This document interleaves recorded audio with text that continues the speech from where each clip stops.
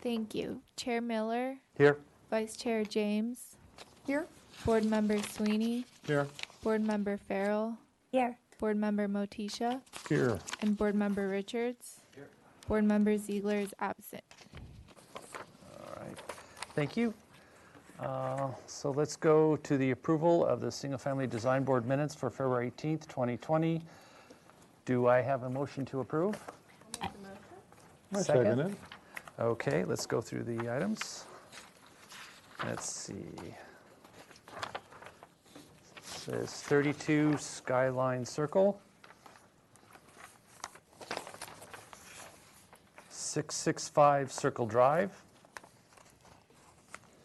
429 East Mitchell Terrena Street, 102 Santa Rosa Place, 1402 Grand Avenue, 2121 Los Tunas Road. Mr. Chair? Yes. You're going a little fast. All right. 14, I was trying to find my notes. 1402 Grand Avenue. Yes, 1402 Grand Avenue. I'm going to bring it up. I am going to recuse, or not recuse, but abstain from voting on this because I was not present. Okay. But I did look at the entire video. Yes. And it concerned me on 1402 that the public brought up several items that aren't under our purview. I don't know that that was made clear to them. And that I would hope that staff at some point responds to their concerns about some of the site issues. So for instance, one of the public members was referring to the creek. Well, the last time that project came before us, the entire project for the house, we had determined, because I had asked for investigation in that, and the Creeks Department had made an assessment. That's not a creek, okay? So that's incorrect. And the fact that it was referred, because of the garage that was being requested, that Tier 3, there was some illusion in watching the tape that one might walk away from that hearing thinking that everything on the entire site was going to get addressed because of Tier 3.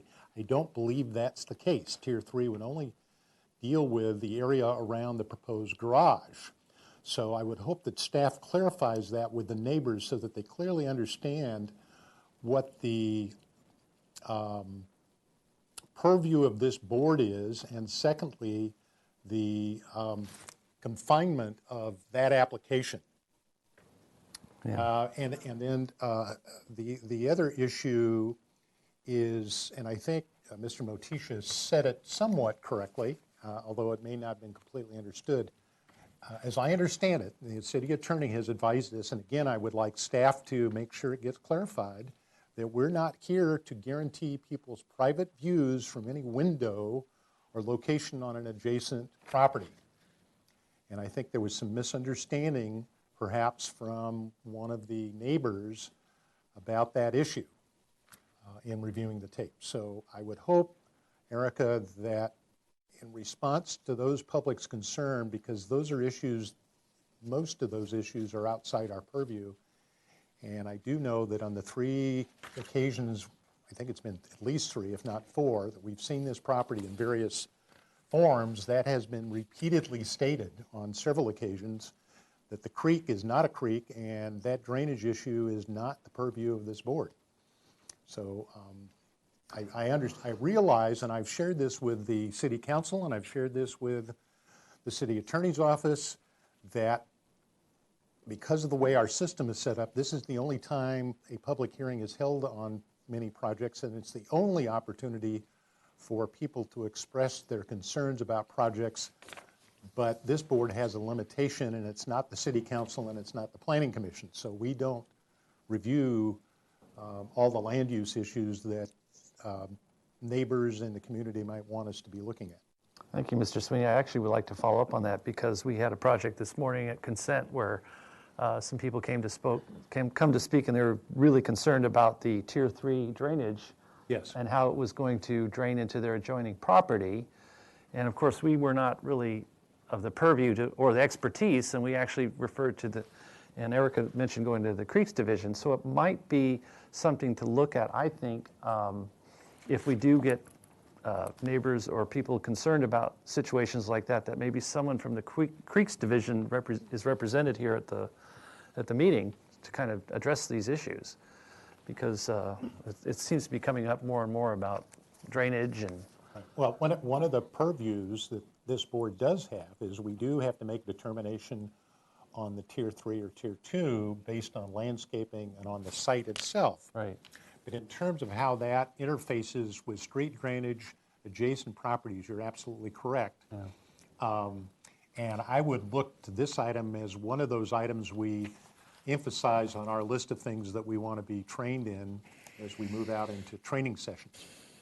Can I also throw in my 2 cents? Because, Yeah. and I just would like clarification as well. If a property has to go through Tier 3 stormwater management, doesn't that include the entire property? Or because it was only a garage, only around the garage, and it's not the rest of the property? So that's a clarification we need from staff. And Mr. Chair, before Yes. we get too deep into this conversation, I just wanted to caution the board that, we're not agendized for a discussion item, but certainly we're hearing you and we're taking notes. Okay. And so we will bring something back to you. Okay, perfect. Thank you. All right, let's get back to the items on the minutes. Let's see, we did 2121 Las Tunas Road, 3070 Sea Cliff,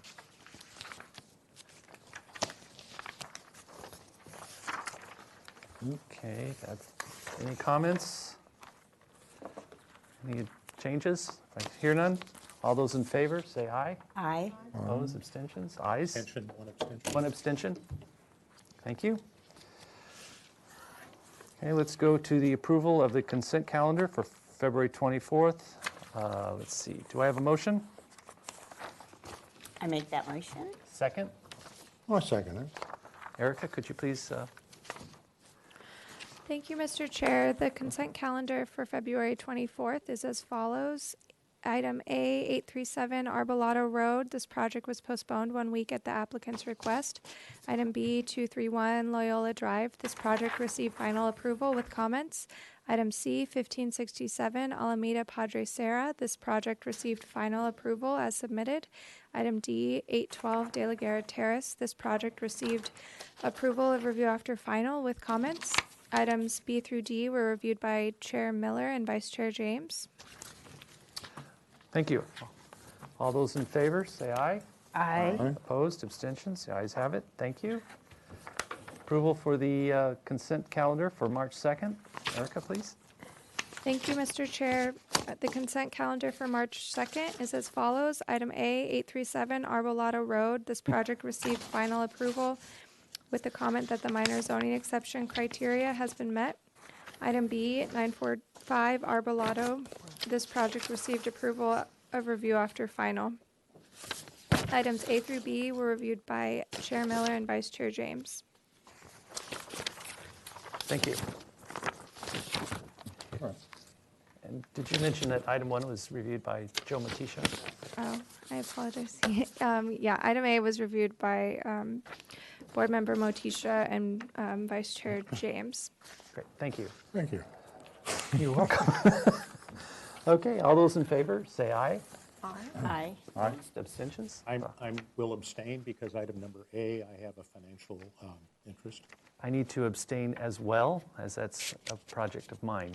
So that's item number 1. Hey, A. Thank you. we don't have a copy of, for some reason, we don't have a copy of that draft over here. Yeah, I don't have it. It doesn't Oh, matter, but March 2nd. that's This is today. morning. Oh, That's right. We only Doesn't have the matter. agenda. We don't really need it. We don't have the consent minutes.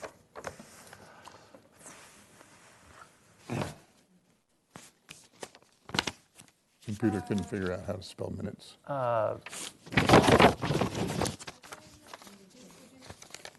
Would you prefer that I read them in more detailed? well, since no one had the printed copy. I'm not sure what the proper procedure is. What is this? I have a copy, but I guess I'm the only one that has Mr. Chair? Yeah. I do know in the past that when this circumstances occurred, the board can ask every item to be read, or we can dispense with the reading and act on the motion. There's only two. That's true, and it was read, so with that being said, I believe we can go ahead and take a vote. So all those in favor say aye. Aye. Opposed, abstentions? Okay, the ayes have it. Thank you.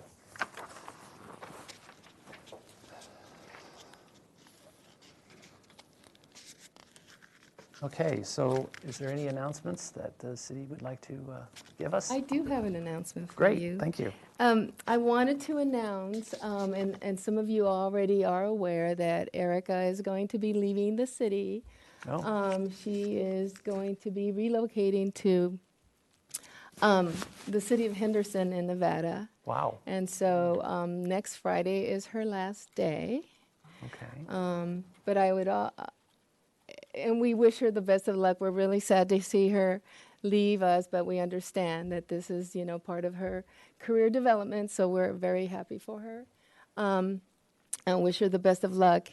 In the meantime, while we're undergoing a recruitment to recruit another planning technician, we do have Ted Hamilton, who is currently here with us at the table, who is going to be staffing your board until we get all that figured out. But he is currently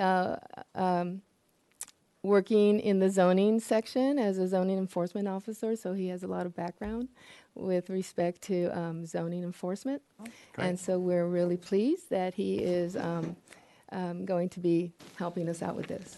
Great, well, welcome, Ted, and thank you, Erica, for your service. Thank you. Do we have any subcommittee reports? But I have an announcement. All right, Fred has an It announcement. has to do with Jonathan Ziegler. Yes, Our please.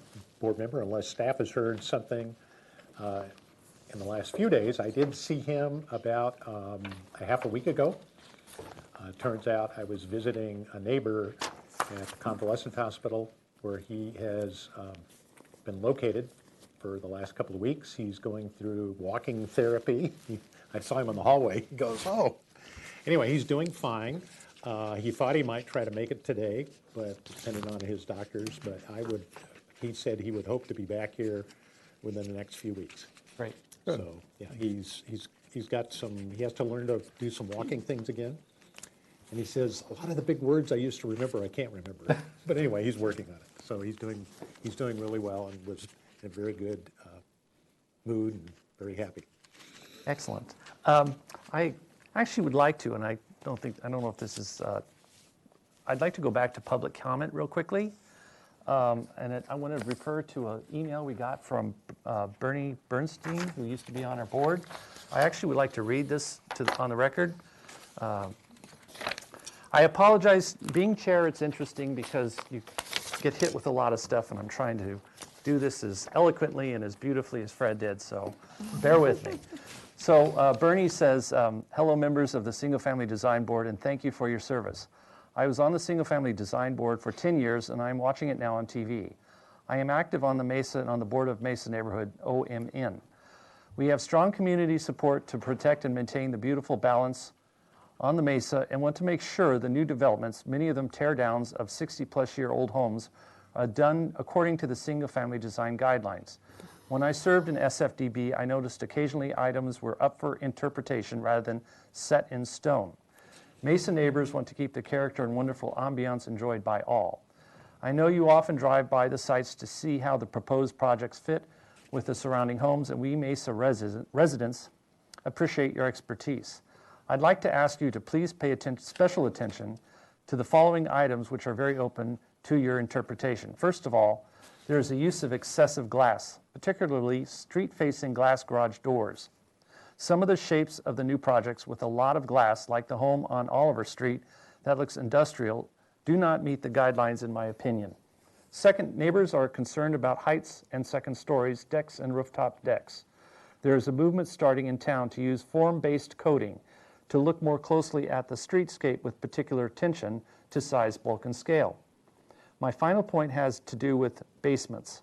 Developers are getting very clever with this, and their sizes they are coming up with may not be appropriate for the neighborhood. Please strictly apply the guidelines regarding these controversial items. Thank you for your service on the Single Family Design Board. And I wanted to follow up. I was at a friend's house for a party, and they had just installed this garage door on their front of their home, which looks right out on the main street. And I just wanted you guys to see what the evening impact is with one of these type of glass garage doors. And one of the issues has always been that when they light up, they literally lantern the driveway, and you can see the stuff that's inside the garage. So just wanted to make special note so you're aware of what the impact is of this type of garage door. So, Thank you. Yeah, you're welcome. So I'll close that. And I think we're ready to go to our first item on the agenda, which is 665 Circle Drive. Oh, wait, Mr. we have a Chair. presentation. I swing it back, a presentation on the 2020 census. Could you? Good afternoon, board members. For those of you that don't know me, my name is Jessica Metzger, and I'm a planner in the Long Range Planning Division. And I am also one of the city staffers on the county group on the 2020 census and providing outreach to our community on the census. So I have a quick presentation to give you, and then I'll have time for any questions afterwards. Thank you. So just to give you a brief history of the census, it happens every 10 years, and it was actually dictated in the Constitution. It's the sixth sentence in the Constitution. The first census took place in 1790, and the next one is ramping up right now with the official census day being April 1st. The census is really important to our community. It affects our voice in government, how much funding our community gets from the federal government, and how our community plans for the future. Conducting the census is one of the largest peacetime operations undertaken by the government. Currently, just for the county of Santa Barbara, we have over 4,000 census employees hired to take us through probably till the end of June in all of our census activities. And then I have some videos that should be on various news platforms for you to see and being played over the next 2 months. What is the 2020 census? Every 10 years, the census records everyone living in this country. It's written in the Constitution and comes in a questionnaire that counts everyone who lives at your address on April 1st. The data can be used to inform funding for services like fire stations, schools, clinics, and representation that affect your community. Shape your future. Start here. Visit 2020census.gov.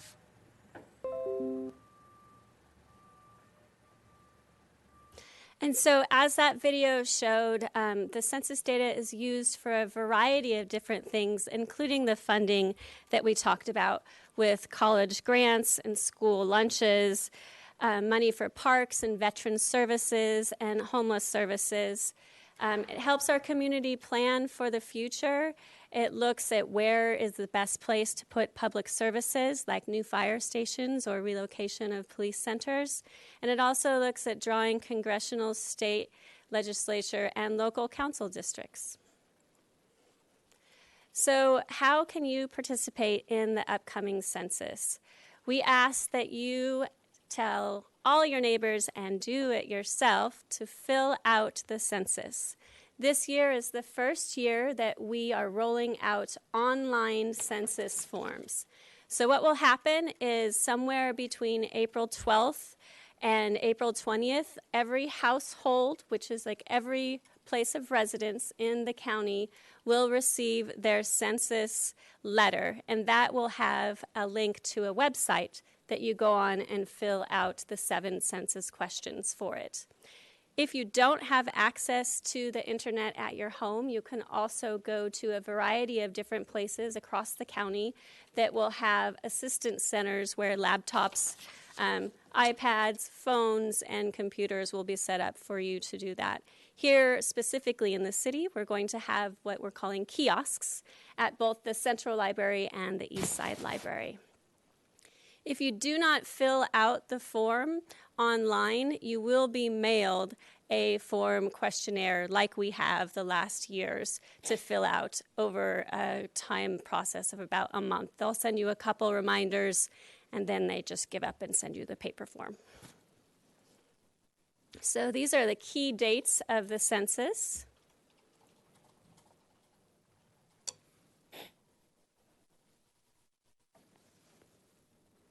How do I take the 2020 census?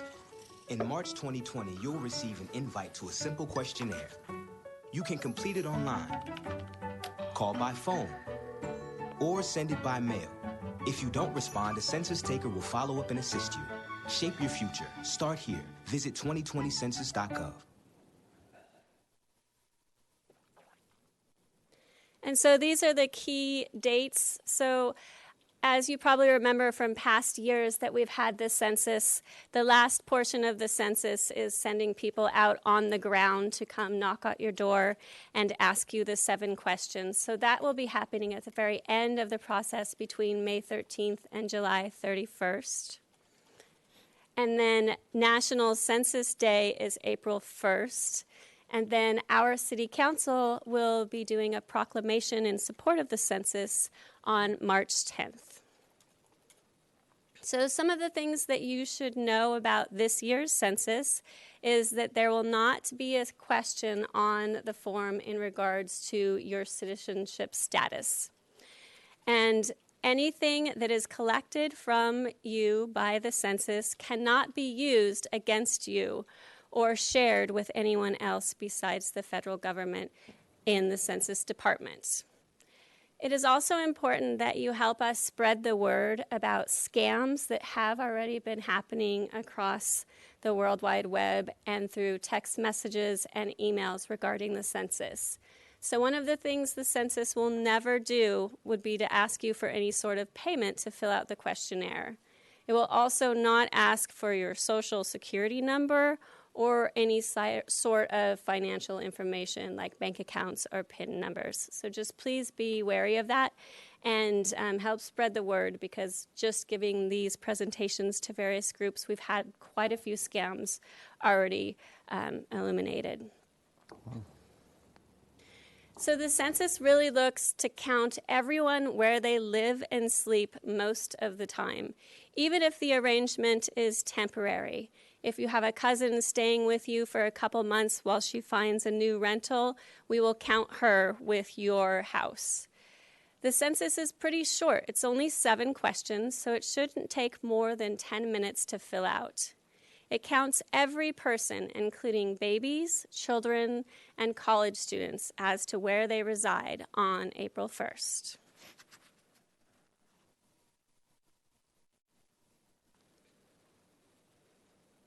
My grandma always says everyone counts, and everyone who lives with us is special. Like my aunt, who took me on my first bus ride to the library, or my older cousin, who walked me to my first day of school, even my mom's friend and her baby who live with us. The census informs funding for schools, roads, healthcare, and more. So count everyone in your home, including all children on the 2020 census. It's your chance to help them for the next 10 years. You can respond online, by phone, or by mail. Shape your future. Start here. Learn more at 2020census.gov. So the reason that we have a county collaboration of nonprofits and government agencies really working on the census, over 150 people, is due to the fact that on the last census, we had a large portion of our population not fill out the census. It was around 25% of people that were of Latino or Hispanic identification, and also including children under 5 years of age. What that means for us as a county and a city is every single person that isn't counted, we lose $2,000 a year. So that's $20,000 till the next count that we miss out on that could be going to those vital public services that I talked about earlier. So it's really important to fill out the census. And then here is a list of the 7 questions that you'll get if you do your online, on phone, or by paper return. So it'll ask you the number of people living or staying at your residence, whether your home is owned or rented, and then for each of those people, it'll ask their sex, age, and race, and whether they identify as Hispanic, Latino, or Spanish origin. And then it asks the relationship of each person in the household to each other. So it's pretty simple as far as the questions asked. So that concludes my presentation, and I'd be happy to answer any questions that you may have. Thank you. Well, I actually do have one question, because this is something that's been recently coming up, and it has to do with the trans community, because they identify themselves by a pronoun his, her, and I'm not quite sure, is that an issue with the census? I mean, I find it interesting, but I'm just curious how you guys are addressing that. Yes, so the federal government started to create the questions that I just showed you on that last slide a year and a half ago. And if you remember, included at first was that citizenship question, and that had to go through the court system to be struck from it. It is the, I guess, the line of the federal government that they didn't have time to incorporate another question like that. We don't all agree with that in the census community. So what we are asking people to do is, if they don't feel like they can identify with one of those 2 options, to not fill it out. And that in itself will help count maybe the people and further drive that question on the next census. Wow, thank you. Yes, Fred. Jessica, just 2 quick questions. One is a curious question. The city has lots of boards and commissions. Are you presenting this to all of those? I am trying to get in front of as many boards and commissions as well as other community groups as I can. And I have just here in the city itself, we have about probably 8 people going and trying to get in front of various community service groups and things like that to get the word out. So it's only 7 minutes. Okay. And then the second question is, if for some reason we do detect a scam or something, I'm always confused about, who do we report that to? Do we call the police? What do you do? Yes, board member, please report it to me. Okay. We have a hotline set up with the federal government and the county to report those type of scams. So we're taking that very seriously. And that also includes, which isn't necessarily a scam, but misinformation that you might hear on the radio, maybe a DJ's talking about something on the census. We want to make sure everyone knows the correct information to get out there. So if you hear something you don't think is right, please let me know that too. Thank you. Thank you. Any other questions? Thank you very much. Thank you. Okay, so let's bring it back to the board. That was Jessica. Thank you very much. Now to 665 Circle Drive. If you're here to represent that project, please come forward.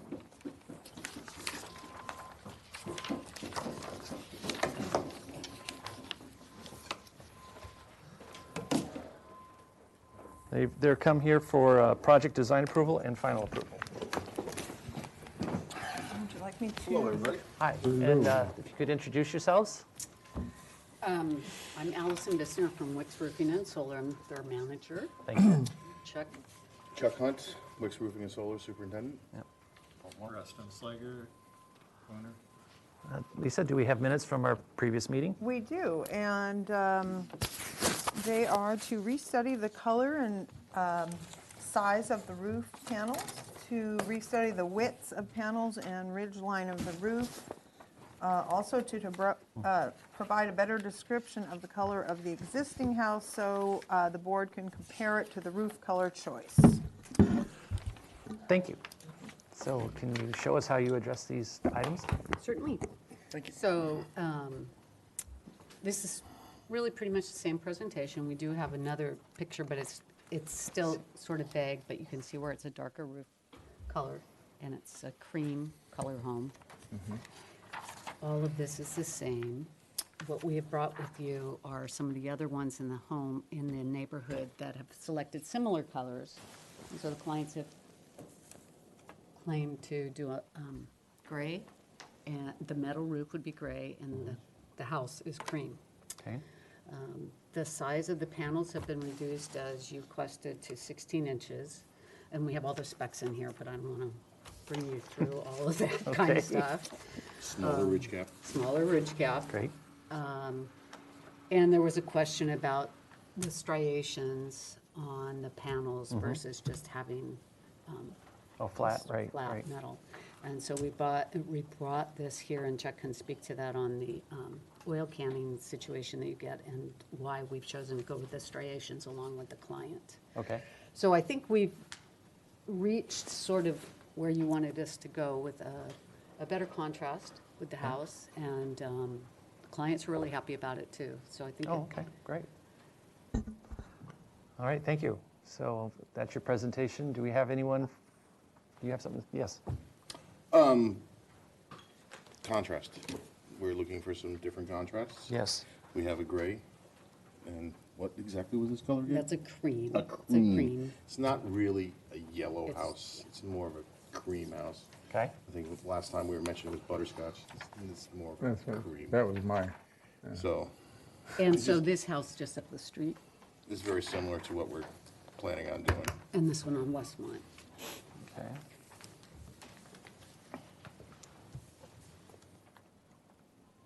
Okay, thank you.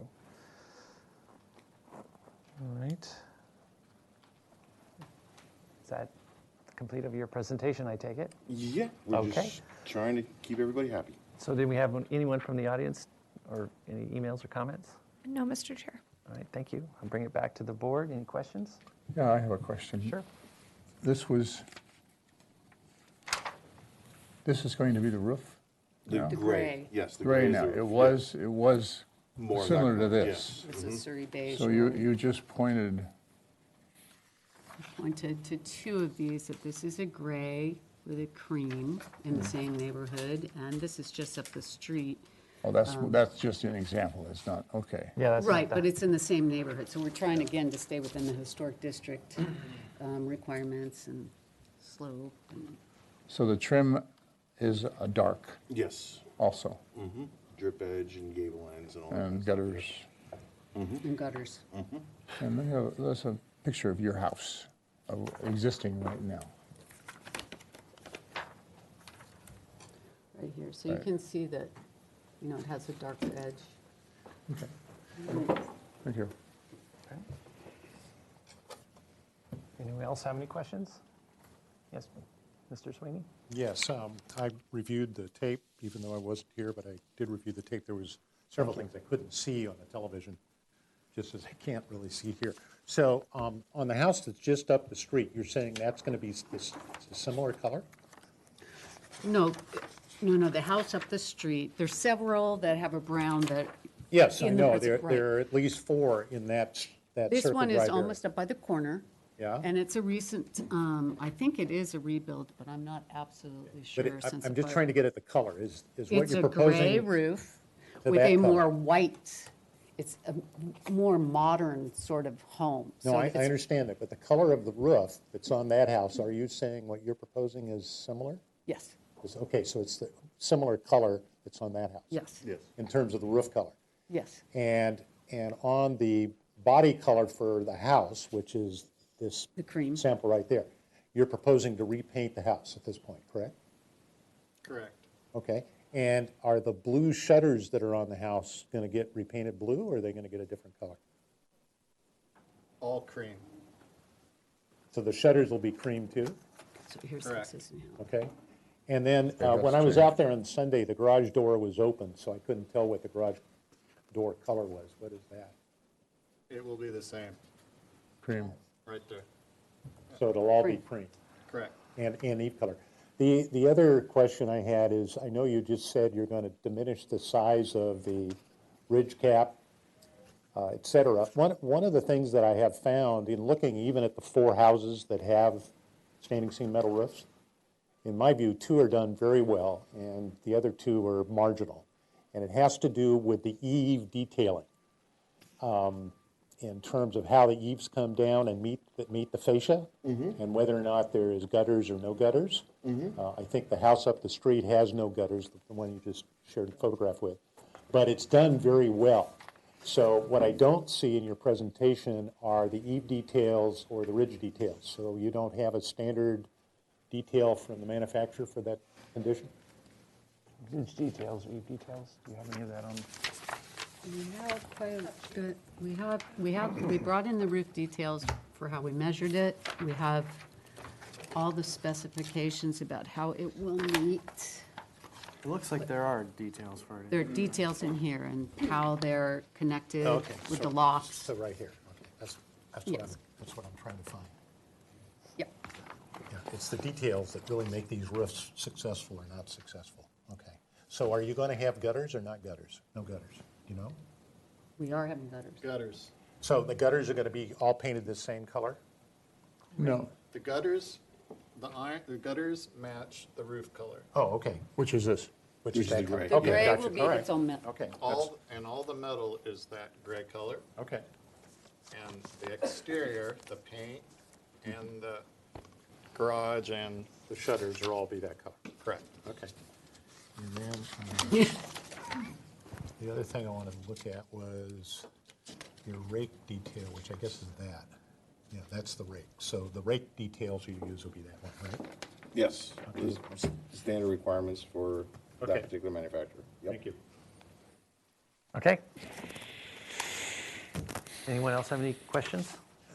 I have a question. Yes. Is the brick staying on the house? Or are you gonna paint the brick? Finish it, refinish it? The brick's gonna stay.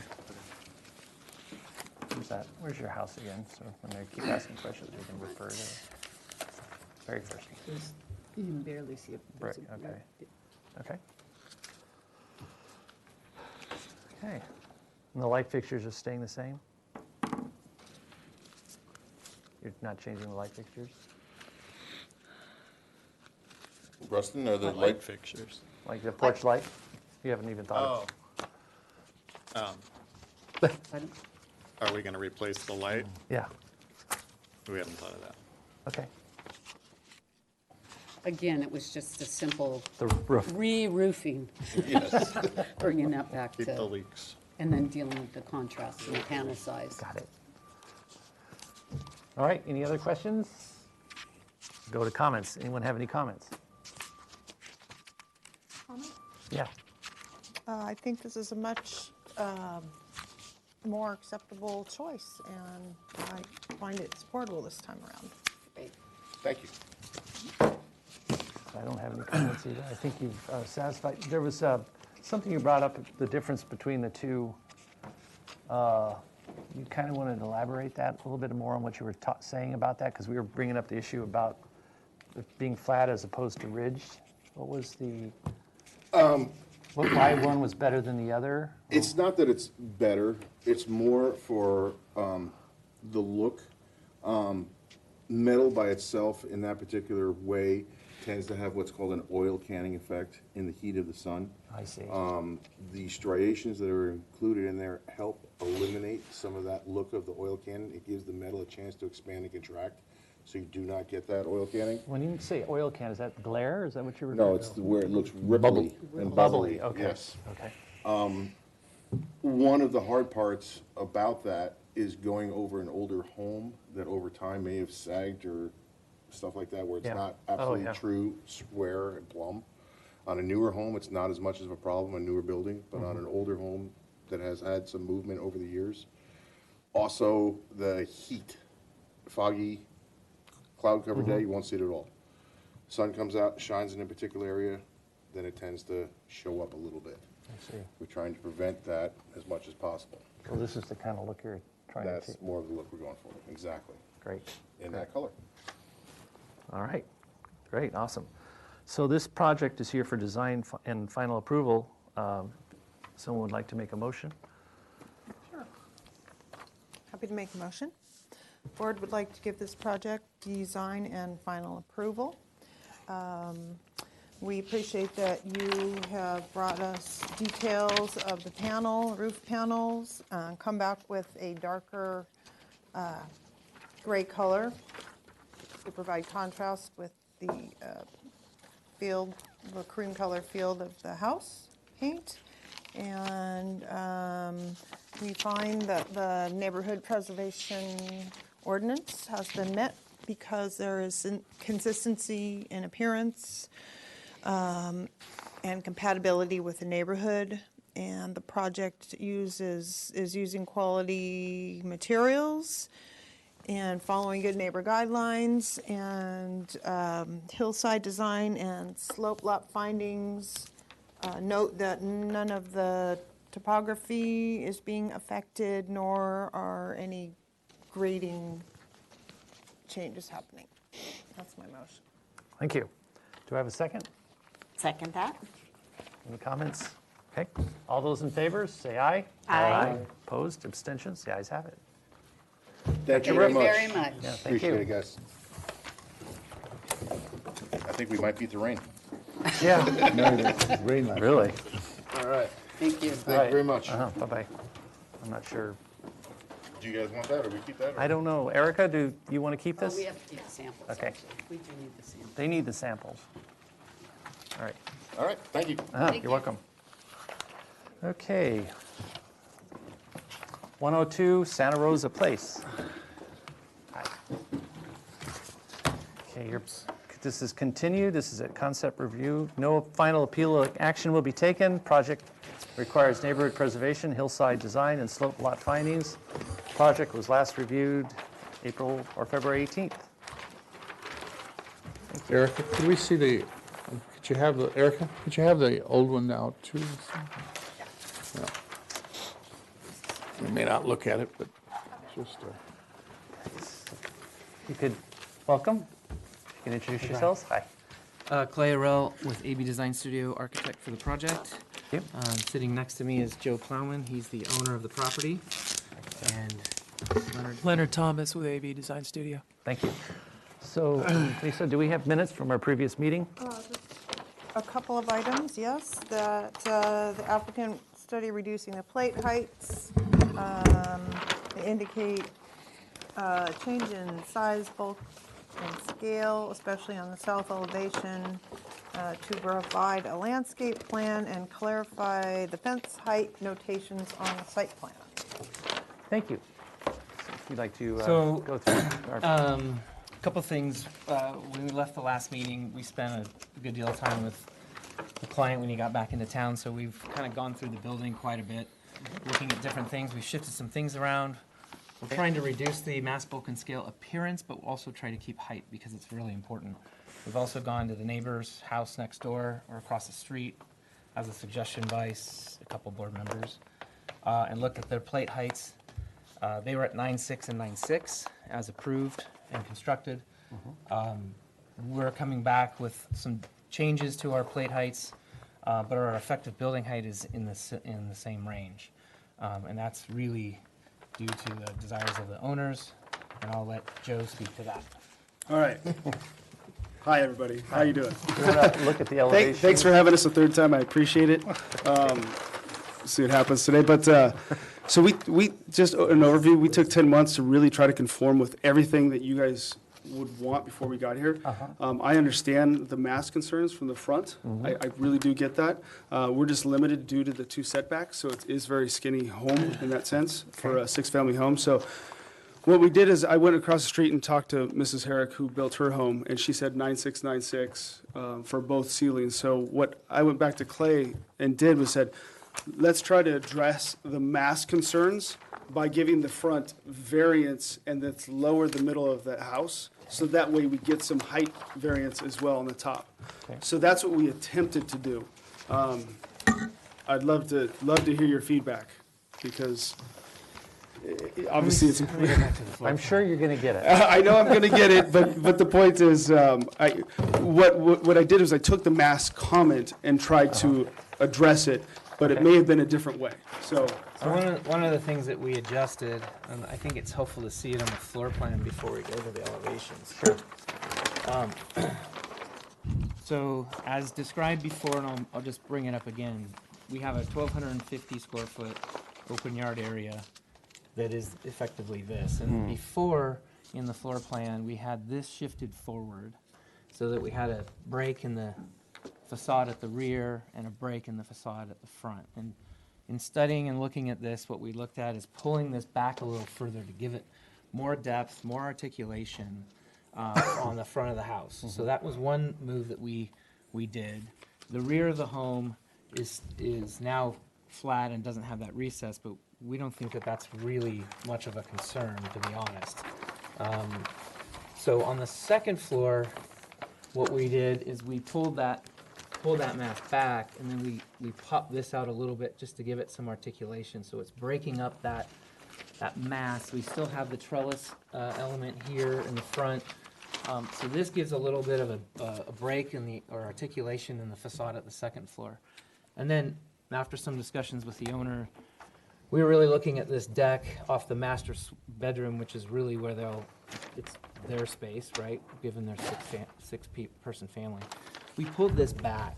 So we essentially slid this mass to the north on the property, on the building, to give us a more comfortable deck, which also helps pull that mass away from the corner again. So heights being relatively the same, we're playing with the building and pushing and pulling a little bit to break down the massiveness or the mass feel of it, to create more articulation, more shadow, more depth, and then this actually gives a more functional deck to the owners.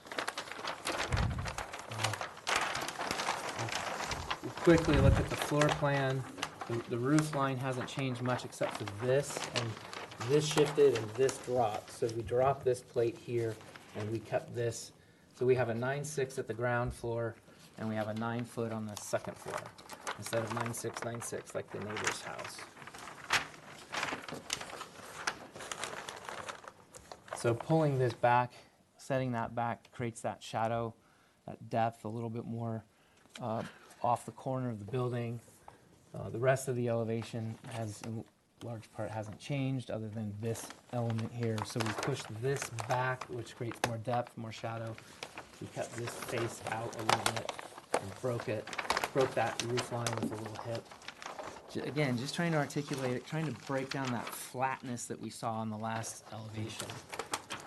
The rear of the building is actually... Kind of scale, architect scale? Is actually, we pulled this towards view, so that's flattened out, but we feel that's okay. A two-story in the backyard doesn't seem to be that important. So again, on the Santa Rosa Street side, this mass, which was out here, it all slid back like that, thus opening up the corner of the building. And because of the south-facing nature, we felt that the roof coming out over the top, similar to the neighbor across the street, would be an appropriate resolution here. Also gives shading below.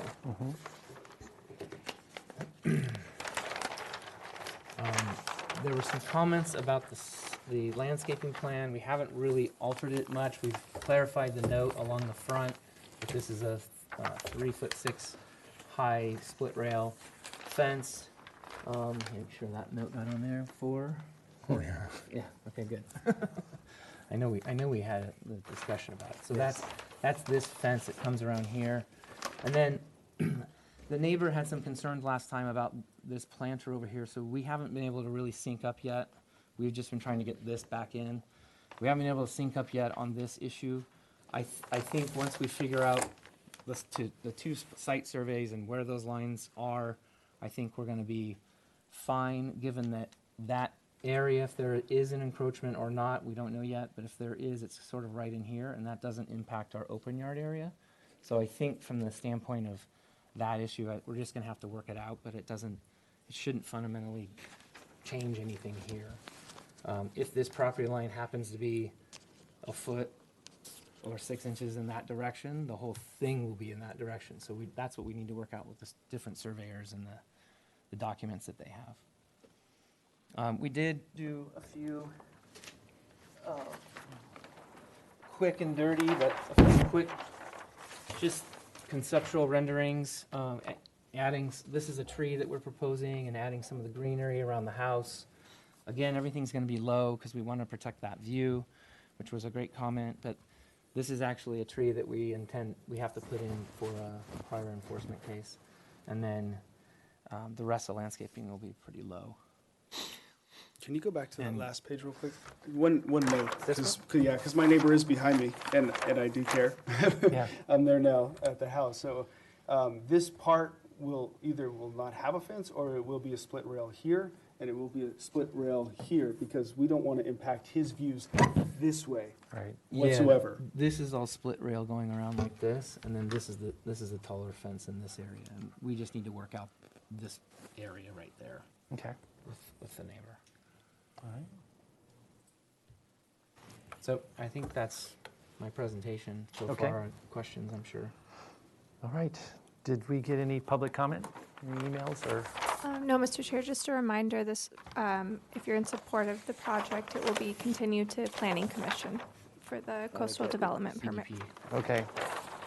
So if someone makes a motion, that has to be included for after design approval? Or? No, prior to the project design Okay. approval gets Got it. continued. All right, thank you. So that's your presentation. I bring it back to the board for questions.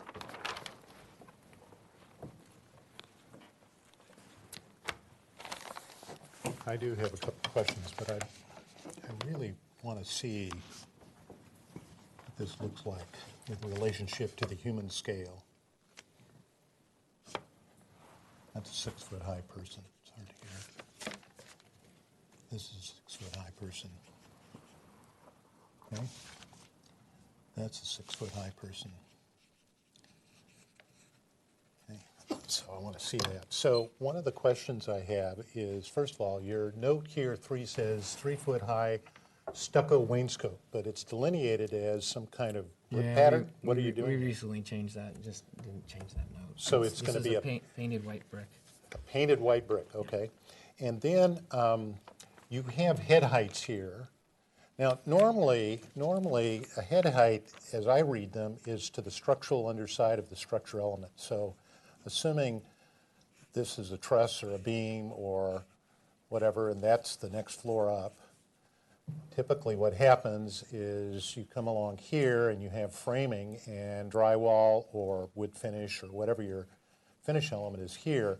The way this is delineated, you're going to have the drywall below your window. See where that line is?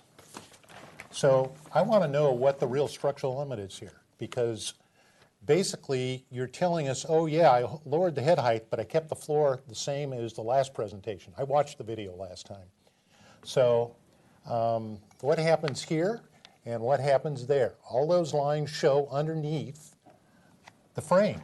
And typically you're going to have a structural element, you're going to have a finish, then you have a frame. This is going to take up 2 or 3 inches, etc. That's not what you're telling me here. You're telling me the line is down here. So what's going on? And typically in a house this size, that structural element is about 12 inches. And you're now telling me that's going to be better than, it's almost going to be 2 feet.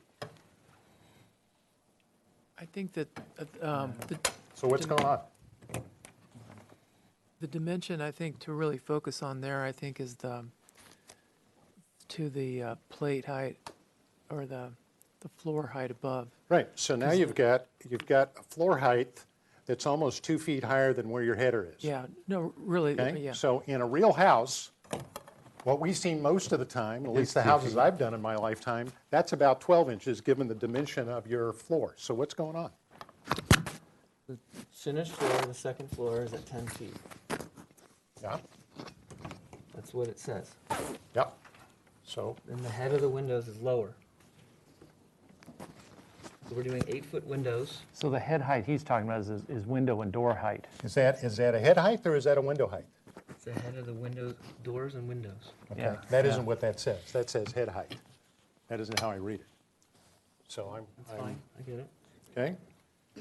So I'm a little concerned about that, but that'll be part of my comments. Yeah. Thank you. Thank you, Fred. Okay. Anyone else have any questions? Are we at questions? I think we're. Yeah. I just want to compare, I'm looking at what you showed us You might want to 2 weeks ago. put them together. Put this above. No. Pull it towards you, Clay. So there's what we, my only concern was the south elevation, what it looked like. North elevation, east, west were fine. It's just it was size, bulk, and scale as far as the south elevation.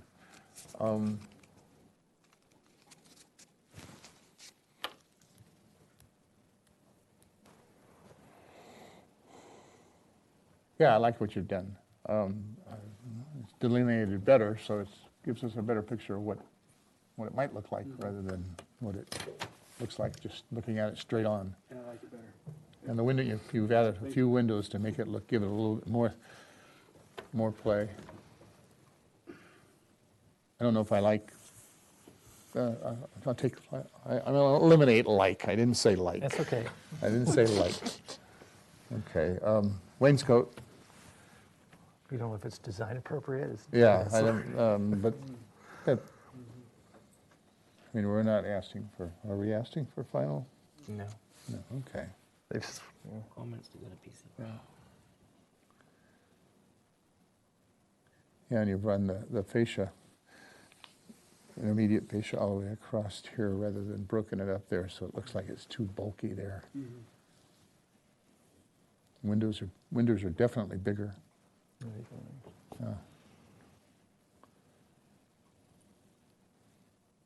Front door's different, gives it better.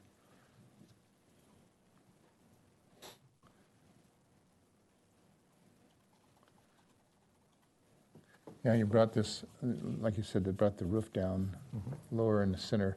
So when you're down here and you look up, it's not going to look so bulky and so tall.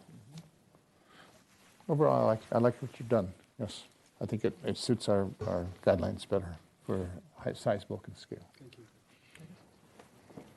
Are we on comments yet or still questions? I do have another question. Sure. Can we go back to the photographs of the adjacent houses, please? Yeah, Let's pull this out. that would be Let me pull this out.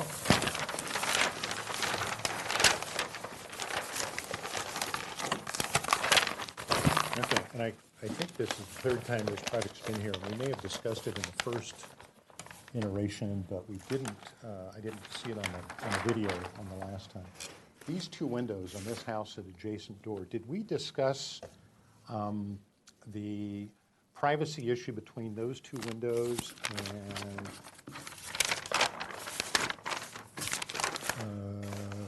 these windows here? Do we know where these windows sit in relationship to the adjacent property, to the other two windows that are on that house? Do we know that?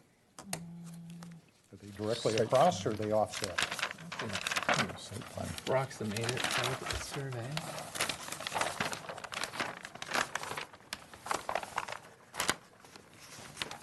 So those windows are probably here and here. And then the windows we're looking at are have like there. like a window here and a window there. Okay, Más o menos. okay, thank you.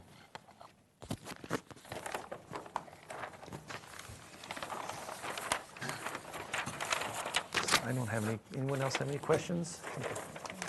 So I think we're done with questions. I'm going to go to comments. Who has comments? I do. Yes. So I just think that those little subtle changes you made on the south side, which is the side that we are really concerned about because it's right there along shoreline, I think those are very nice, and I think that it definitely helps with the mass and the bulk of the building, and I think it looks like it fits in better. So I appreciate the small changes you've made. Anyone else any comments? Yes, Lisa.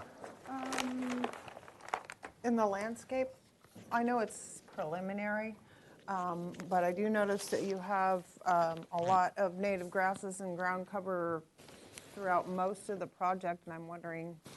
Do we have a landscape sheet? Yeah, the very last sheet.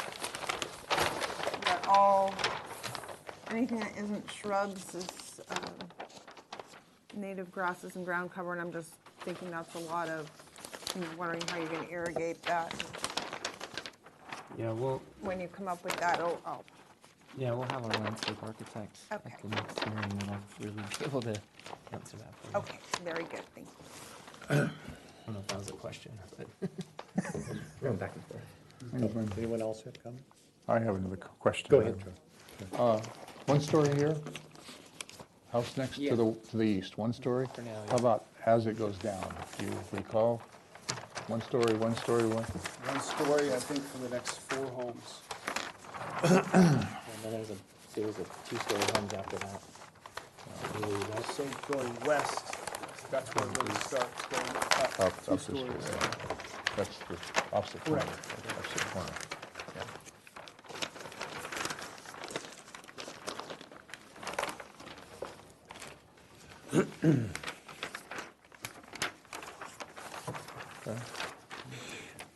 Okay. Anyone else have any comments? Yeah, I do. Yes, Fred. Okay, first of all, I'm not buying this. This is not reducing this house as the board had asked you to do. The floor-to-floor heights need to be lowered, period. And just because you've rejiggered the 8-foot height and now telling me that that's the window height and not the head height doesn't give me any confidence that I really understand how you're going to frame this house. So I'm not buying 10 feet floor-to-floor heights, and I'm not going to buy the 9-foot floor-to-floor height on the second floor. That's not reducing the scale of this house. And if you look at this house, and I went out there this weekend and I re-walked the neighborhood. So this house is going to be out of scale. It is going to be too big. I'd like you to go look at a house who had a similar, and part of your, part of your, He's a little out of hand. Let him speak, let him speak. part of your argument is that you have a very restricted site, and I appreciate that. But we have looked at a house that had a very similar restricted site at the corner of Cliff Drive and I believe it's Fellowship Road. And that applicant reduced the floor-to-floor heights, and the house really did come off very successful, again, in a very eclectic neighborhood with varying houses, with actually a very more severe restricted site than this house has. So I'm not buying this idea that 9-foot ceilings, which is really what's going to happen here, is appropriate in this neighborhood. It's not.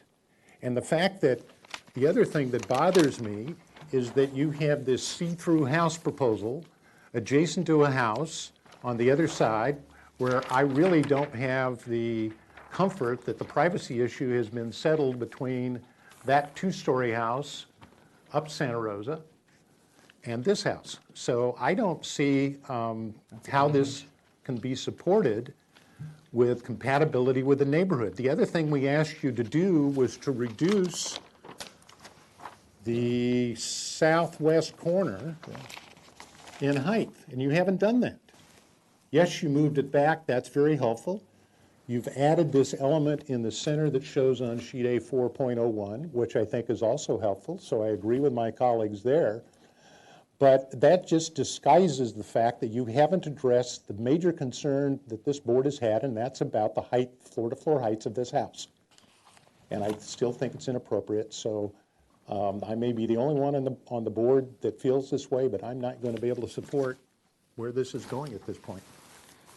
Thank you. I just want to address your concern that, we have 7 people on the board, and, architecture can be very passionate, and so we're all expressing our passion. It wasn't passion.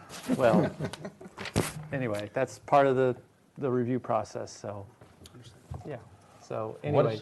What is the height? What's the floor-to-ceiling height? 9.6 and 9.6. They're taller. Yes. That house is 9.6. That's exactly what I said at the beginning. Yeah.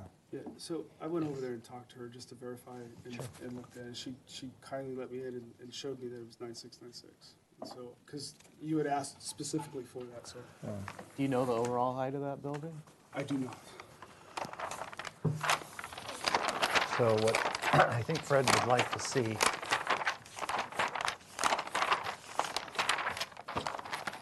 Can I borrow your pen? Sure. What's the one word that we need to put in there? Window or framing head height? So this is your plate height here, or your right? That's your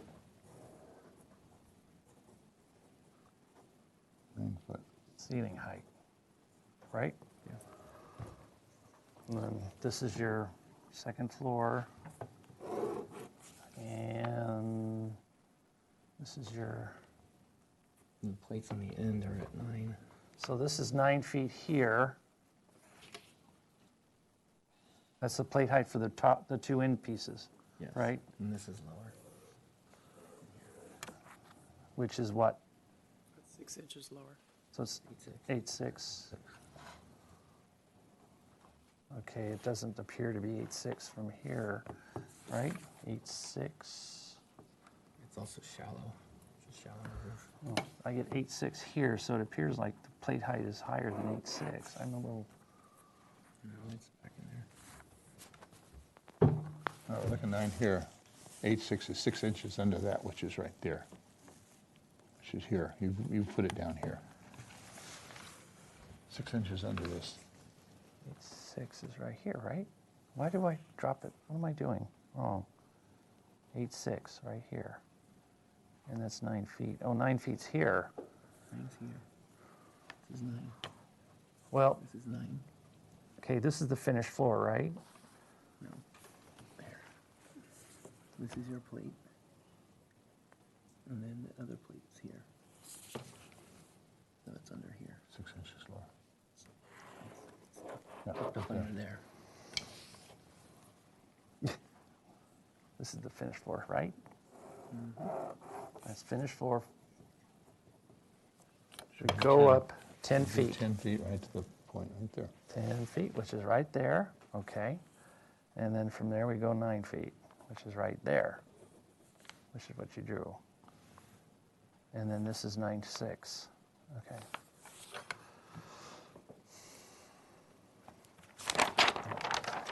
Let me see sections. Yeah. So this kind of gives you a better feel, I think. So that's a 9-foot ceiling, and that's 8 foot right there. So that's in the center of the house. Yeah. But 8.6, okay. Does everyone understand what's going on? All right.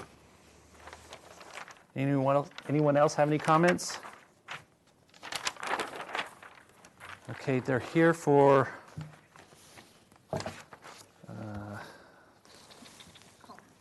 comments only. They have to go before the Planning Commission with our comments. So if someone would like to draft a motion.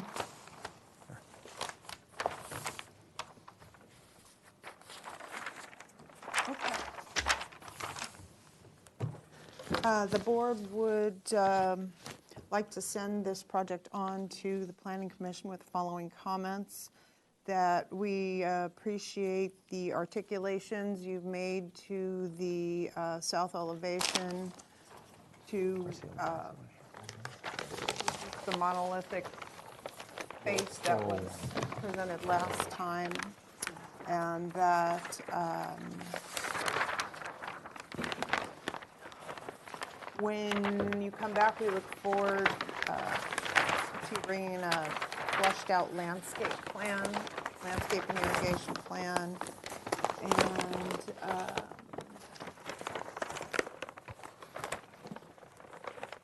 the fact that you pushed the south west corner back on the second story of the building is appreciable as well. Thank you. Do I have a second? I second it. I just wanted to make a real quick comment. Get your elevation, which I think is really noteworthy, and is the window proportions, and how, like here,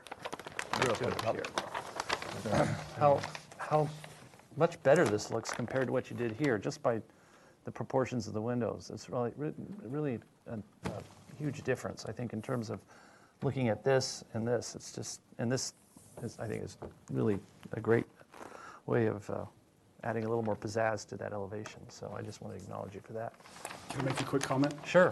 So thanks for pushing back on this one, because I agree, my wife and I completely agree that this is better looking for the Mesa community, and Yeah. just in our opinion, it's better. Yeah. So thank you. Did you need that added to the motion language? Sure, appreciate the change of the, no? No. Appreciations don't get added to motions. There you go. All right, so we had did we get a second? I got a second, I gave a second. All right, thank you. All those in favor say aye. Aye. Opposed? Opposed? Abstentions? Okay, we have 6 ayes or 5 ayes and 1 opposed. Thank you. Thank you. Yeah.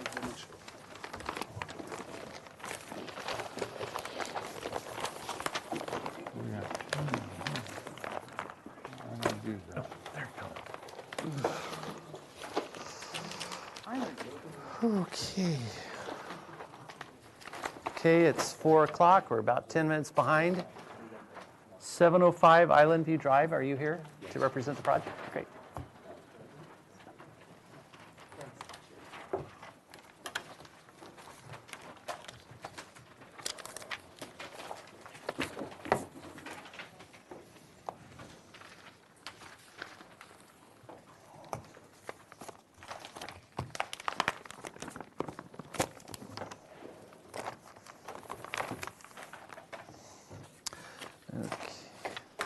Okay, this is a new item, so I'm going to read into the record.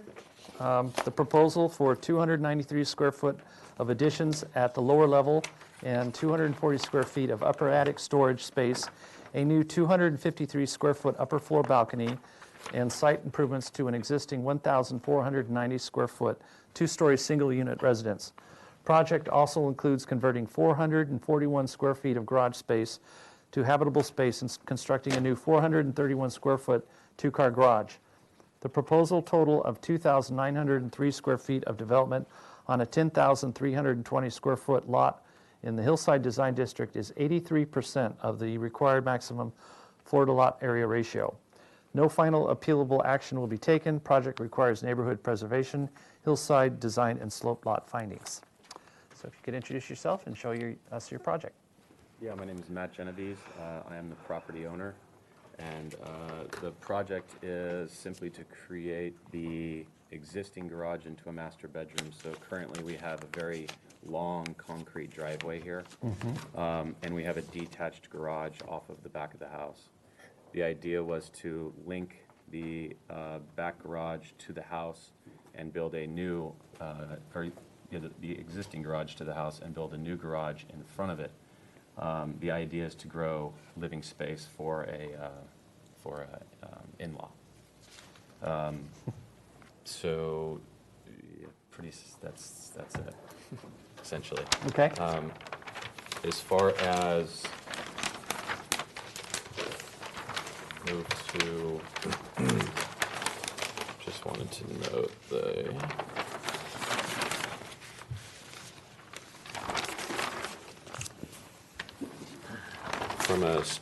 from a design standpoint, from the outside of the house, we have an existing upstairs bedroom that was built prior to us acquiring the property.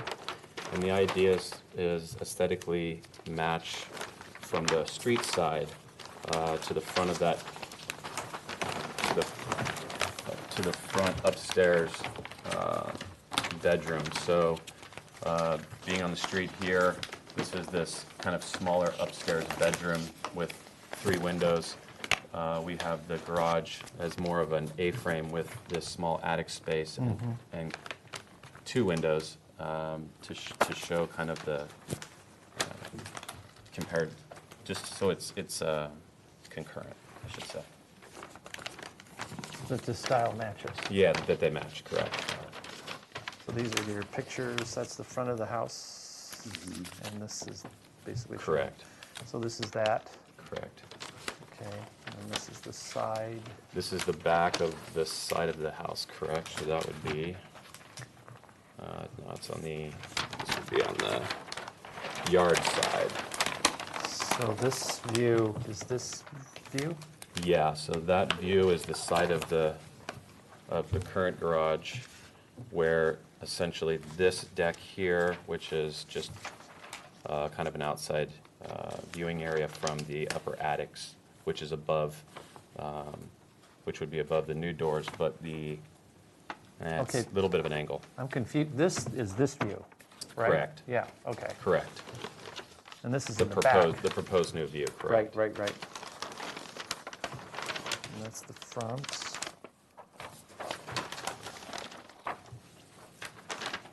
What's this view? So that's my neighbor to the right of the property. So you're at or this house? uphill, correct. Okay. And that is another look up the Farther street down? further up. Okay. And that's moving down. That's their house right there. Yeah. Okay. And next to that, on our left side is a newer home that was completed last year. So that can go for us too. So this is all one house? This is all one house, yeah. It's a two-story home. I can't remember the square footage. I think it's somewhere between 2,800 square feet, roughly. Okay. That's my neighbor across the street to the right. Okay. And my neighbor directly across the street for the most part and to the left. Okay. All right. Those are your basic details. Let's look at the elevations. Existing and new. But, This is the front here, and this is the new part in here. This is this area right there. It should match. It's got this interesting little. Yeah, the existing, this room here, because of this, we tried to match it, obviously, aesthetically off the front. It has an interesting little hitch roof to it. Yeah.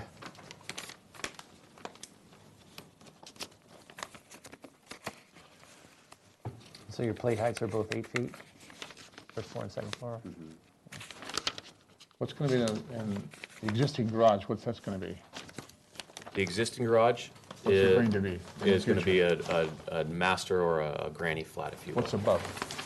Above that? What are you putting above it? Oh, Yeah. nothing on half of it. The other half would just be attic space for additional You've got a storage. stairway to it. The stairway, yeah, the stairway comes out of the, Which goes into this area right up here? yes, sir. That just remains attic? Yes. And you're just extending the roof up?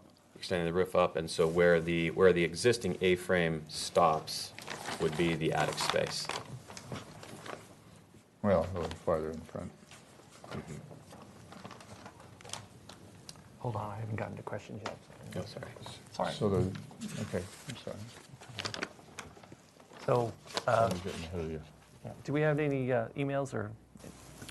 No, speak Mr. about? Chair. All right, thank you. Now we can bring it back for questions, follow up. Okay, I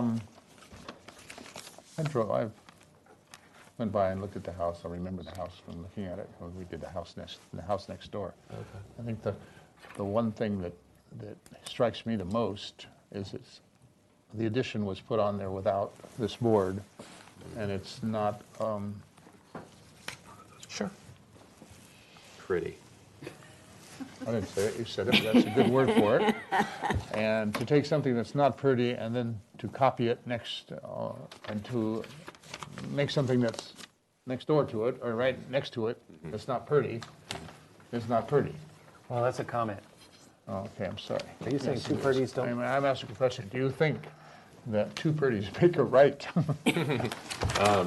I think that with the garage, the way the new proposed garage and the way in which it's positioned, and building above that, strangely would make the first non-pretty section of the house become looking much better based off just the depths.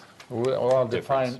I'll define what I think is, when I say not pretty, or you both think, it looks like a little box that was added to that corner of the house without integrating in. Is that a comment or question? I was Still a question. Sorry. Hold on. I'm getting ahead of myself. I I have a apologize. question. So I just am trying to understand your plan. So you're going to go upstairs into an attic space and then out onto a deck. Yeah, so you're going to go out the master, you're going to go out the kitchen, which is an existing exterior door. Where are we here? Here. And you're going to walk down a hallway. At the end of that hallway, there'll be a right-hand turn that either you can go upstairs into the attic space, or you can go into the master bedroom. The stairs that go up, if you go to the left, goes to the attic. If it goes to the right, would go to the proposed balcony, which would be a viewing area for our view, which is behind us. Is there are no homes. We are backed up to a hill and have nice ocean views. So it would be an opportunity to take advantage of that. Which is this area here. Correct.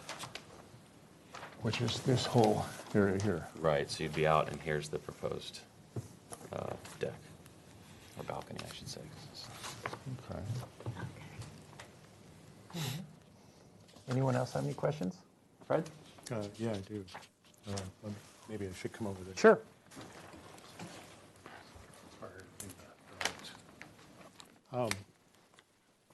Let's see, the first question, oh, maybe it's on another sheet.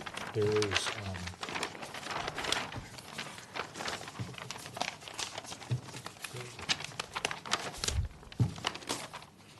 you have something identified as a attic access here. I'm trying to figure out where.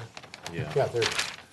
14. 14 says 20-inch by 60-inch attic access. So where, if this is the attic, what's this accessing? Yeah, actually, so the way that the existing structure, the A-fin structure is this way is set. So that crawl space would be the back of our proposed new attic, and it would be a door that would be accessing basically the wasted space that is the existing slope of the garage, the current garage. Let's go to sheet A. There's a section on A6. A6. Maybe simply just to come through from your storage upstairs. So if I'm looking at A6, you're going to have a vaulted ceiling in the master bedroom downstairs. Correct. So is that attic access coming up this way? That's what you're trying to get at that space right there? No, it's the attic space would be a door that goes from the proposed new attic into this crawl space, and Yeah, but that isn't what that is. That's this door. Right. I don't know what that is. I can't figure that out. So it's 20 by 60 attic? Yeah, it's in the ceiling of the garage, but then it's an That's why I said it looked like it might be in the ceiling of this. Right. So I don't understand what it is. Right. Yeah. So anyway, that's a question. Okay. It doesn't make any sense to me. I would agree. No problem removing that. And then, let's see, in terms of elevations, let's see, the front of the house, this one. So if I look at that photograph, this was the addition, I think you indicated, was done sometime after this house was built. Correct. So, and was not reviewed by any review board. So these are aluminum casement window, or sliding windows. These are double hung, appear to be double hung, but that's not what's drawn here. So are those going to remain? Yes, sir. Everything is going to remain. And those are going to remain, even though they're different, and that's going to remain. So these new windows in this attic storage space are going to be what? Are they going to match these, or going to match those? Ideally, they're going to match not the existing casings. They would match the lower, newer windows. So these are going to be double hung, not sliders as this is indicated. So it's really it looks like that, right? Yeah, that's good detail. Okay. All right, and the same for this side window.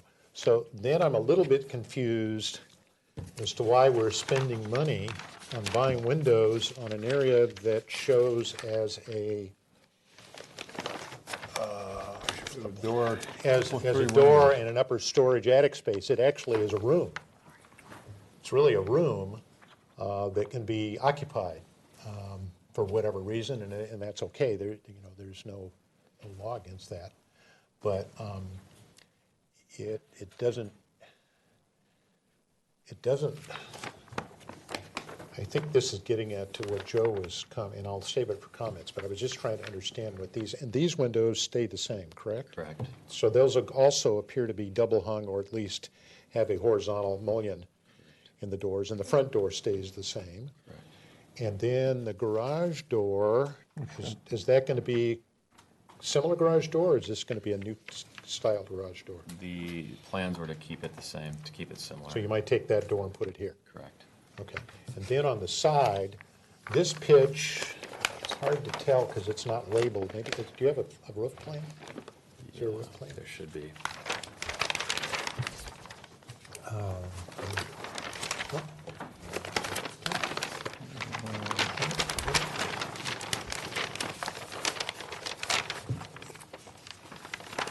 roof plan is on sheet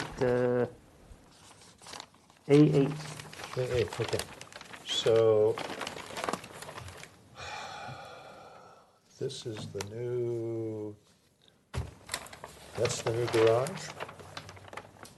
Yeah, that's correct. That's the new garage. This is All the right, back. so they don't show, they're not showing what the roof sloping is, whether it's 3 and 12 or 2 and 12. Here's a whatever. section, Fred, maybe that'll help. Does that show us what it is? No, there's no, yeah, there's no way to tell what this is, but it's all going to be a standing seam roof? I understand, yes. Okay, so the whole new roof system, even on the old part of the house, correct? The whole house is going to get re-roofed? No. No? No. Oh, so, No, just the new so addition. so is the new addition a standing seam? That's the way it's drawn here. Yes. And then the old house is going to remain a shingle house, a shingle roof, right? The material itself? Yeah. Yeah, sorry, the material itself is going to be concurrent throughout the entire property. We weren't planning on doing.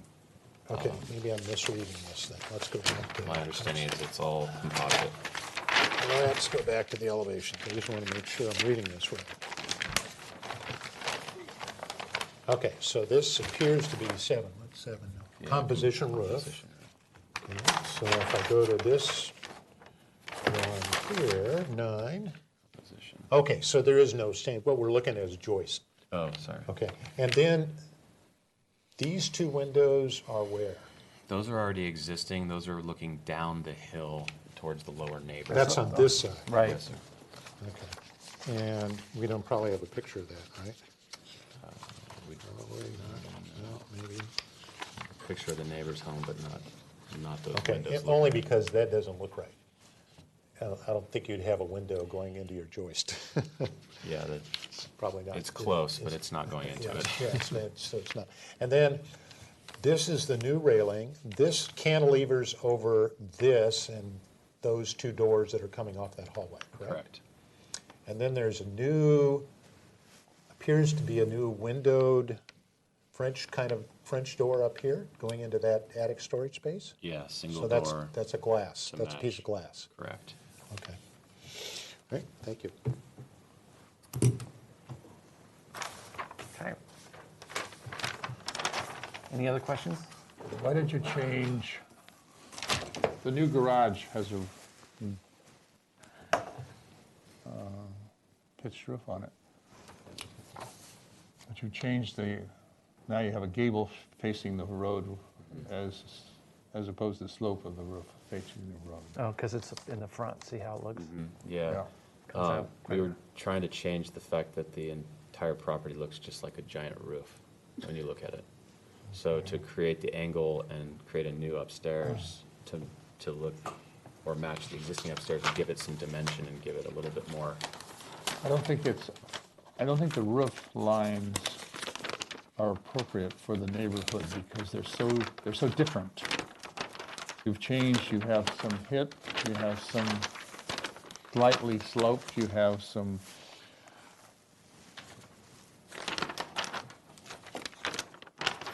as far as size, how do I put it in size? It's not size, bulk, and scale. We'll go back to this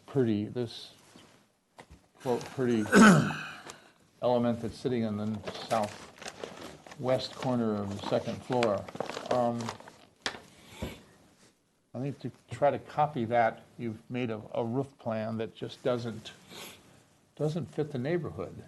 It looks completely different than any of the houses in the neighborhood, and you've accomplished that by trying to copy that box that sits on the southwest corner of your house, which is probably the most odd-looking thing in the neighborhood of any addition that's been added to any house in the neighborhood, and it's being hidden by two trees that obviously are going to remain. And then you took that and put it over here with a gabled roof of a garage in front of it. And as you go around the house,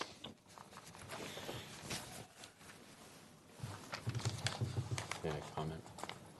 Yes. Well, No, you may now. Go ahead. Okay, sorry. The property below us has a very similar new design with gables on one side and then a lot of roofing material on the street side. The larger new house that was built has a lot of that. The house across the street also has a lot of different angles to their existing roofs or garages. And so the idea was to match it, to also create some sort of depth and not have just another one of these by itself with a garage door underneath it. Yeah. We designed it the other way, and it did not look nearly as nice as it would if we had it gabled with the two windows above.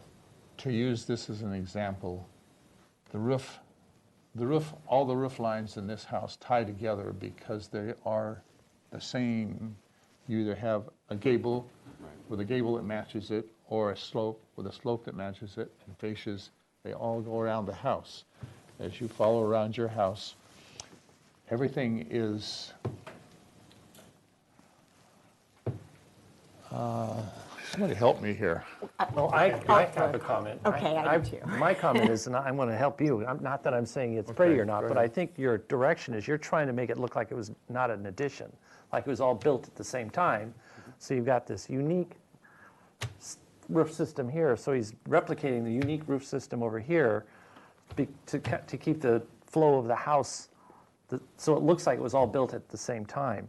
But we know it's not. But I mean, and it looks like it's not. But the other comment I want to make real quick is that, when you drew these elevations, you should make sure that it actually matches what's there, because I noticed that, when you look at that front door, doesn't have, unless you're going to replace it with a new door. This is, it just kind of helps to, Yeah. aesthetics. So anyway, that's. I'll bring Francisco with me next time. Yeah, and my comment, no matter what you're going to be doing, you're going to be spending a lot of money on this remodel. And it's a lot of work, and it's a hassle to live through. I just did it. And the thing is, you want it to look like it was all made as one house. You don't want it to look hodgepodge patched together and make something that's stuck there, make another thing stuck there. And I think you really need to go back and rethink your design, and because it's a great neighborhood up there, and you have a beautiful view, and put your master upstairs with that view or something. I mean, you could really do something beautiful there, I think. But I don't think this is it. Fred's breathing hard. He has. Yeah, well, we met yesterday because as I do, go by the sites, and so I would encourage you to bring your designer next time. I think that I agree with my colleagues, so maybe I could walk through a little bit and give you some insight of what I think might be a possible approach. First of all, I think that you're wasting expensive square footage on developing the hall and the staircase on that corner. I think you could use that space much more efficiently in terms of, and I'm looking at the floor plan. Maybe I should look at the floor plan on Fred, sheets. would you like to come over here? A3. A3? Let me come over there. You might have your fellow look at the floor plan to come up with another way to get to that second floor element, and then allow this to really open into a gallery. Where it has glass and doors, and it's a very elegant kind of space to walk through, because part of your asset of this house is the view out that way. So really taking advantage of that, and maybe it doesn't have to be that much square footage. You can save a little money by reconfiguring this a little bit and still accomplishing what you want to do to get to the second floor. I agree with my colleagues that maybe you want to put the master bedroom up on the second floor, but maybe you don't, and that's fine. And then when you get to the second floor, part of the awkwardness is, I think what Joe was getting at, was the use of the gabled end at the garage mixed with this element here. And you're going to create problems for yourself right here. I can tell you that over the years, the leak problem is going to be right there, because you're going to have a tendency for the old house and the new house to kind of want to pull apart, just because that's the nature of how houses work. And so that's going to be your weak spot. So by creating this, you're creating that. So irregardless of whether you want a gable end or a front end, you've got a problem here by creating that gable. So that's just an element of the house. So, and I don't have a problem with trying to create this gable end, but I think you need to do it in a different way. I can think 3 other ways to do it, but I'm not your designer. The other thing, if you do a gable end, take advantage of what this looks like from the street, not just a little tack-on vent there. It could be a nice little element, you know, with a little care. The other thing is, I think, yes, if you want windows up here, then I think that perhaps the proportion, if you're going to use double hung to match most of the rest of the house, then it's the proportion issue, or maybe it has to be divided this way. I mean, there's all kinds of ways to do it. And then I think the other element from a geometry standpoint that doesn't really work well yet is the shape of this roof. Because you've got this little piece and you're repeating what turns out to be kind of a very awkward addition here that was put on through no fault of your own, but that's what's there. So I would suggest that don't try to copy this. That's there, leave it. It's, as someone pointed out, it's kind of camouflaged by the 2 trees. If you've got a little extra money, I would change these 3 windows out so that they match everything else. Then the whole house is done.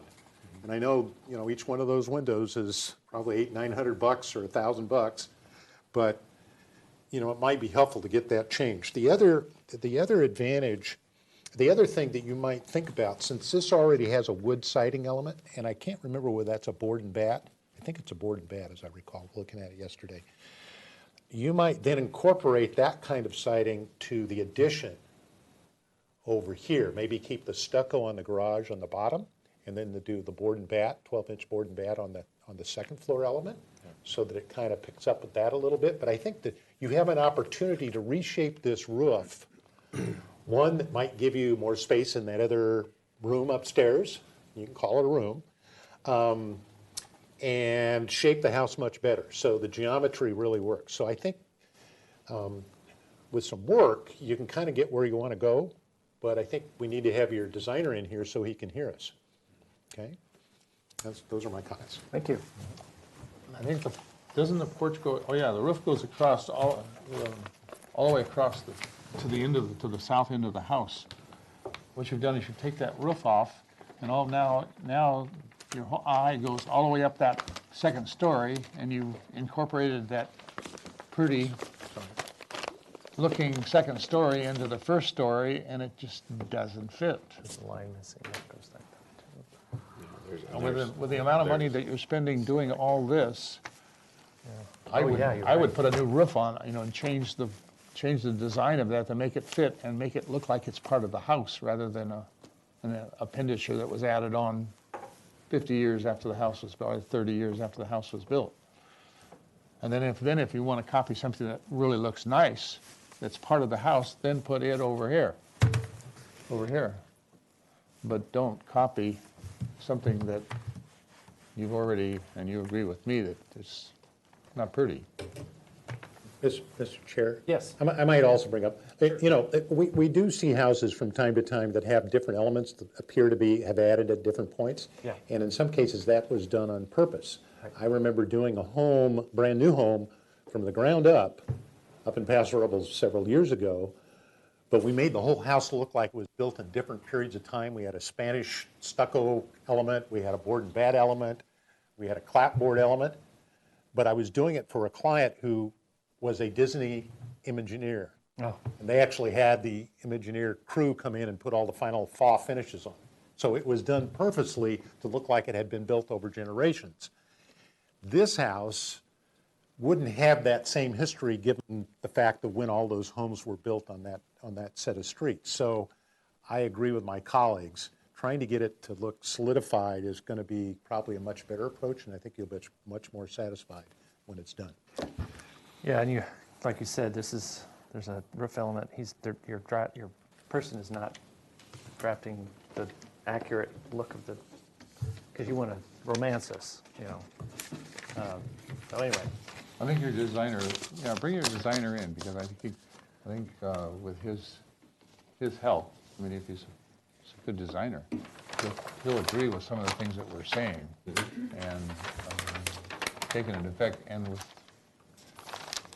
not very many changes and new lines, you can make it look a lot more elegant, and fit in with the neighborhood and the view you have up there. So, any other comments? So with that, so they're here for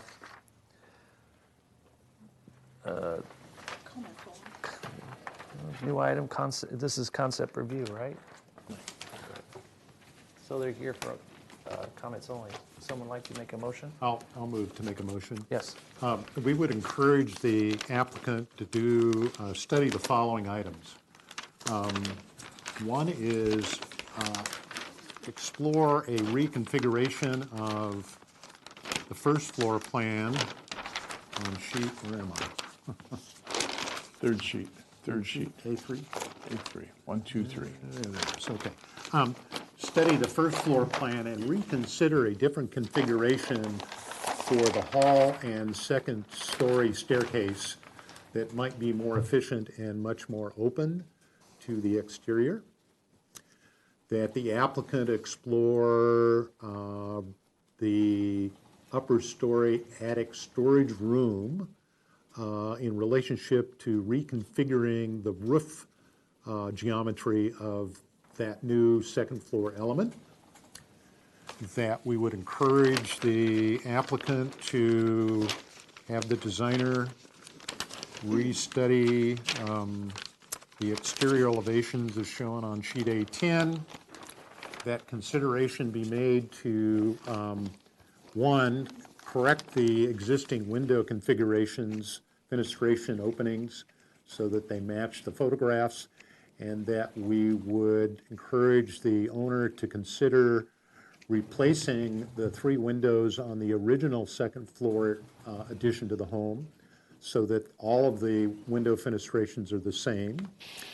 That the applicant restudy the gable configuration at the new garage element in order to have it engage with the existing long elevation of the south elevation, and that a new roof configuration be considered for the second floor addition, and also reconfigure the proportion and size of the window fenestrations that are indicated on the new second floor so that they are compatible with what appears to be the remaining portion of the home, which are double hung windows. That the applicant restudy the west elevation in relationship to a reconfiguration of the hallway and stairway access to the new second floor area.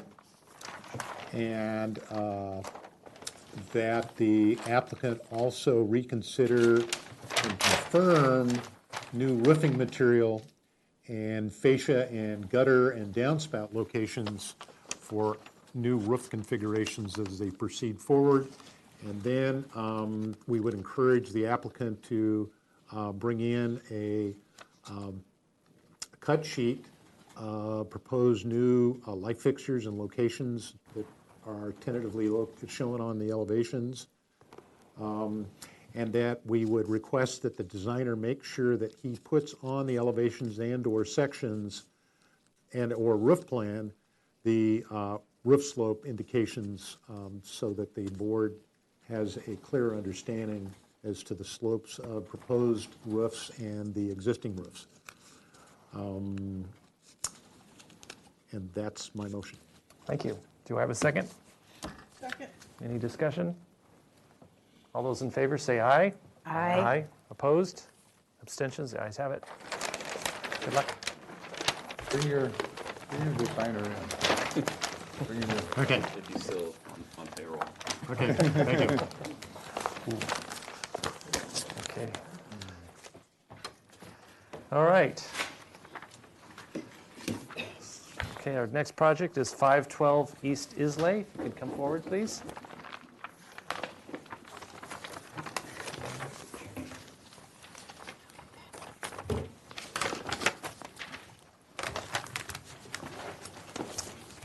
Hi, how are you? Good, how are you? Good. And this is a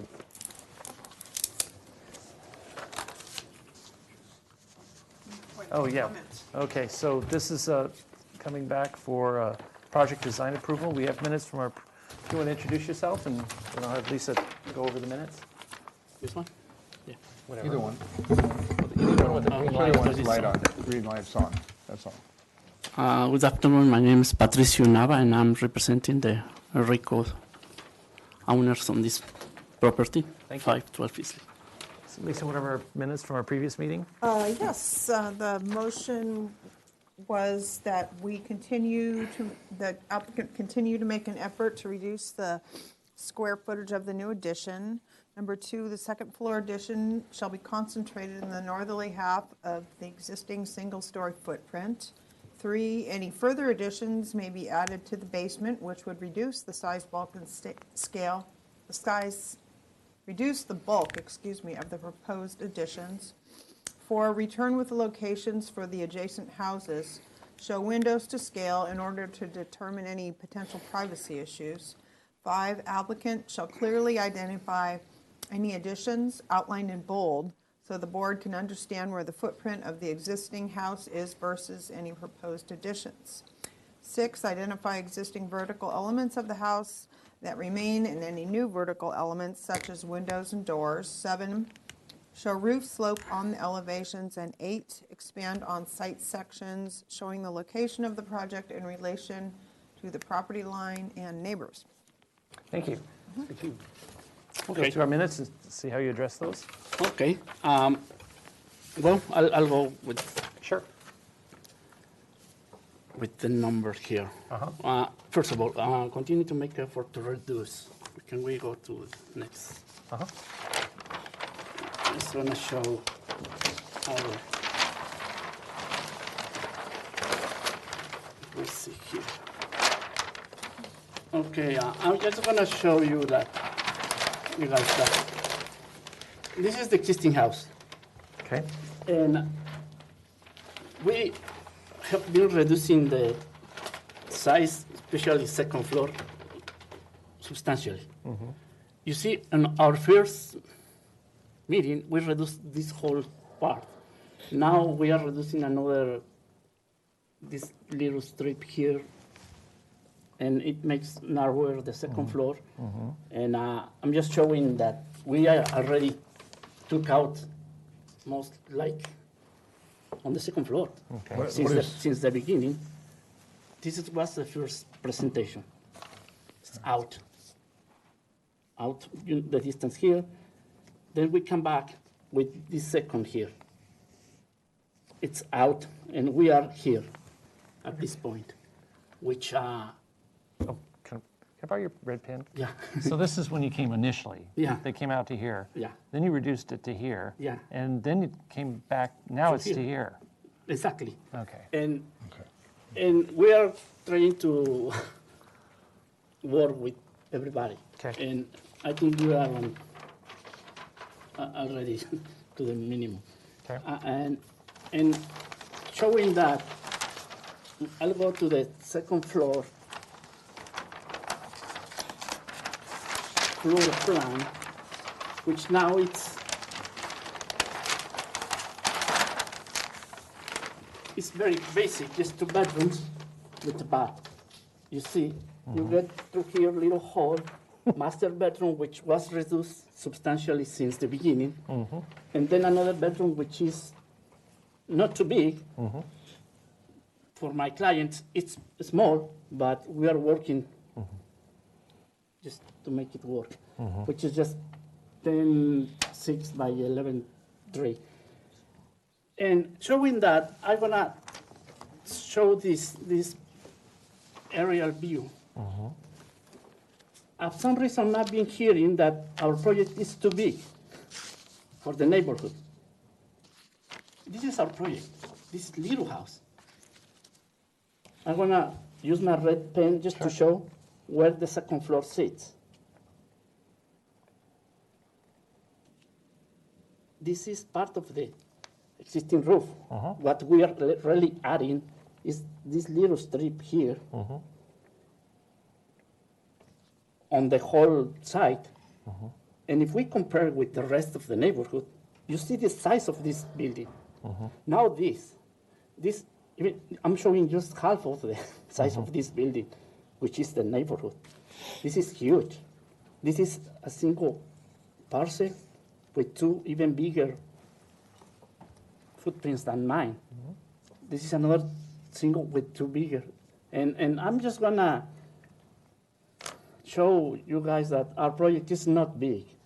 We are on the second floor, we are just adding, if you see on our statistics here,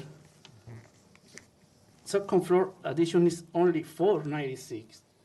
It's not big. And I just want to make clear that on my first point, to continue making an effort to reduce. I think we are very strong group now. Yeah. Okay. Any second addition shall be concentrated on the northerly property. We are already towards the north, but we have an issue that this comment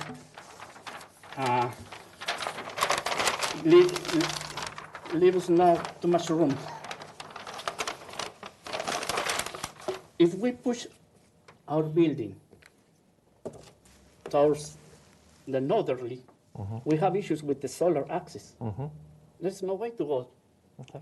I can make my second roof low is substandard.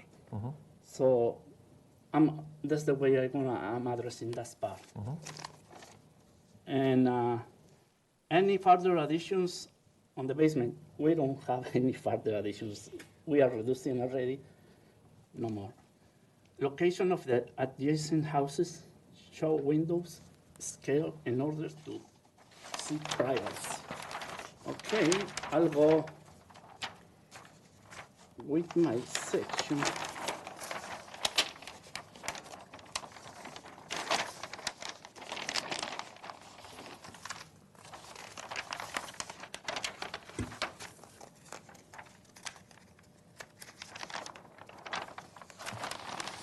Okay.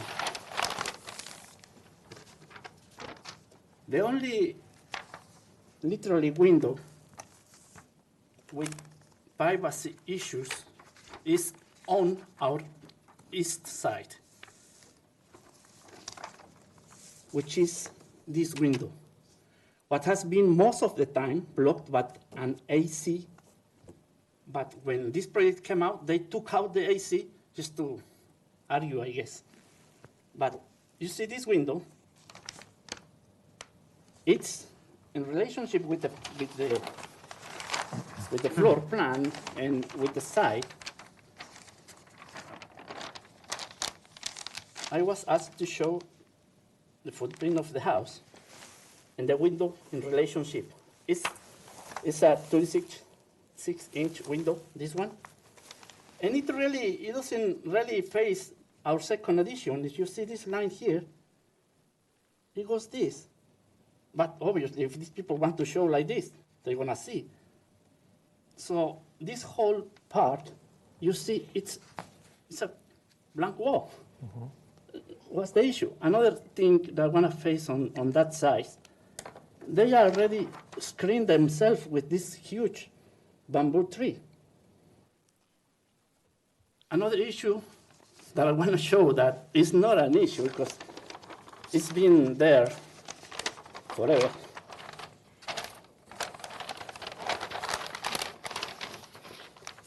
Okay. Let me show you that elevation that is. This is the east elevation. I'm going to show you that we already are reducing even the square footage on windows on that side. This is not too clear. Let me show. Yeah, there's a dashed line. Are you trying to point out that? I think this print shows it better. Okay.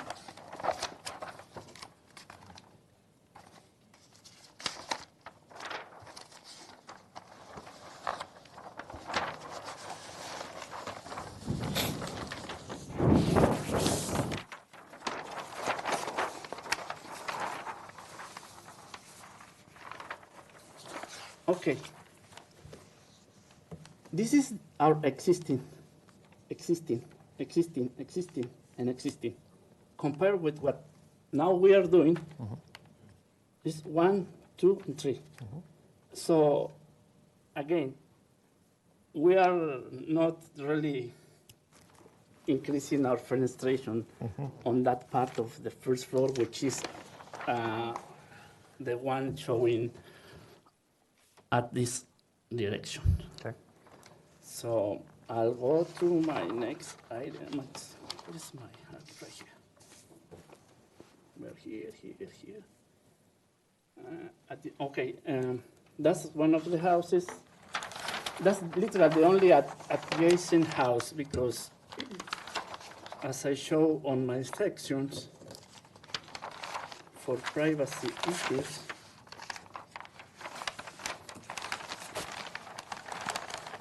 okay.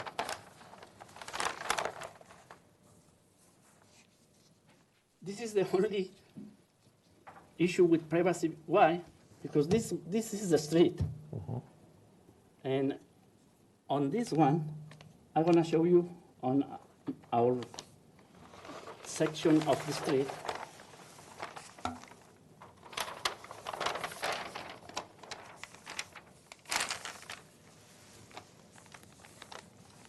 This is the other one, which is 36, almost 40 feet away, and it's above. And this is the other one, which is another 36 away. We don't see any window from here. It's all over here. So that's what I'm addressing that point.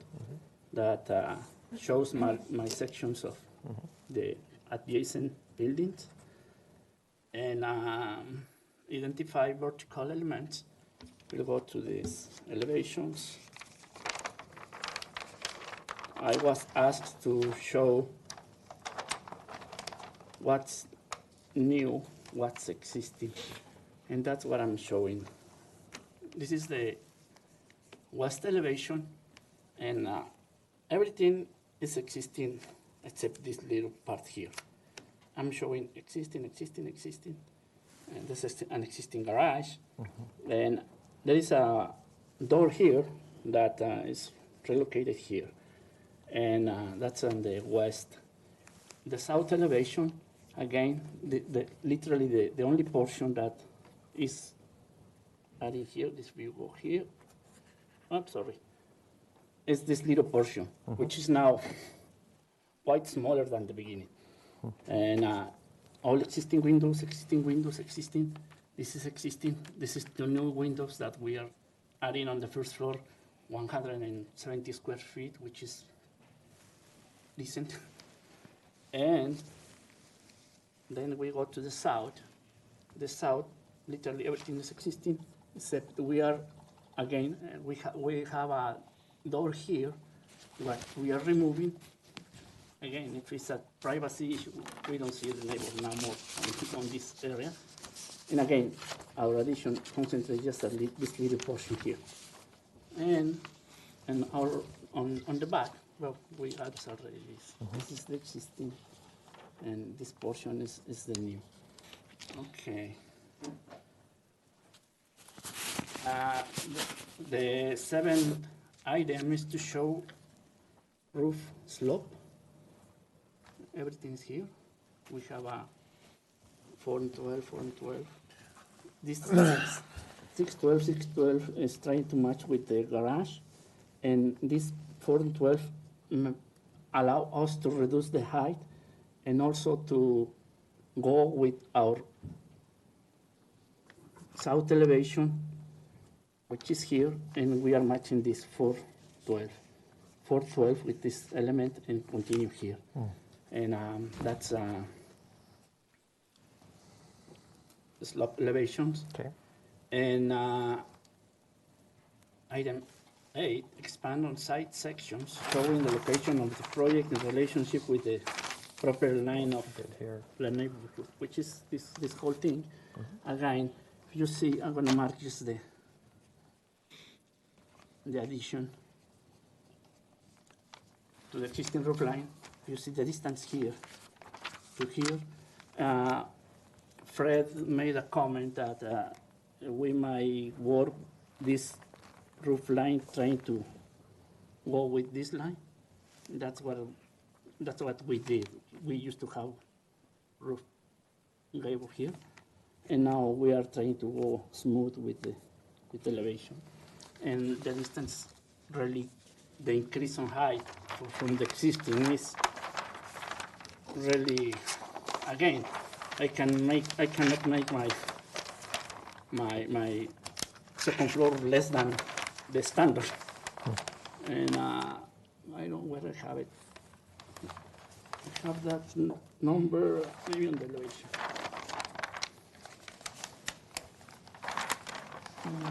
Somewhere. Well, it's 6 feet 10, okay, which is no big deal, I guess. And that address all my comments here. Okay. And I did some renderings just to show that the impact from the street, which is the most important part. Yeah. We really went down. You can see. Used to be two gables like on this one and this one, and now with the comment from Fred, we're trying to do this kind of roof line. We came to this, which I think it looks quite less impact to the street. And this another view is the same line. Another thing that I want to mention on privacy is that this balcony on our former project used to be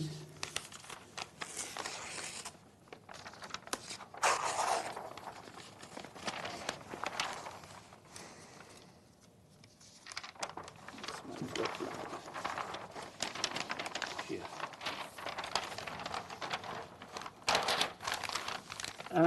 Here in the comments and privacy issues, again, this balcony on our former two presentations used to be on this side. We were working on this side because it's, I'll say, our best view to this part. It's like a canyon and we don't have a house here. But since we are dealing with all these things, we decided to flip the balcony, and now we don't have any privacy issues because this is the street and the house is right here. You don't see, it's the roof of one and the other is far away. And it's even the roof too, which is this roof and this roof. So I was asked also to show furniture, which is kind of weird, but I'm showing it.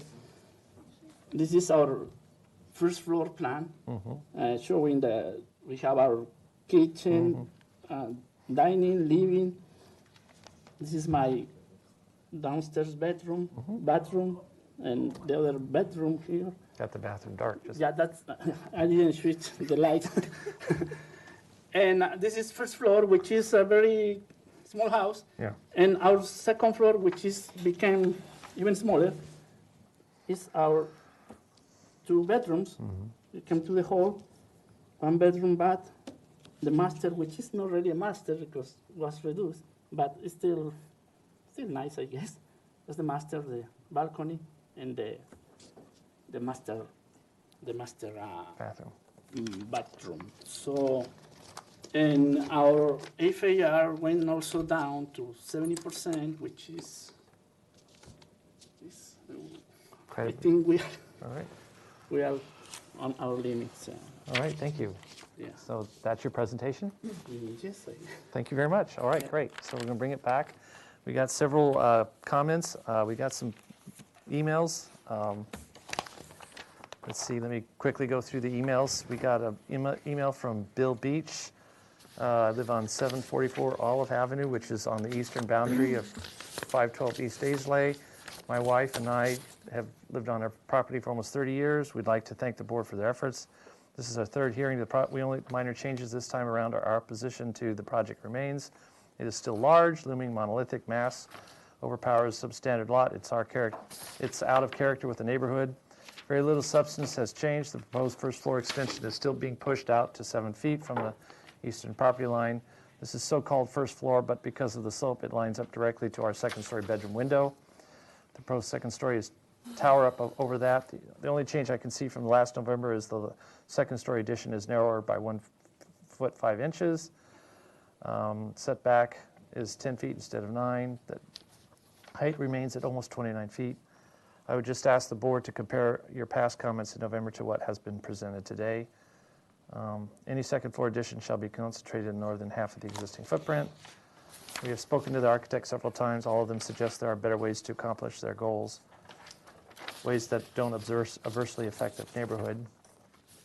Okay, another from Chris Lambert and Alice Berard. We are writing in the board to express our continued concern regarding the proposed development. We are the owners in townhouse at 1742 Olive Avenue, which we have owned for 12 years. Our property adjoins the east side of 512 East Islay. It is our opinion the revised construction plan for the 512 East structure fails to address the negative impact this project would have on our neighborhood. The proposed addition would nearly double the size of the existing structure on the lot. That is not suitable for a 1,600 square foot home.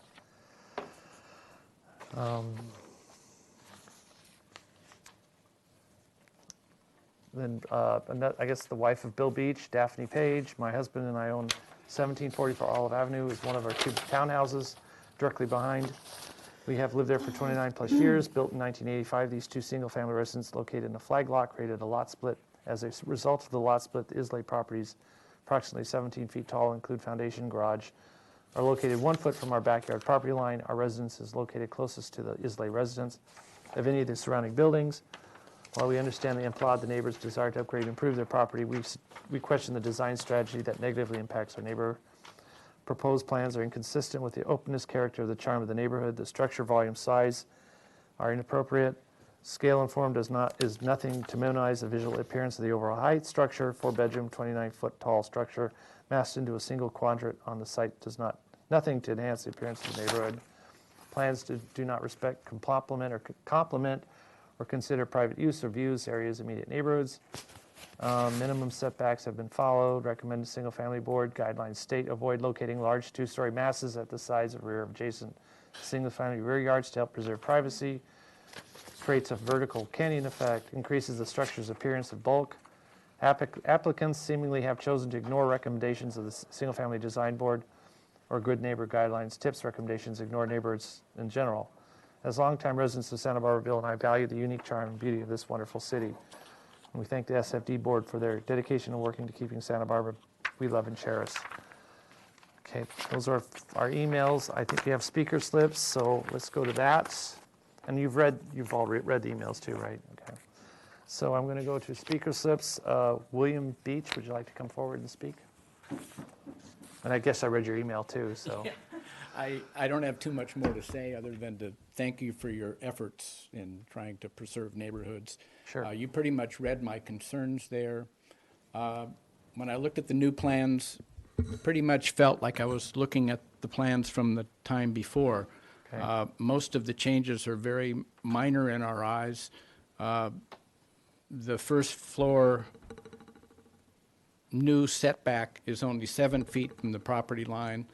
The second floor, I think, has been moved away from the property line by a massive 1 foot 5 inches. So it's still going to tower up over our house at 29 feet, and it just feels like the whole project is way too out of scale for such a small lot, and in our neighborhood, it just doesn't feel right. Okay, thank you.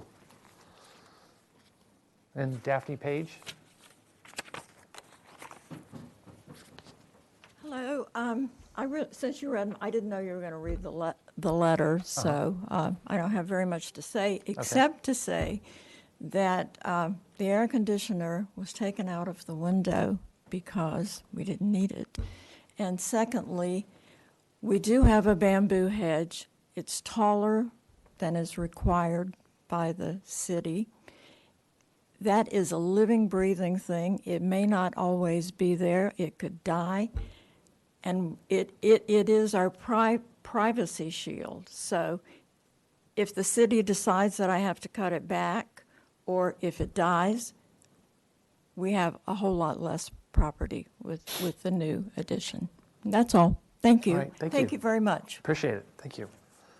So bring it back to the board. Does the board have questions? Can I have one comment? Yes. Okay.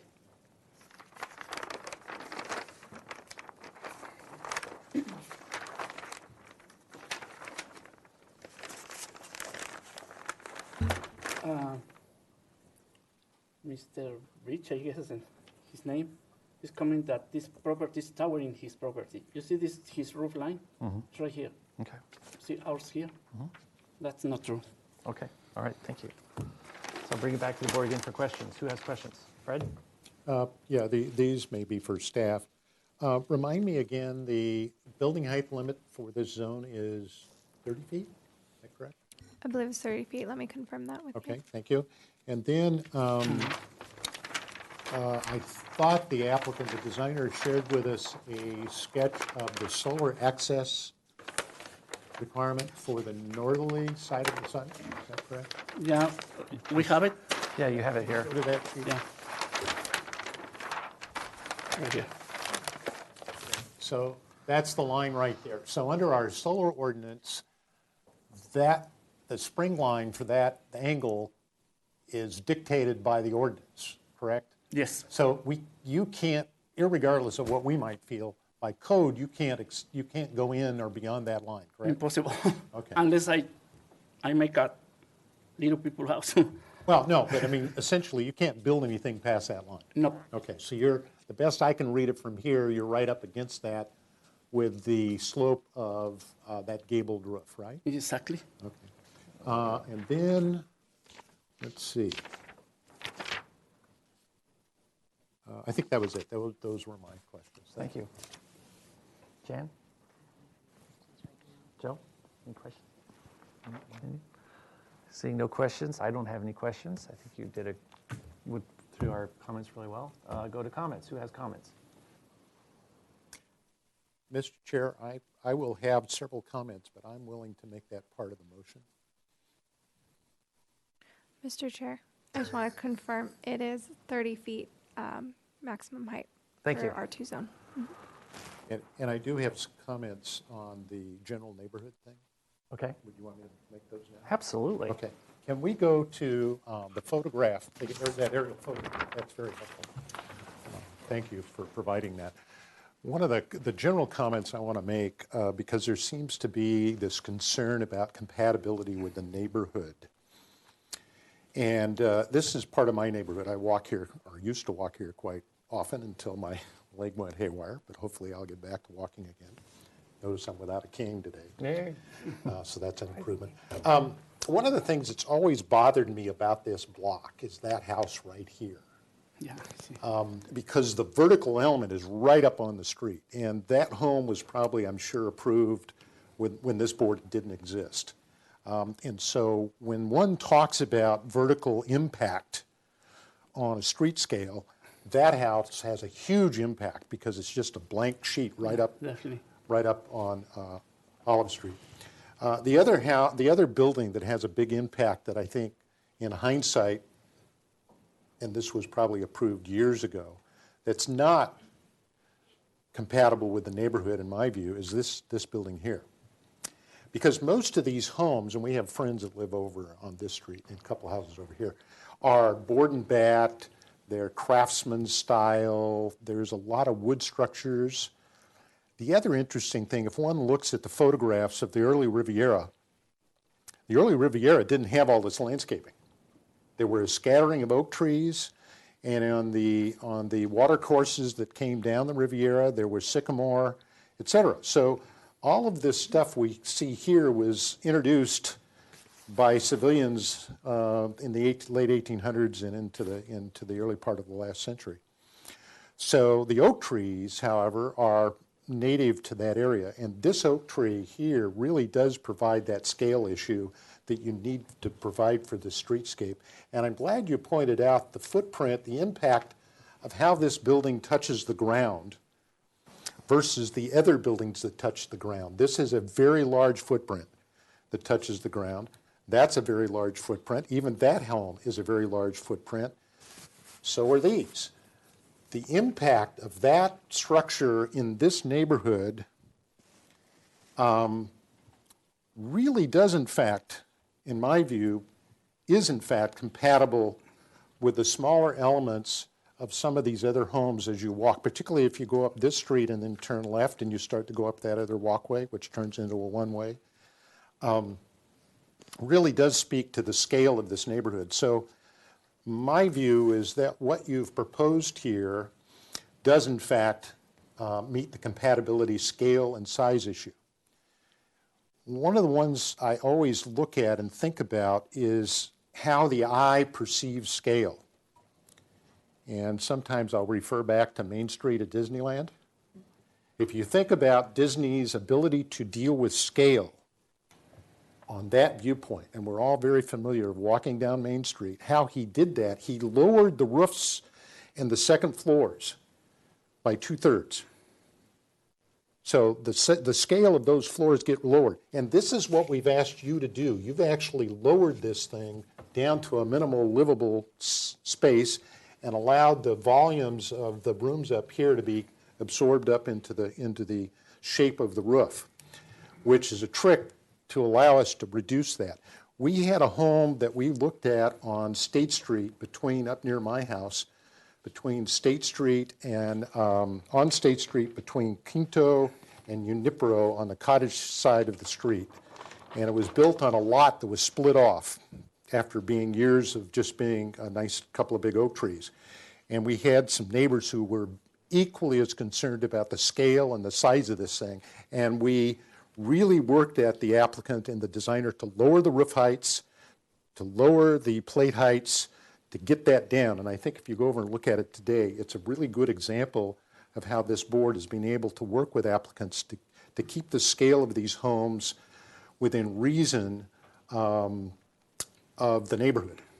And that's why I was so passionate about that second item today, okay? Because I think that second item is playing tricks, but that's my own opinion. So that's the general comment, and then I will be happy to make a motion at some point. Okay, thank you. Does anyone else have any comments? Fred, I think since no one else has comments, if you'd like to make a motion, please do so. Okay, I'm going to, let's see, where are we at? This is project, yeah, we're, after several visits, I'm going to make a motion for project design approval. And the first thing to do is define the neighborhood, and what I need is the map so I can remember the names of all the streets. Is that, oh, it's on here, okay. So let's define this neighborhood for the purposes of this approval to be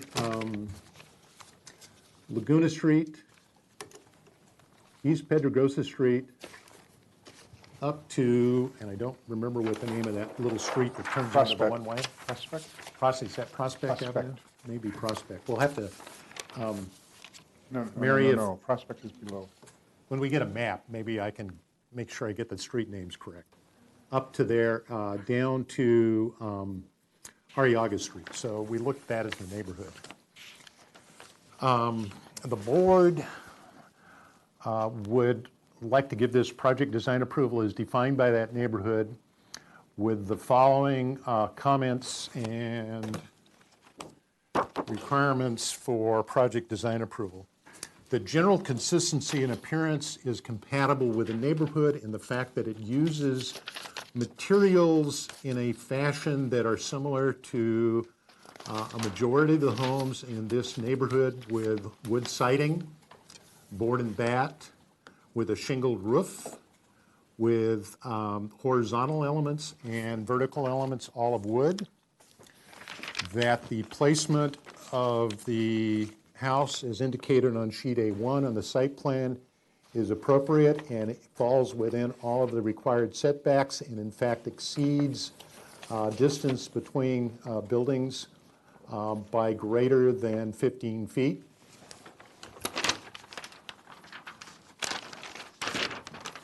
That the westerly elevation, as indicated on sheet A3 that faces Islay Street, is appropriate in size and scale, that the applicant has made an effort to reduce the plate height to a minimum size at the proposed second floor, that the second floor elevation is nestled into the existing gabled roof of the original home, that the elevation also takes into account the solar access to the property to the north, and that on the southerly direction, the house is tucked in behind the specimen oak tree that is not to be touched other than short trimming that'll be projected by an arborist. That the north elevation has minimized the number of windows for privacy concerns to the north, as well as the, where am I at? The elevation, on the east elevation, where the number of windows on the second and first floor have been, on the first floor existing has been reduced from its existing configuration in terms of window fenestration, and that the second floor fenestration has been located in such a way that it minimizes privacy issues to the property to the east, and that's also demonstrated on sheet, where's that little drawing you had? On sheet A1, it's demonstrated by the location to the easterly property where the 3-foot wide window is indicated and is not directly opposite the proposed windows of either the first floor or second, or the existing first floor configuration or the second floor configurations. That the southerly elevation is indicated on 3A3 has reproposed the location of the balcony so that the balcony overlooks the street, Isley Street, and looks into the specimen oak tree that is to the south. That the general landscaping, the size, bulk, and scale is appropriate to the neighborhood, and that the floor area ratio has fallen under our 85% guideline, floor to lot area ratio. And that again, the board reviews that in conjunction with guidelines. Guidelines are not code, they're not law, they're just guidelines. So the board gets to interpret those guidelines, and this motion reflects that. I think I already talked about the architectural materials. The project does not disturb significant trees on the property, that it meets the health, safety, and welfare of the general neighborhood, and because of the extensive review, has made an effort to address the good neighbor guidelines, that there is no vertical canyon effect created by this project, that light access has been provided to all parties, that the board recognizes that they have reviewed extensively the privacy issues between all surrounding properties and found them not to be limiting or excessive, that the building height falls underneath the 30-foot zoning allowance, and that the board has also taken into account the public views from Islay Street and the surrounding streets as it reflects on compatibility of the neighborhood. And I think that's my motion, Erica. Did I cover everything I needed? Yes. Sorry. Okay. Try to appeal that one. What's that? Nothing. Nothing. That's my motion. Thank you, Fred. Do I have a second? Second that. Okay, which one? Shoot. Jan can have it. Jan. Any open to discussion?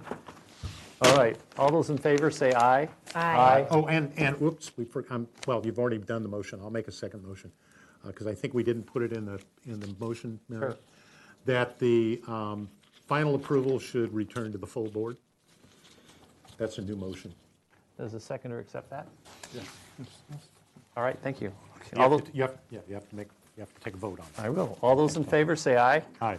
Aye. Opposed, abstentions, ayes have it. Thank you. Okay. Thank you. This has a 10-day. Oh, yes, this has a 10-day appeal period, right? Try it. Can we tell who used to be the chair of this board? Thank you, Fred. So we give these to you? I'd like to take a 5-minute break. I think we all need a little break. And come back at 5:30. That's yours.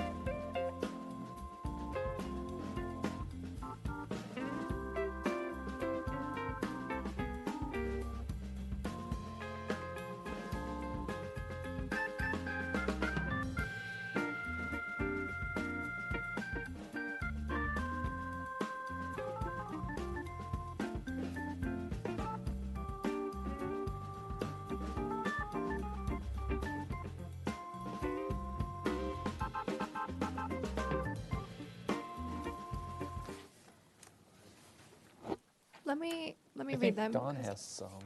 Can we use it? Read them? I can read them. Okay, from all right. here.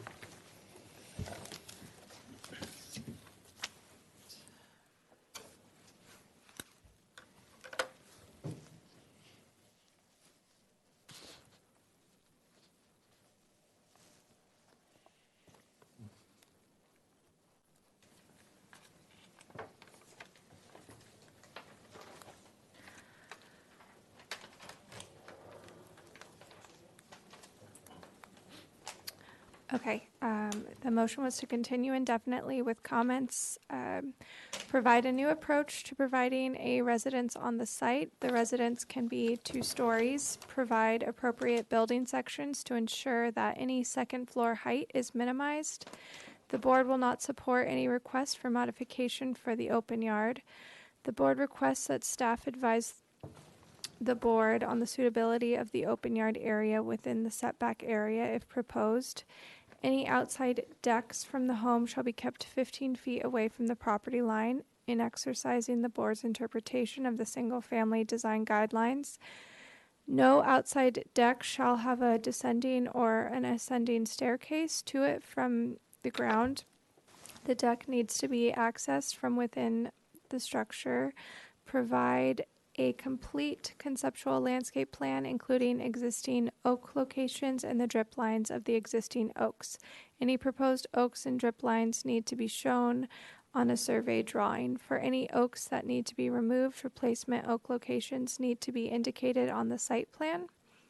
The board assumes the applicant will require a stormwater management plan determination and would like to see a preliminary plan as part of the next submittal in order to understand how water will be handled on the site. Given the potential for possible fire hazards, the proposed materials as indicated on the current exterior elevations on sheet 3 are probably not acceptable. The board would like determination from staff on the consequences of the materials used at the site and definition of whether the site is a high fire hazard area. Provide sections of the proposed retaining wall structures. Provide a complete north, south, east, and west site section showing adjacencies to the street, houses directly across the street, and the houses on the other property lines. The board cannot support the project moving further until this information is reviewed. Thank you. So Dawn, can you tell us how you address those comments? I'm Don Swan, by the way. Yes. Mr. Gillis. Ricardo. Nothing else? Landscape. Landscaper. And the tree man, Duke McPherson. The tree man. Okay. And what is your name, please, Mr. Tree Man? I'm joking. It's Duke McPherson. Thank you. Sorry. We turned about and redesigned the house for the board's requirements. Okay. And we very concerned about the trees. So what we did is we staked out the house back in September, I believe, of last year. And we had a meeting. We scheduled a meeting with the neighbors, and we had we emailed all the people that were on the list that the staff had, and we invited them to come up on one evening, and we met them there at around 5 p.m. on, I think it was September 4th or 7th or something like that. And we discussed and showed them where the house was going to be and how it would impacted the trees and so on. And it seemed positive for almost everybody, that they understood what we're trying to do, and the few, well, we didn't like this or whatever, but that we still have to deal with that all the way around. So in the meantime, we had a little delay in the last few months, but then we're back to square one again and working on the project. And I can just relate to the each item. The new approach to the house and so on, and the residence would be allowable 2 stories as requested. It's 1,848 square feet of the residence now, which we reduced from the original by 627 square feet, or 28% of the floor area we reduced, was reduced. Which also meant the FAR reduced from 83 to 63, I believe. Mhm. 63? No? Yeah. Yes. So, so that considerable, what ends up being like the house on the main level, which is the upper level, is something around 1,120 square feet, and 700 some odd square feet is below, kind of embedded into the hillside and open on one end or the southern end of the house area. So that it's reduced itself to a smaller shape and size. Okay. We have 8-foot plate lines, so we kept it low as possible. And I think my pitch is 4 and 12, I believe, which is okay. Building sections are on page 6.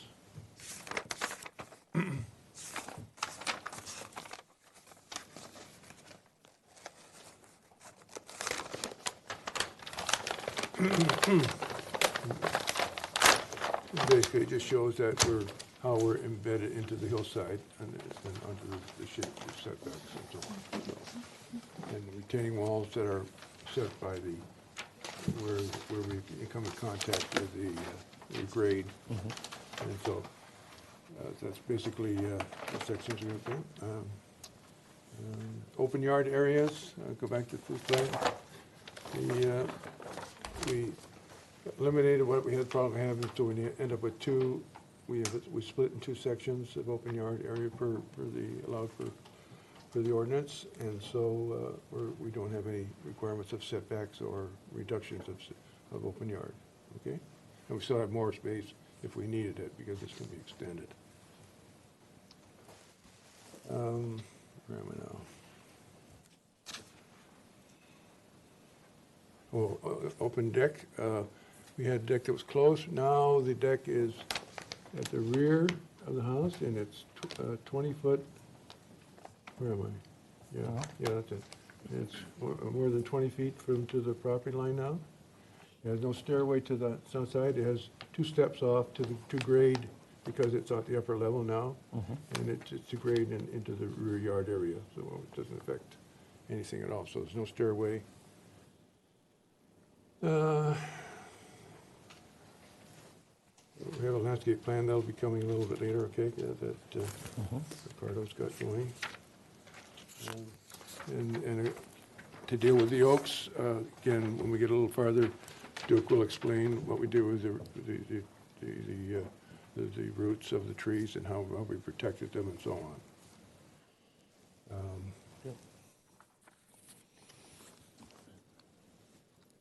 And we have a tier 3 working on that. That's what Ricardo's taking care of. And as far as the materials on the exterior, the materials on the exterior are of section, was it section? Section 70 for the code. They're all fire resistant, like those we're using. Of course, the roof is a Class A. The siding is, what is it called?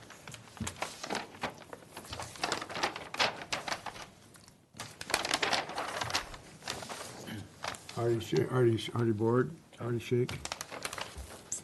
All the roofs are 2 by overhang with 4 by 6 tails.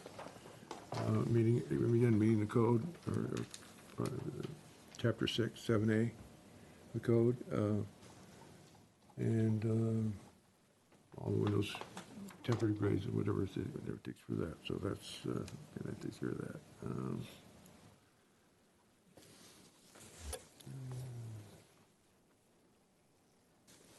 And then the sections, there's some sections from profiles, I believe, on one of the pages. I can't think of whatever it was on, maybe at page 2, profiles of the site in all directions.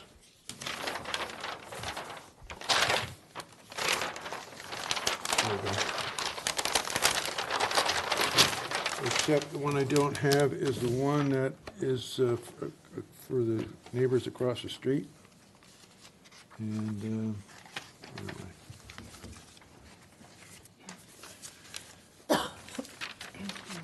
this is your best approach to it, is that the finished grade, or finished floor of the house is about 2 feet above grade at this point here, and projecting across the street, and there's a garage it makes contact with. It's just about partially at the floor level of the garage.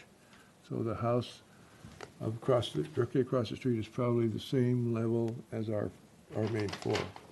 So it's not looking down at us, it's kind of like just right at us, through the trees, if you could see it, because the trees will be pretty dense on that side of the street. Okay? And the other house is the one that is just down the street a little bit. We're probably about,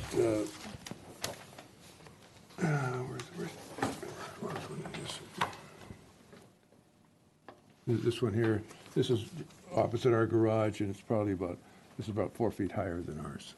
Their grade level of the lower house, our part of the house. And so that takes care of that. There was 3 letters that I was told about as far as the neighbors at 1793, 1795, and 1784, I believe. I have several comments on those because they're a little bit erroneous as far as facts, what they're stating. Okay. It's not the truth. I don't know whether you care to have that information or... Well, we'll let you have an opportunity to reply after they've given their statements. Basically, like 1793 complaint, he said that Tom was only allowing him an 8-foot driveway, which is not true. We have to make it provided. We've got a 12-foot driveway shown on the plan. Okay. His existing driveway is an 8-foot wide driveway that goes to his house. It's about half a mile long almost to where his house is. So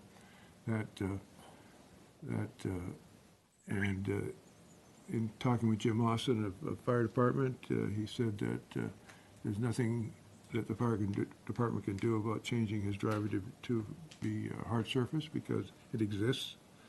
And that only the part that we'll be redoing need to be made hard surface, according to him. We don't need any turnarounds at the end of the street because it's already existing, and so the fire department had no issues with us at all. That's one part of it.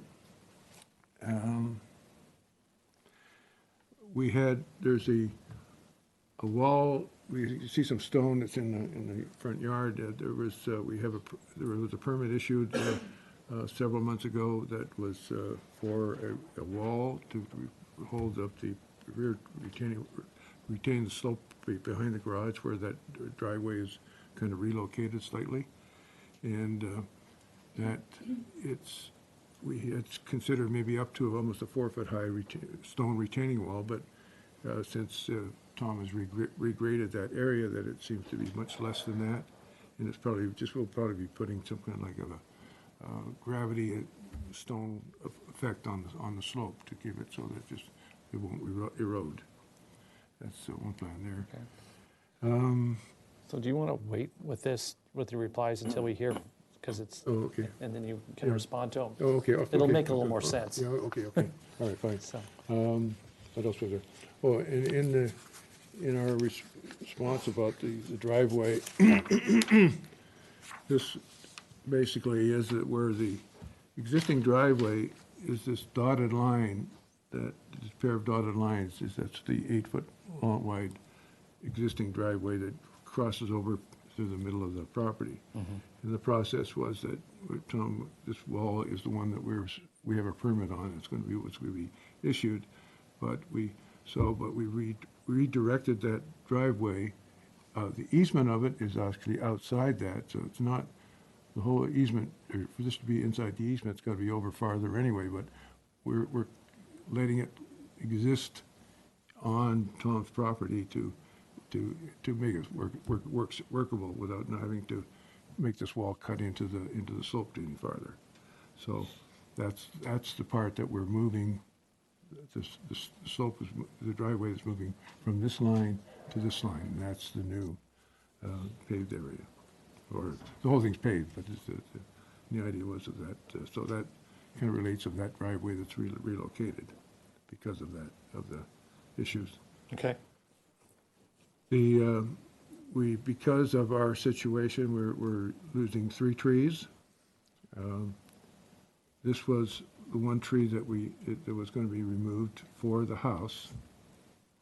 All the other trees are remaining, and all the root structures have been protected or investigated by Duke. But this one here we wanted to save, and as he did his investigation, he'll show you about that, is that it is diseased enough that it's going to be dangerous, that it could fall over at any time. He can tell you that. This is the other one it can stay, but it's rather ugly in shape, and we have pictures of that in our other report. But those are the 3 trees that were going to be gone. Okay. These are actually both diseased, so that's, again, maybe I should let Duke explain that now, so he's much better than I am at it. Is it part of the comments from the original minutes? The removal of trees, was that a concern? Well, no. Well, no. It might have been. I don't think so. There is a comment, Mr. Chair, provide a complete conceptual landscape plan, including existing oak locations and the drip lines of the existing oaks. Any proposed oaks and drip lines need to be shown on a survey drawing. For any oaks that need to be removed, replacement oak locations need to be indicated on the site plan. Okay, so did you do that, do a landscape plan? Yes. Okay, so he's going to follow up that, okay. Part of it Okay, that's fine. Okay. So I let him just be here for, if we have questions. Okay. Okay. All right, did you address all the comments? Pretty much, yeah, just all the comments. Okay. And we didn't look at the house or anything, but you can see the plan for Okay, well, what it is. what were the, so I don't have the minutes in front of me. What were the comments about the house itself, the elevations of the house? Mr. Chair, let me print out a copy for you. I'll be Okay. right back. So I can. Yeah, so do we have drawings of the old drawing, let me compare them. You have to look at the site plan first, because it's Okay. totally different. Okay, let's look at that. We had the garages coming off the driveway rather than the front of the house.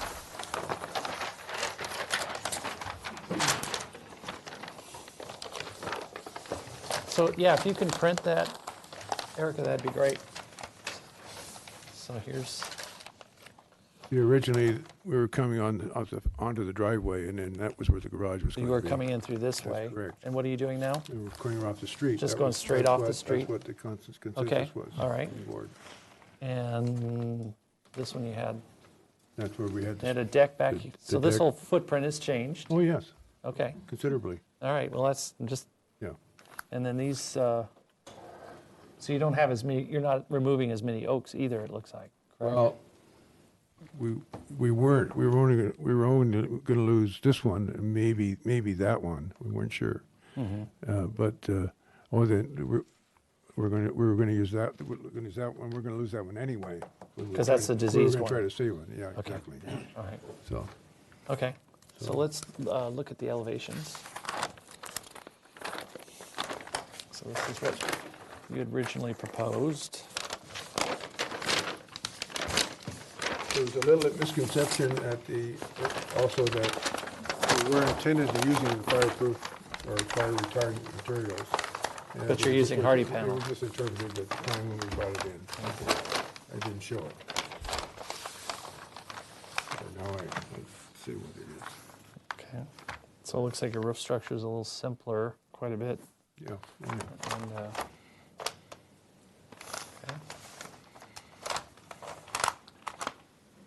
And All right. and 700 square foot less. 700 square feet less? 683 square foot less. Okay, all right.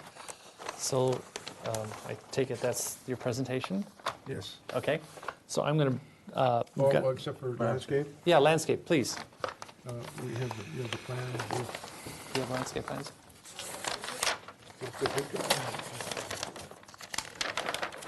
I don't see any. Right here. Last page, maybe?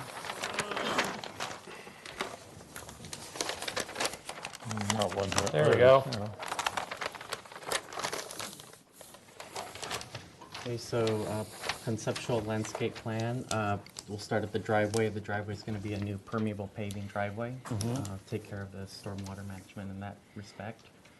The porch, the walkway leading up to the porch is going to be a flagstone paver walkway. This middle area, which is the center of our open space, but also the lower point will be like a detention basin, meadow grasses and such. So you'll walk through that, and so that'll all collect all the water, stormwater management wise. Okay. Over at the side, we have a trash enclosure area in the side yard. We have some screening, medium screening shrubs along this secondary driveway along the back. And then these black dots are the downspouts. So these downspouts will take care of going into this depressed area. And then we're thinking of using the rain barrels towards the back just because there's lack of room for anything real significant back there. Are you at tier 2? Tier 3. Tier 3? Yeah.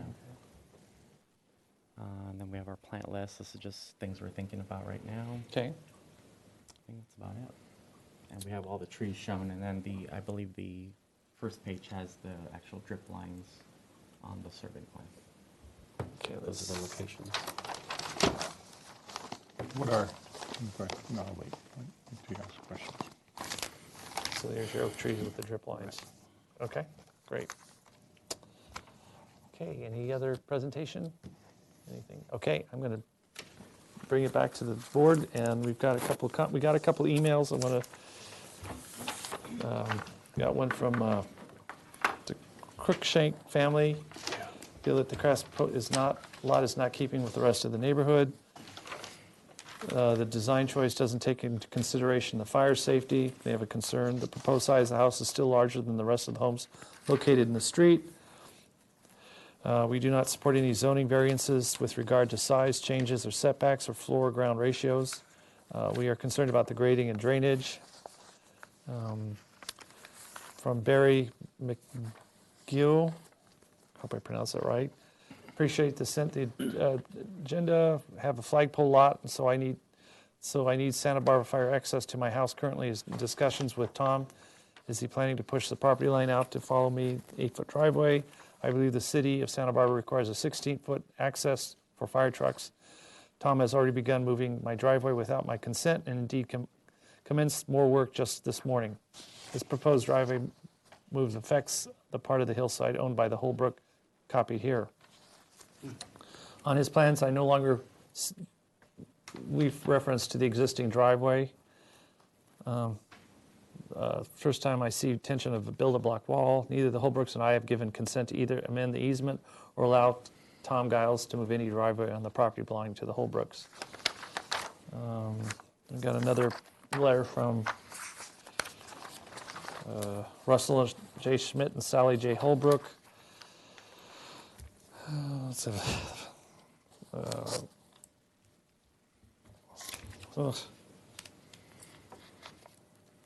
there's another concern about movement of the driveway, and that the house is slumping hillside, concern about the hillside grading, retaining wall. So we've already reviewed these letters, so they're on record. So I'm going to go back. We have a speaker slip from Perry Hoffman. Would you like to come forward and speak? You have 2 minutes.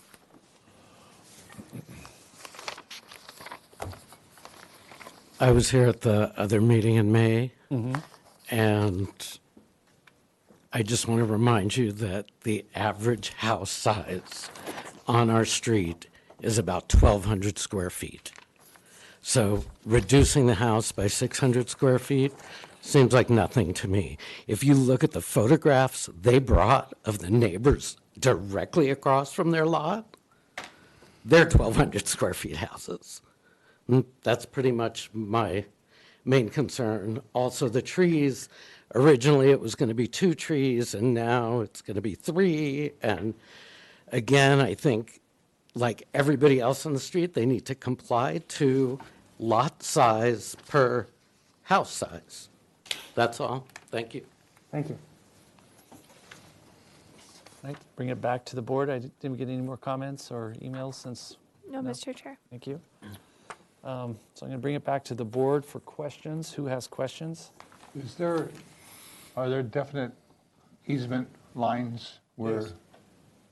I'm reading into 3 of these comments. They're all comments about driveways and easements and on different properties, and different people own different properties. Just answer the straight question. Are there easement lines?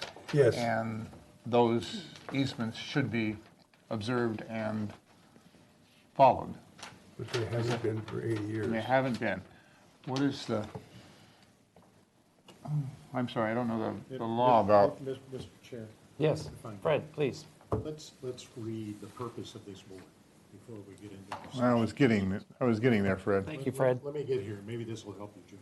Oh. If you look at chapter 22.69 of the municipal code, this defines the single-family design board. Whoops, am I not on? Sorry. Turn it off at the board. There, okay. If you look at chapter 22.69 of the municipal code, it establishes why this board was established and what its purview is as a single-family design board. Under section 22.69.010, single-family design board, the purpose.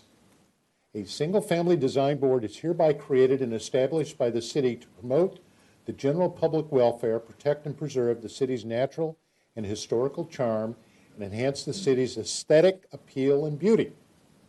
The goal of the single-family design board shall be to ensure that the single-unit residential projects are compatible with the surrounding neighborhood in size and design. The single-family design board is also charged with the task of protecting public visual resources and promoting the ecological sustainability of the city's built environment through the design review process. That's our definition.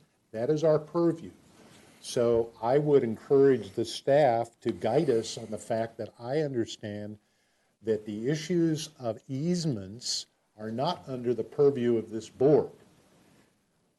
We can look at the aesthetics appropriateness of any issues that happen in easements, i.e. paving surfaces, retaining walls, etc., but I don't believe that our board, unless the city attorney advises us differently, is here to adjudicate easement issues between two parties or more. That is an issue that is beyond the purview of this board, as I understand it. And I would look to staff to confirm or correct us if I'm looking at that incorrectly. Mr. Chair, just to add to that, that's correct. The city we have been directed that easements are a private matter. We can include recorded agreements as part of our completeness review, but it's not something we would enforce upon. So. Thank you. So bottom line, does that answer your question, Joseph? Well, so we can't really comment in it regarding your easements, so. I won't go any further. Okay. What is the square foot? Sorry. Proposing a house for 1,800 square foot house. Mm-hmm. Are there other houses? Now, I know everybody said, well, there's some houses as small as 700 square feet, and there's houses that are 12 and 13 and 1,400 square feet. Are there any houses on the street that are anywhere near 1,800? 1793 is 2110. 1895 is 2404. 1773 is 1895. These are houses, square feet of houses. That's right. Yeah. Taken Okay. off the records that I found in the street files. Okay. 1706 square feet. So, yes, there is a bunch that are small, but there's some that are in the same ballpark. I think what's going to happen in the future That's what's happening in the future all over Santa Barbara, and most of the projects we get in front of us are projects that are small houses, 15,000 to 1,500 square feet. They're all adding 4, ADUs. 5, 6, 700, 800 square feet to them. Sure. And I'll leave it at that. That's absolutely them right now. Okay. Okay. Go ahead. Anyone else have any other questions? Yeah. Lisa? I have a question for the landscape designer.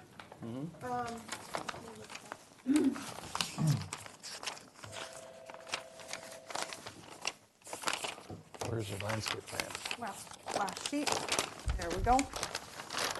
Okay, my question would be that this is the entry from the street through a water retention depressed area. This is your entry to the front door? Right. It's only depressed like 6 inches in the center, you know, it's just very gradual, just to collect the water and have it go down slowly. It's not like a pool or anything. Thank you. Okay. So I'm going to go real quickly, just for the ease of clarity, because sorry. You provide a new approach to providing a residence on the site. The residence can be 2-story.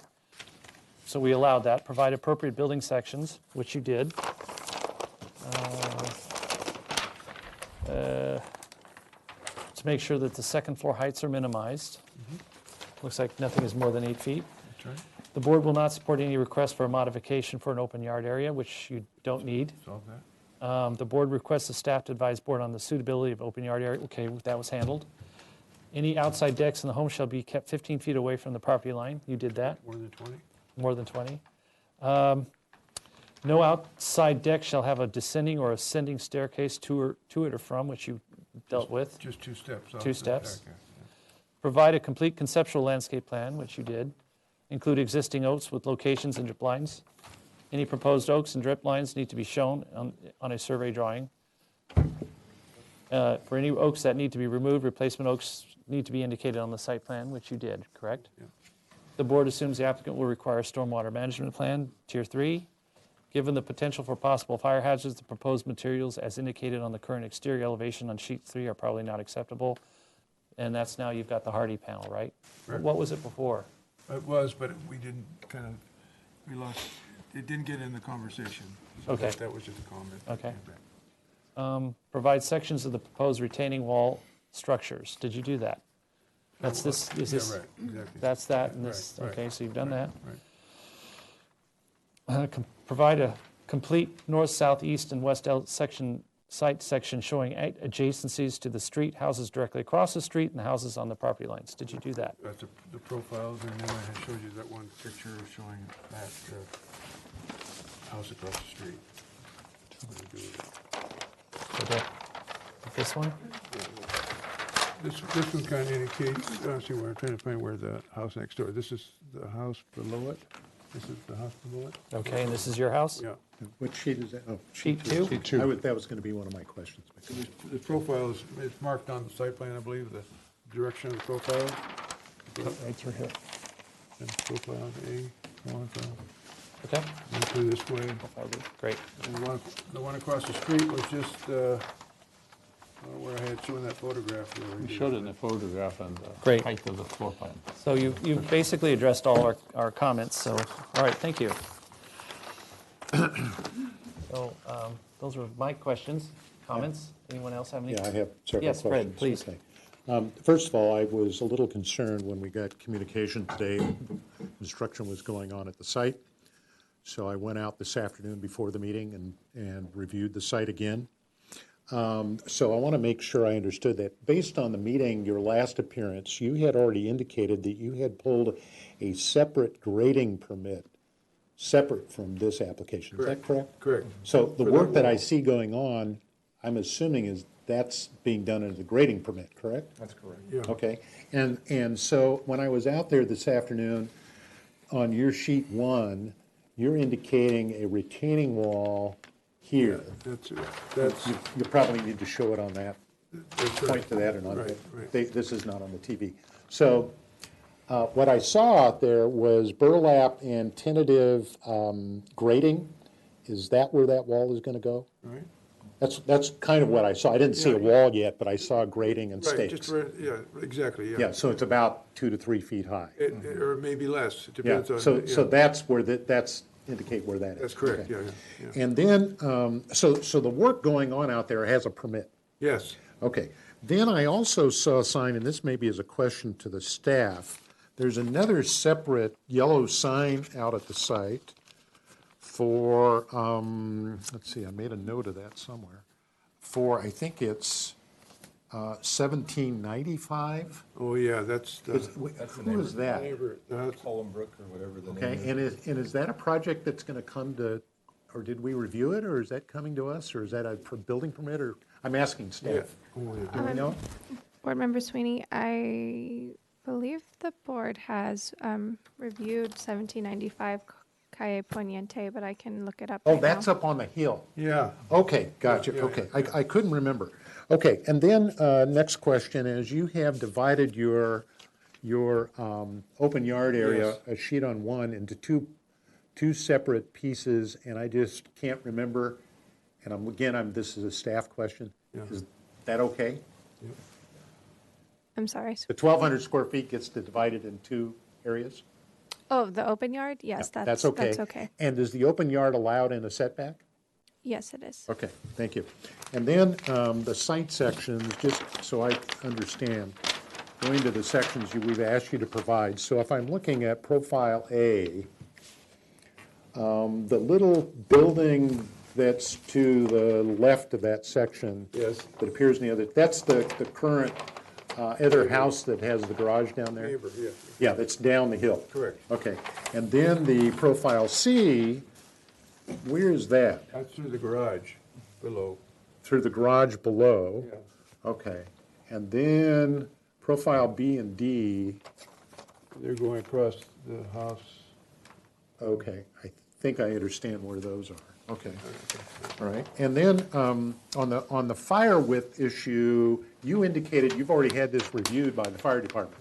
Dr. Jim Austin, yes. Okay, and so he mentioned about the paving, but did he say anything about the width of the road?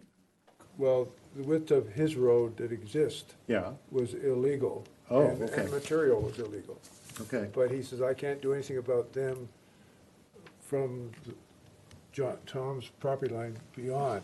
Right. But whenever we do the work where that wall was. Right. We have to provide the paving. And forward. what does the surface of that paving have to be? It has to be a hard surface. Okay, so Yeah, that's going to asphalt. be half the part of your tier Correct. 3 Yeah, right. solution? Okay. Correct, that's right, yeah. Okay, and then just so I understand it, the tier 3, and again, I'm looking at staff to confirm, tier 3, as I understand it, the essential basis of that law is that the applicant has to retain all of its surface water on its site, correct? In some method? Yes. Correct, to a certain extent. Okay, The- but that's part of the study? The Yes. intent is to try to hold as much water on the site as possible? Correct. Okay. And then, getting back to that other little drawing, the trees that are diseased, you had another little drawing. Yeah, this Yeah, one here? that one. No, you had a diagram. Where is it? You had a, over there somewhere. Yeah, that one. No? Was it a photograph? No, it was highlighted. It was a drawing with the, Yellow. in yellow. Oh, I know what you're talking about, yeah. Where were those? Trees to go. Yeah, you had it up there a minute ago. This A is the old question one. on the two trees. Oh, is it this one here? Yeah, that one. Yeah, there you go. Okay, so the two trees that are diseased, there's a one above the retaining wall that you're talking about. Yes. So is that in fact is identified as possibly diseased, is that correct? Yes. Under Duke's. Not possibly. Okay, and in one of the letters, they keep referring to a tree that was misidentified at 25 feet. Where is, or 45 feet, where is that tree? That's number 10, the one at the top, that is on the. That one. On the slope. That thing's like 20 foot tall. Okay, well, whatever it is, that's possibly diseased and might have to come out anyway. And put it on the TV screen. Yeah, thank you. Okay, and then the other tree that's possibly or is diseased is the one on the southerly. Correct, number 2. Number 2, that one. And that one may have to come down just because it's bad. Yes, correct. Okay. And it's my understanding on the other tree root systems, and that's why we asked for the drip lines. Yes. And those circles aren't exactly the drip lines, but I'm not going to get into that at this point. But my understanding is when these trees are treated, particularly where they come in contact or within vicinity of the foundations, you will be inspecting those root tail ends to make sure they're taken care of as they're exposed, correct? That's how that happens? Truly, yes.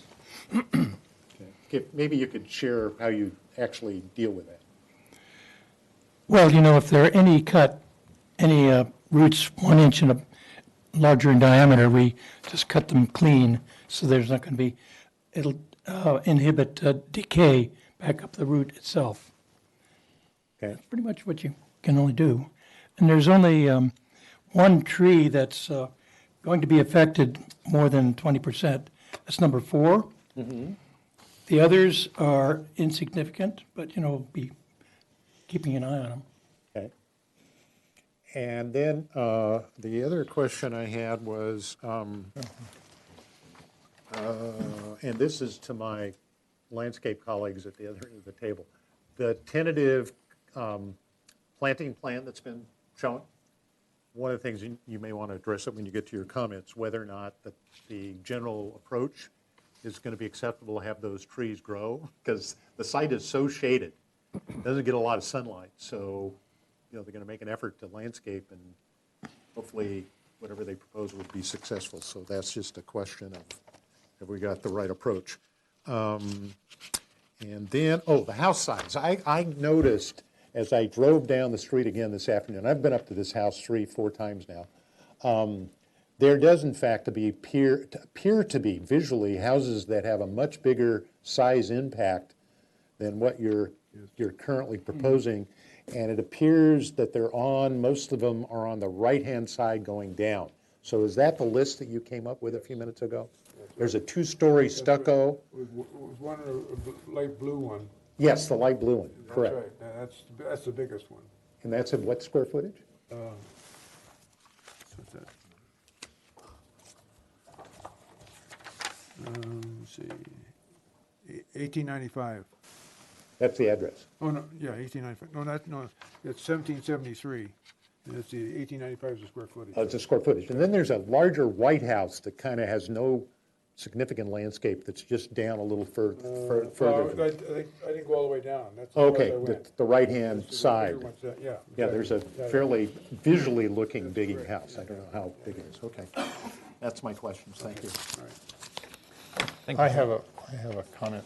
Yeah. I'll go in backwards. The reason I was brought up the easements is when I was up there several times, I was questioning all the rocks that were put on the property. And then when you brought this up, and then I started seeing the easements and this rock retaining wall, and I was interested to see if basically you're building a rock wall, which we have Purview over. Yes. On an easement that is, and I asked it, that's my first question, were the easements lines definitely defined? And now you have a rock wall that we're supposed to look at, and it hasn't been built yet, and now I find, and I didn't know that you had a permit already to build that block wall. Right. And I guess if I'm asked my next question, I'm going beyond our. If he's already got it approved and a permit, then it's in our review. Then your neighbors end up with whatever they end up with. Well, they get a better place than they had before, up there, frankly. Okay, no, I'm satisfied. Okay. My answer. Any other questions, comments? I think we kind of melded them together. Lisa? Robert? Comments? I'll just look forward to a more complete landscape plan when you return. Okay. Maybe this would be a question for the tree man over here. He's identified as. Is it compatible with oak trees to put in depressed infiltration basin with meadow grasses like I mean, are you concerned with doing like grading along the surface where there's potentially oak roots? And stuff like that? Ordinarily, I might be. This is a very fast draining soil, sandy soil. It's like a sand dune. So the water will not even hold. It just goes right through. And so that's, both that and the oak trees are compatible. Okay, cool. All right, thank you. So they're here for comments only, I believe. So someone would like to draft a motion unless someone has any comments or concerns. I have additional comments, but I do have additional question for staff. Sure. Is this one of the lot size is 9,661? But they're below, they're 85% Florida lot area ratio. So are we required to have the 5 vote because this is less than 15,000 square feet? No? No, that's only if they were proposing over 100% of the Okay, max so if they were FAR. proposing over 100% FAR, then we'd have to have a 5-0 or a 5 Correct. vote. They're at 63%.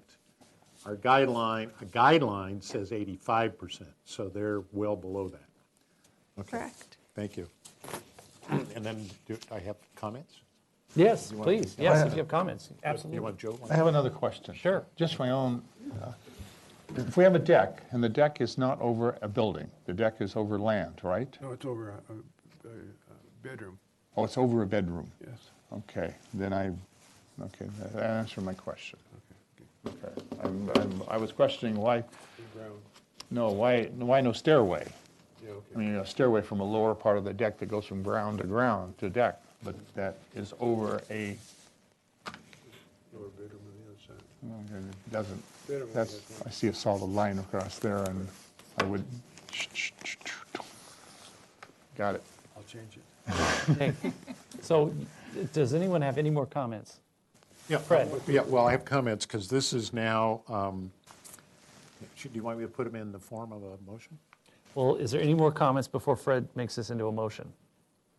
I would say, please do. Okay, and so there's no appealable action today, so it's just comments.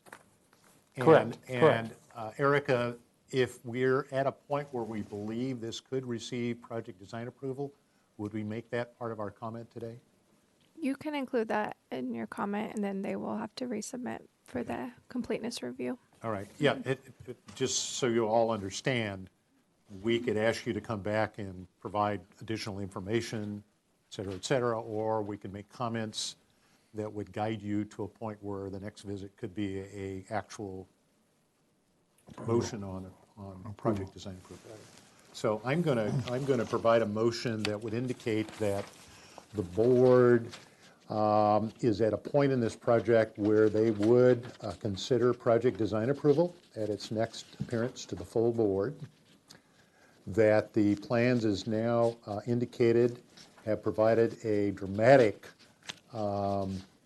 change in the design approach and the location and size of the project as opposed to its previous presentation, that the board recognizes that the applicant did in fact provide a plan that located any exterior decks outside the 15-foot guideline from the property lines, that the applicant devised a plan that limited the number of staircases from those decks to just one at the proposed entry that's accessed from the driveway off of Calle Pontiente, that the board appreciates and understands the profile sections for the site provided on sheet 2 in relationship to how this property and subject proposed massing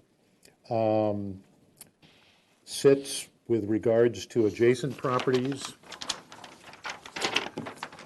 that the board is supportive of the wooden style architecture that may be perceived as bungalow or craftsman style. There is a numerous wooden structures on this street all the way down to Valerio. on both sides of the street. Some are board and bat, some are a combination, others are stucco, but that this, the material being presented, because it's a hardy board type material, which will be meet the fire code for this area, and that the roof material will meet the fire code, that the board finds this an acceptable approach, that the window proportions and scaling of both the first and second floor as situated on the site address our guidelines about following the contours of the site, so that this terrace is down as indicated on the north elevation as it faces the main street, and that the west and south locations also tuck into the site appropriately, and that the floor to floor heights are appropriate as indicated on section 6. And as a parenthesis, I would encourage the applicant to make sure that they put the dimensions, floor to floor heights on the drawings and a scale, but I'm assuming it's 1/4 inch. You meant page 6, not section 6, right? Page 6, yes, sorry. Okay. And that the board also looks forward to a more complete concept landscape plan as indicated on sheet L1, and that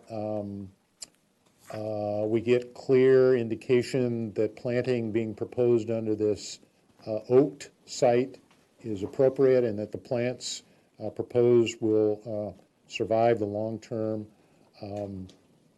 health and of the site, and that we understand that the indicated boulders and rocks as indicated on the L site will be from the existing site and not imported, and that we request that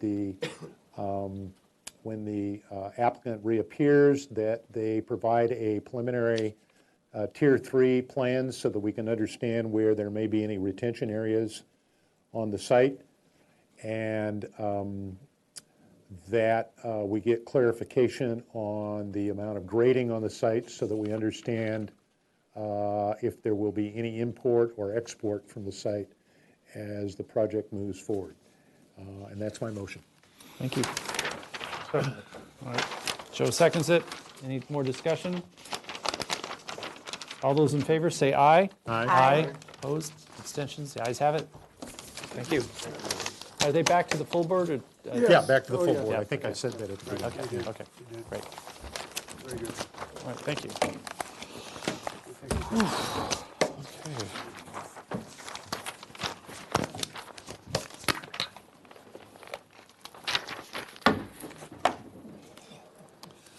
Does anyone need a break, or should we plow on to the next project?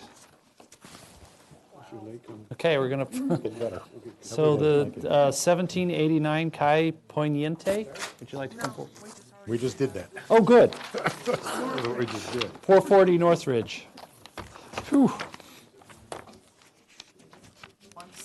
Yeah. By the way, I don't know when I clicked on 40, it went to Don's drawing. You don't want to have it. Okay. If you click on it, it went to Don's drawings. And then you clicked on mine. It was unavailable. I don't know. Is this yours? Yes. Okay. All right. Okay, this is a new item, so I'm going to read it into the record. The proposal is to permit a 239 square foot as-built lanai enclosed and interior remodel of the kitchen and master bathroom. Project includes replacement of doors, windows, and skylights, relocating the water heater along the north elevation, and removing existing wood accent siding to replace the fiber cement panels and stucco. Project also includes replacing metal tile roofing with a standing seam metal roof. The proposal total is 2,574 square feet of development on a 82,035 square foot lot in the Hillside Design District. Is 47% of the guideline maximum floor to lot area ratio. No final appealable action will be taken at this hearing. Project requires neighborhood preservation, hillside design, and slope lot findings. Welcome. Hi, how's it going? Good. Scott Branch, project architect. This is, from I guess from the standpoint of you guys, this is really just kind of a refinishing of the exteriors. There's some modest remodel happening on the inside with regards to kitchen and bathrooms. But the site is spectacular up on top of Northridge. I don't know if you guys visited the site, but I mean, the views they have are stunning.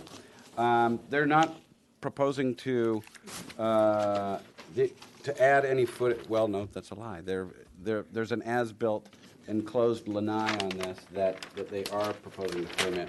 When they bought the house, the existing garage, which is right here, the existing garage has been built in. There's a window and a door next to it right now, so it's not being used as a garage.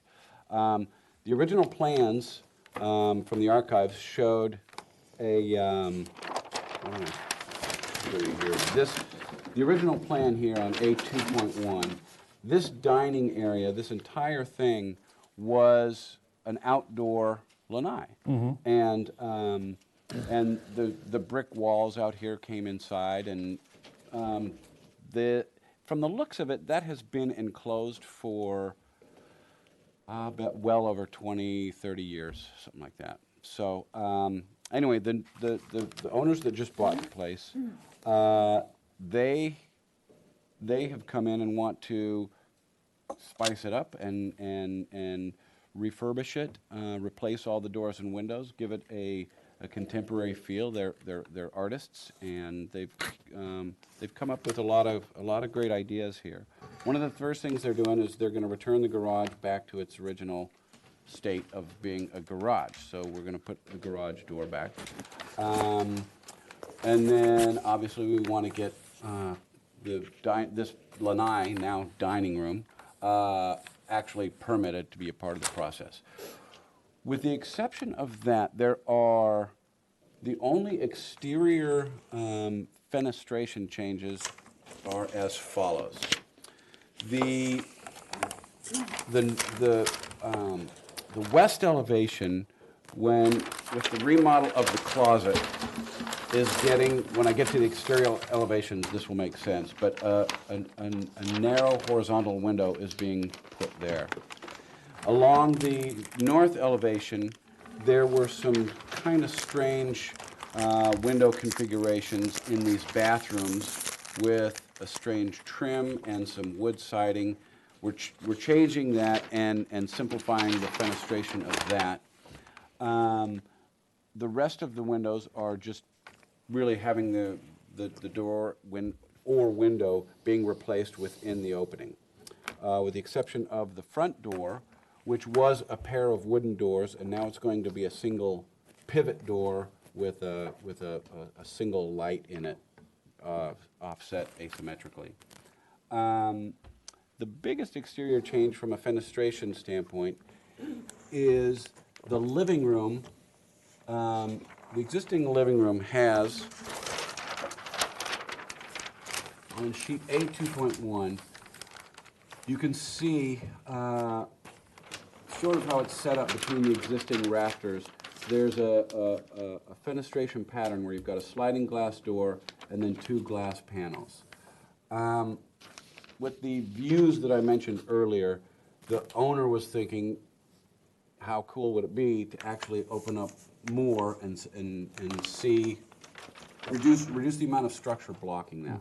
So we met on site with an engineer, and we found, we talked about doing, basically putting in some steel in here and keeping the same, roughly the same configuration, but expanding it a little bit. So I'm going to show you that specifically right now. These are the existing elevations, and I want to show you the east elevation. This is the dining living room area that I just mentioned, and you can see the sliding glass door and the transoms above, and it's all stucco, and there's a good size header going across here. What we're proposing to do is actually widen that basically to the width of the room. So it'll still be, it's a similar configuration, but it's done now with a steel beam going across. So the header is a little bit narrower, still have the same transoms above, just a slightly different configuration. Going back to these exterior elevations of the existing conditions, I want to point out where all the existing wood siding was. It's essentially a stucco house. The existing roof is a metal simulated Spanish tile. So they're all too eager to have that go away. This wood siding is pretty old, and they're, if they don't like it, they want to scrap it, you're getting rid of it. Some of the windows, this window in the bedroom, the window actually goes up above the existing ceiling for reasons unknown. But there were 3 existing skylights in the existing to be permitted dining room, I should say. They're going to keep those. They're actually going to replace the skylights, but keep them in their location. So what they've wanted to do is kind of do a contemporary feel to the exterior, changing all like I said, all the doors and windows, and kind of giving it more of a contemporary feel. For starters, they're going to have a standing seam roof, and wherever you saw stucco will remain stucco, but as I mentioned, a lot of the configurations of the openings will change. Starting with the garage, which heretofore wasn't there, it'll be aluminum with frosted lights in it. So next to that, you'll have there are 3 exterior doors that will be wood. They will all be slab doors. Well, 2 slab doors, the exterior door, sort of a slab door, but again, there's the light and the pole. There is some existing brick, a little bit on this, the entry. They're proposing and it's already painted, and they're proposing just keeping that and repainting it the color of the house that they want. The north elevation and the west elevation, what they want to do is put some hardy reveal panels on there, and then you'll have about a 1/2 inch reveal or reglet, if you will, and that will separate the panels. And the panel heights are based on actually coming off the north elevation. The panels come in a 4-foot width, so we set the height of the windows on the north elevation, and that's what generated the 4-foot width there. Going up above, this panel will go up to the soffit, where the soffit is stucco, so the hardy panel will meet that with a slight gap. It will continue around this. The south elevation has a little wing wall in this area here. Oh, by the way, this window no longer goes up above the ceiling, as it should. But this wing continues around here, and if you look at the north elevation, where am I, upside down? Here, that hardy reveal panel will turn the corner of this element and then return into this stucco wall, which is about 2.5, 3 feet, something like that. They propose to, like I said, paint the brick, standing seam metal roof. They're adding 2 skylights in the kitchen. The interior remodel of the kitchen, they're opening up a wall between the existing kitchen and the existing living room, where there used to be a wall right here and a small door. So now this whole thing will feel open and pretty great, actually. So in doing that, they're adding a couple of skylights over the kitchen, and what else? They are going to be adding some PV panels on this hatched preliminarily, it's at this section of the roof. They've met with somebody to calc that out, and it looks like they can do that here, and that will be used for electricity and to help with the hot water for the energy requirements.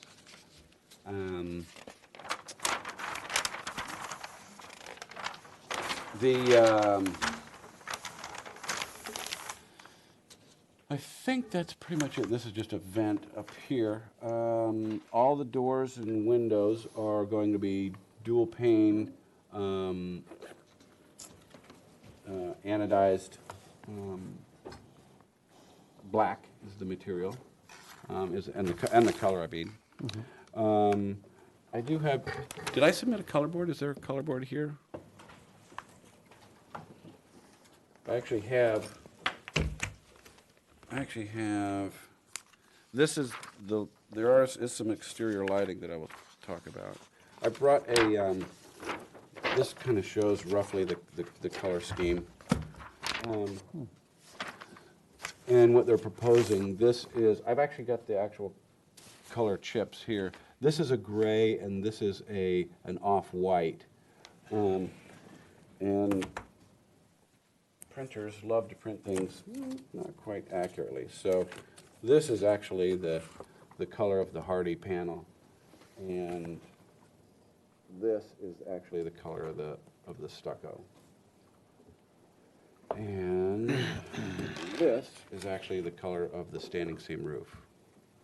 So it's kind of a cool palette, both aesthetically and in terms of color. The lighting that they are proposing, you'll see in different locations.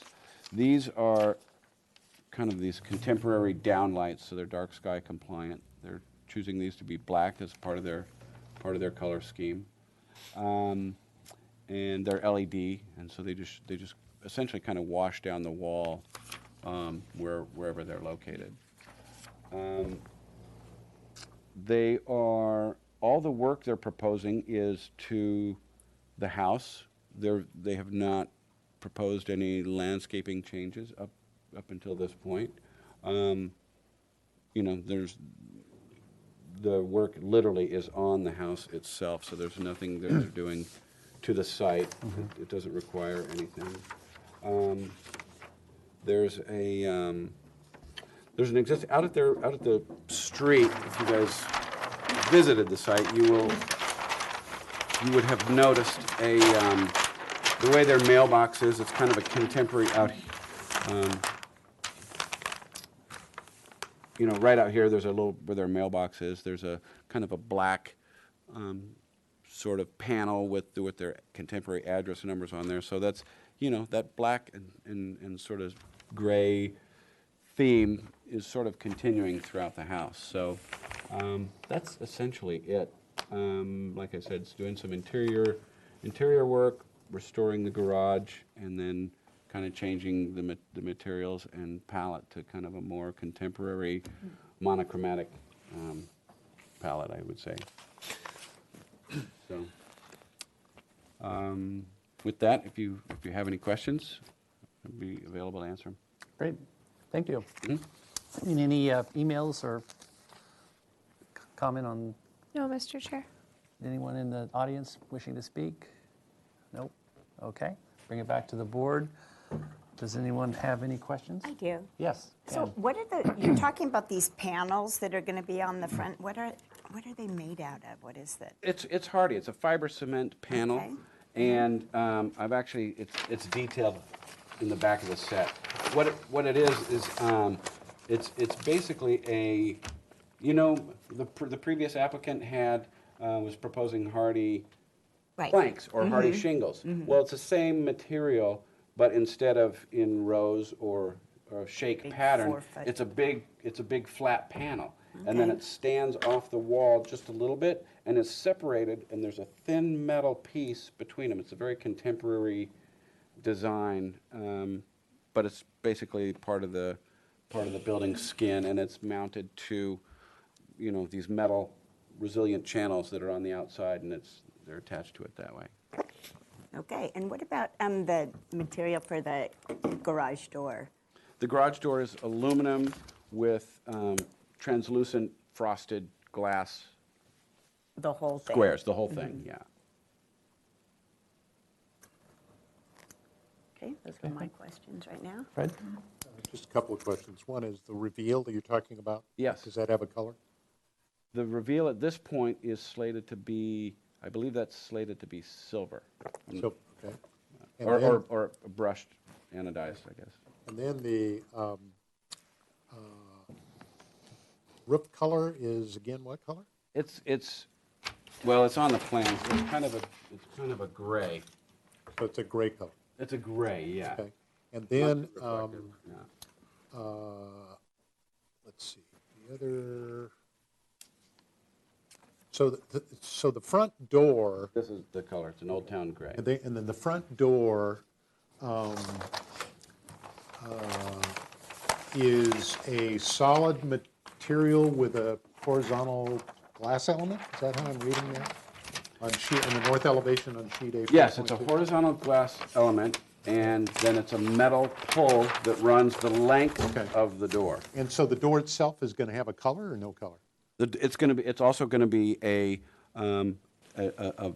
blackish gray to match the doors and windows. I mean, And that'll match the other door that's shown on the west elevation? That is correct. Okay. And then there are no gutters and downspouts being proposed? No? They are going to be there, but we haven't come up with the design whether it's going to be integral to the fascia or whether we're going to create, whether it's going to be a purchased kind of factory installed thing. So that's the one item that's a little bit in flux. Okay. And I think, I take that back. I think the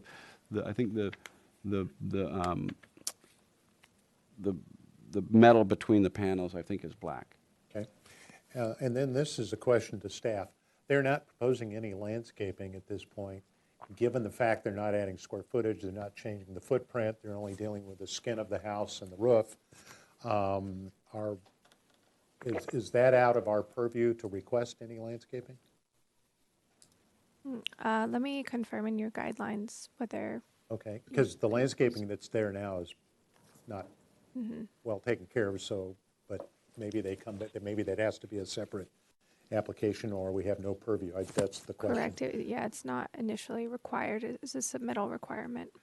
And then I also want to clarify, because I drove up the whole street and I realized there's 3 or 4 other projects on that street that are under construction, a couple of which I know we looked at and were approved and so forth. There's also a couple that appear, there was one that I couldn't find the little green building permit that's supposed to be posted anywhere.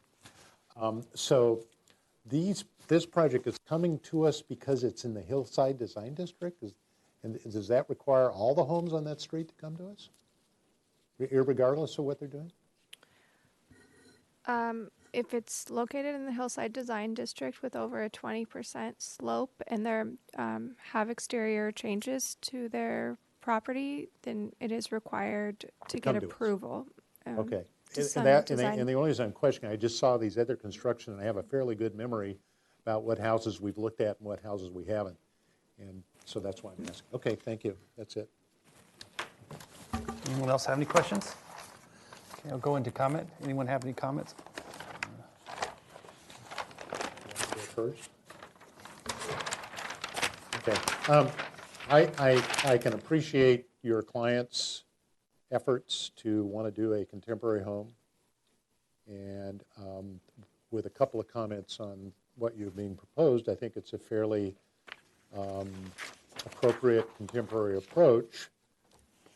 But the problem I'm having after review the whole neighborhood, and I'm considering the neighborhood all the way from Foothill Road to the top of this street. That's the neighborhood. And part of the challenge here is a lot of those homes all appear to be built at the same time. Yeah. They all have some sort of composition roof. There are a couple of houses just above because this is up near the end of the cul-de-sac, that are Spanish, Mediterranean, whatever. But most of the other houses all have the composition roof. Some of them have this older metal tile roof that's on this house. And a lot of them are of the same style of, not mid-century, but 1980s. I'm not sure when all these homes were built. This is going to, in my view, radically change the character of the neighborhood. And I'm referring specifically to those panels with the black or silver reveal to it. Certainly, there is no house on this street right now that has a standing seam roof. But given the fact that we don't have clear support from City Council on standing seam roofs, I'm not sure we can object to an applicant's requesting one, given that also this is up in the fire area of the city. But I am concerned about the adaptation of a standing seam roof on the gable end configurations that really don't lend themselves to a detail that's going to work, in my mind, for what happens at those ends, as indicated on the north elevation and on the south elevation, how you're going to really detail that without having a custom problem of trying to make the standing seams end in the right way. I'd almost want to see those gable ends being cut off and put back to a typical rate condition. So that bothers me. The other thing that happens here is, and I know it's up in an isolated area and has this spectacular drop off to the canyon, but the fact is you can see this house from all the homes across the canyon. And so now we have an applicant who wants to basically put a big glass box up there, particularly as indicated on the east elevation and on the south elevations, all glass. And so at night, this is going to be a big glowing lantern as seen from across the way. And maybe that's okay, because maybe there's some homes across the way that also are big glass lanterns. But even given that fact, I'm not convinced that the configuration of the fenestration as indicated on the east elevation is a little bit awkward, particularly these three high windows. You may need to point on that drawing. These guys here? Yeah, the relationship of those to this big piece of glass that's on the other end feel very awkward. They don't feel like the proportions and the relationships really work well together. And I'm not really convinced that the vertical separation of the windows in the larger piece of glass really works either. And I'm certainly, again, this is my own peculiarity, I'm not really conducive to having a glass garage door as indicated on the west elevation, particularly because at the driveway, if you drive up there, that's the only part of the house you really see other than the yellow door that's there now on the entry door. That's why I was asking what the finish was. And then I also think that the color scheme as being proposed is really stark. You know, this kind of white and black contrast, given the nature of the colors in the rest of the neighborhood. So I'd have a real difficult time trying to convince myself that this solution is compatible with the rest of the neighborhood, but maybe I need to drive out there again. Thank you, Fred. Any other comments? I will I will definitely drive out there again, because this is nothing like what I envisioned when I looked at it.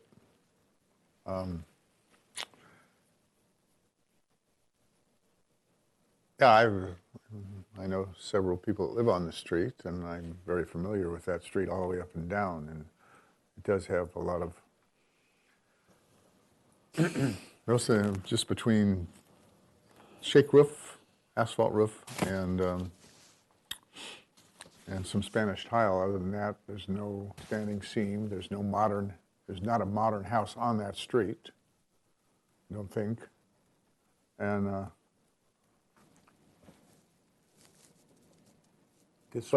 But I think maybe, forgive me, Fred, but saying maybe I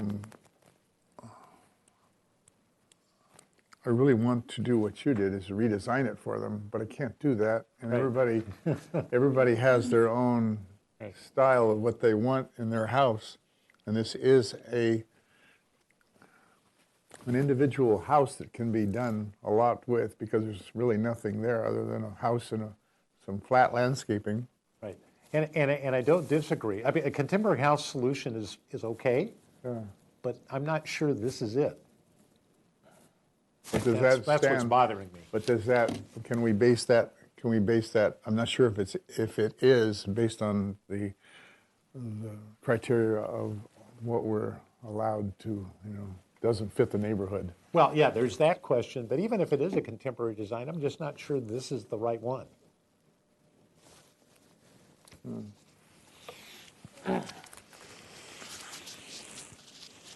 One of the things you can think about is that we approved, if you can think about, we approved a house on Campanile Hills. I think that's Campanile Drive. At the end of that drive, before you get into the big house that sits out on the point. In fact, I think it got an AIA award this year. It's a very contemporary solution. It has core tin steel. It's got big broad glass openings, et cetera. And we approved that house. We went through a lot of review, and I think we all came to the conclusion that even though it was the most contemporary house on that street, given the other ones were mostly Spanish style, that it was acceptable. That, in my mind, was a fairly good approach to doing a contemporary home. And it was surrounded like this property is, with a lot of acreage, and it was kind of up by itself, et cetera. So it's not that I'm opposed to contemporary solution. I'm just not sure this is the right way. And again, I probably have to drive out there again now that I've seen what they're proposing. I guess my only comment is there's no size, bulk, and scale issue. It's the style issue. And what they're doing is trying to make it in today's style of modern. I mean, this is all the very popular style with the colors and the panels. I don't think I can support the all glass. I think maybe the top row, but we had a recent issue about what we're finding with they tend to glow and you can see the stuff in the garage. So I don't think I could support an all glass garage door. But as far as the style itself, I'll let the person making the motion address that. Any other comments? Who would like to? Have you done any neighborhood, met with anybody, or has anybody in the neighborhood come to you and say, No. Nobody has commented? This is It's a very quiet, it's a very private, keep to themselves neighborhood. Yeah, there's a lot of space between, neighbors probably see each other when they walk up and down the streets and whatnot, but this is, this was a design that was very much chosen by the owner, and this is what they wanted to do. On, the south elevation, every piece of glass on the south elevation is an existing opening. So they've basically just chosen kind of different, the windows that have, the 2/3, 1/3 concept. They've kind of taken that and sort of run with it around different parts of the building. The east elevation, they did widen, is proposed to be widened. I think the existing comes to about like this, something like that. So they've chosen to widen that a bit. But other than that, the openings are all existing with the exception of this one. That's a brand new opening right there. That wall, that's the wall that faces the street, the west elevation, which is basically a blank. Yeah, that's just a blank wall right now. Blank so wall. they added that. What was in the, what has been in the garage? It was closed off. What was it, a family room or? It's nothing, it looks like it was a rumpus room. So where'd they park their car, out in the driveway? Just out in the driveway. I assume, there's no other place to park it, so. Well, this is, it's a tract. I think all the houses were built at the same time, and I think like 1962. Probably, I think the exception may be the two houses that are above this. And so this is like the cutting edge style of that period of this modern look. Now you've right. Now you're making it the cutting edge style of the 2020 look, modern. Right. So. And it's, you know, it's the style and color scheme that the owners have chosen. So yeah, that's all the rage. Good example is well, Don Swan that was here just previously. Who lives about 5 houses down, 6 houses down. He built a house there, brand new house. I think it was a burnout in the fire. And his house fits right in with every house that goes. It's looks newer, but it fits right in with every house that go up the street with. Goes. Okay, he wants a motion. Give some guidance. Who's going to? Okay, you want me to try? Sure. Okay, because this is comments only, correct? Yeah. The board would like to, first of all, the project should come back to the full board. We'd like the applicant to work with the owners to reconsider the color ballot being proposed in terms of less of a stark contrast between whites and blacks. That reconsideration of the color of the standing seam roof may be appropriate in terms of perhaps a darker color rather than a lighter color that's currently proposed. That the applicant discuss with the owners reshaping the gabled ends so that they can accommodate the detailing of a standing seam roof. That the board accepts the proposed use of a standing seam roof. That the board accepts the contemporary approach to the architecture, but with the following specific comments. That the east elevation glazing, fenestration be restudied at the south, what is that, east corner, southwest corner? Southwest corner. Southeast, near the living room. And that its relationship to the 3 horizontal windows immediately adjacent be restudied for appropriate proportions and relationships. That the applicant restudy the proposed glazed opening of the garage door. We can offer that the board might be amenable to having a garage door that had lights at the top. However, we are aware of other garage styles that allow for a solid door with glazing elements that might run to the right or left that would be similar to what the applicant is proposing for the front door entry. That might be a consideration, and that perhaps the use of the hardy board or fiber board application on the north and west elevation be restudied, perhaps to present a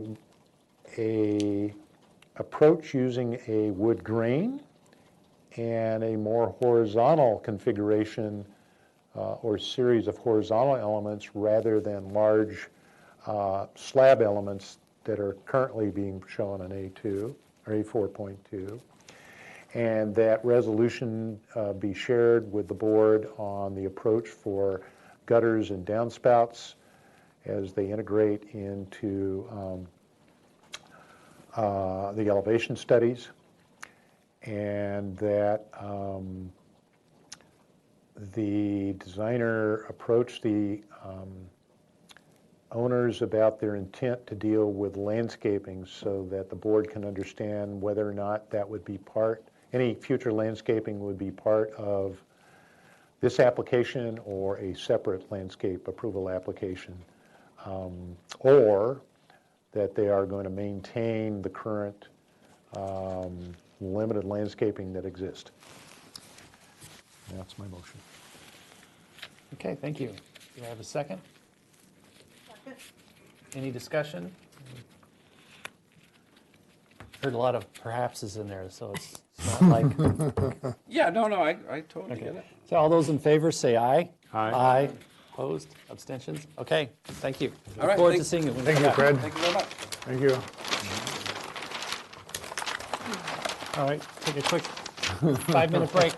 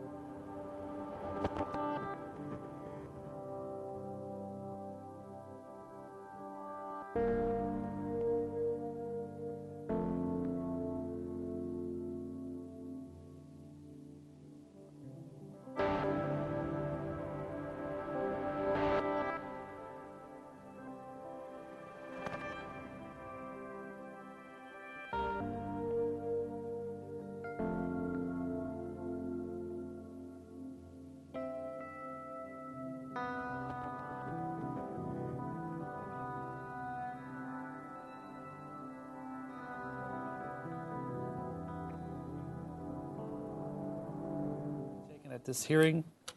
Project requires neighborhood preservation findings. Project was last reviewed February 2nd, 2020. Lisa, do we have minutes from our last meeting? We do, and I will read them. Thank you.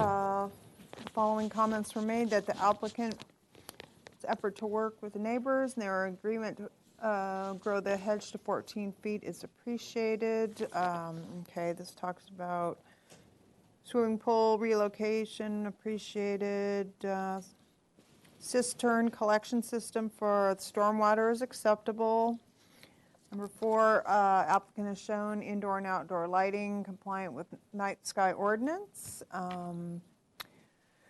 Increased roof overhang on the west side of the building is appreciated. We ask that you consider using less glazing. Number 7 was to provide taller landscaping to break up the large wood slat treatment on wall faces. Number 8 was render the drawings to show more depth and accurate depictions of the building. 9, provide a 3-dimensional rendering of how the new residence will fit in with adjacent homes. 10, landscape plan is very appropriate for the building and the specific site, and consider the use of another Australian willow for the corner of the project. Thank you. So can you tell us how you address these comments? Sure. Just kind of starting a broad look at the neighborhood. I've got this the right way here. Our initial studies were in, we're kind of looking at sizing and heights, and I think we kind of established that there's a fair amount of two-story houses in the general vicinity, even in the close vicinity. There's a good mix of single stories and two stories. Looking at size, we studied kind of, I think it's the 15 or 16 closest houses here, and we're proposing one that's the fifth size. We're at 85% of FAR.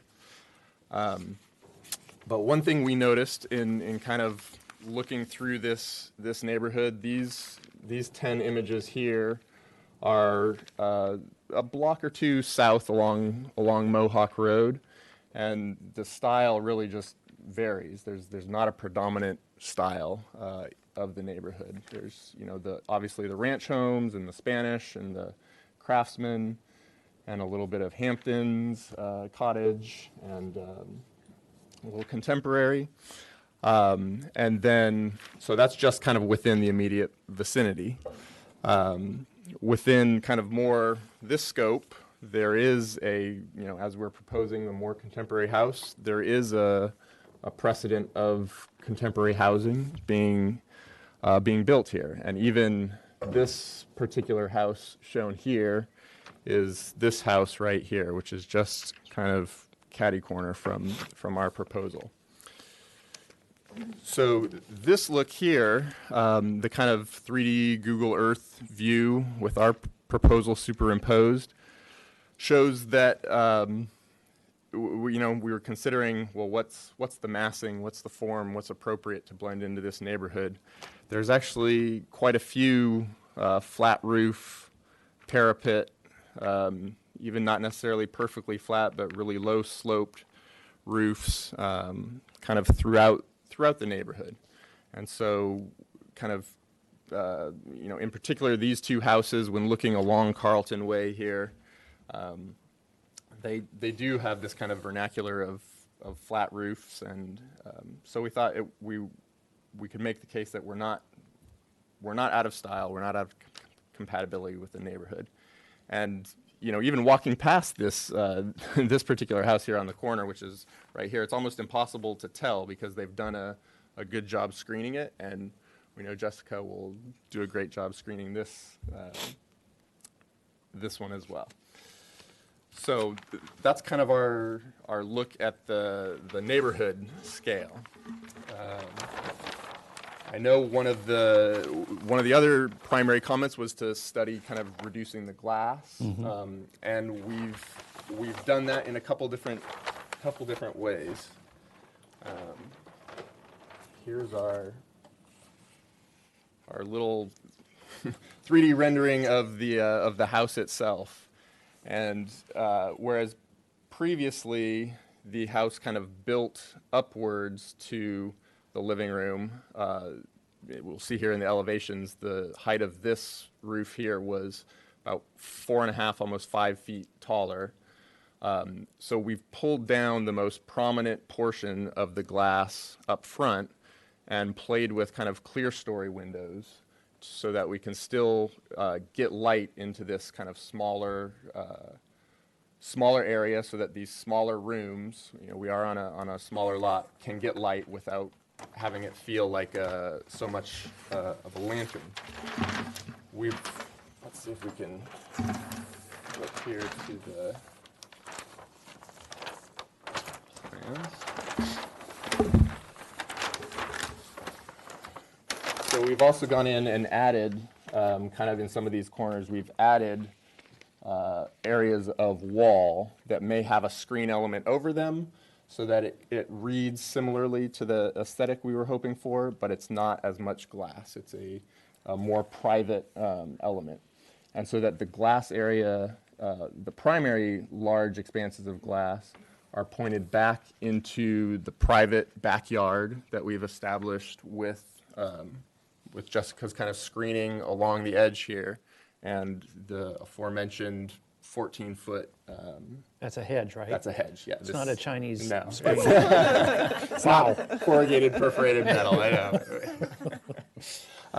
But we did have a really wonderful conversation with Luis, the neighbor to the north here, and he was, we worked out what his ideal configuration with this. I believe he's written a letter, a brief email of support after that. But we worked out kind of where would be most beneficial for walls and most beneficial for for fences, excuse me, and gone from there.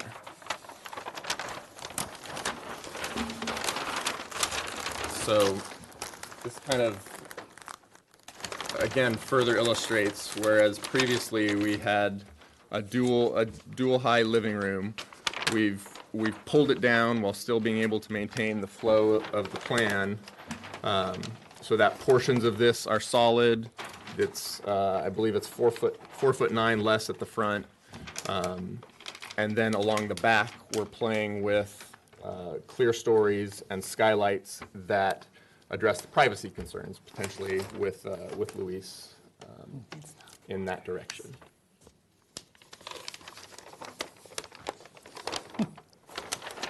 So then I'll turn it over to you.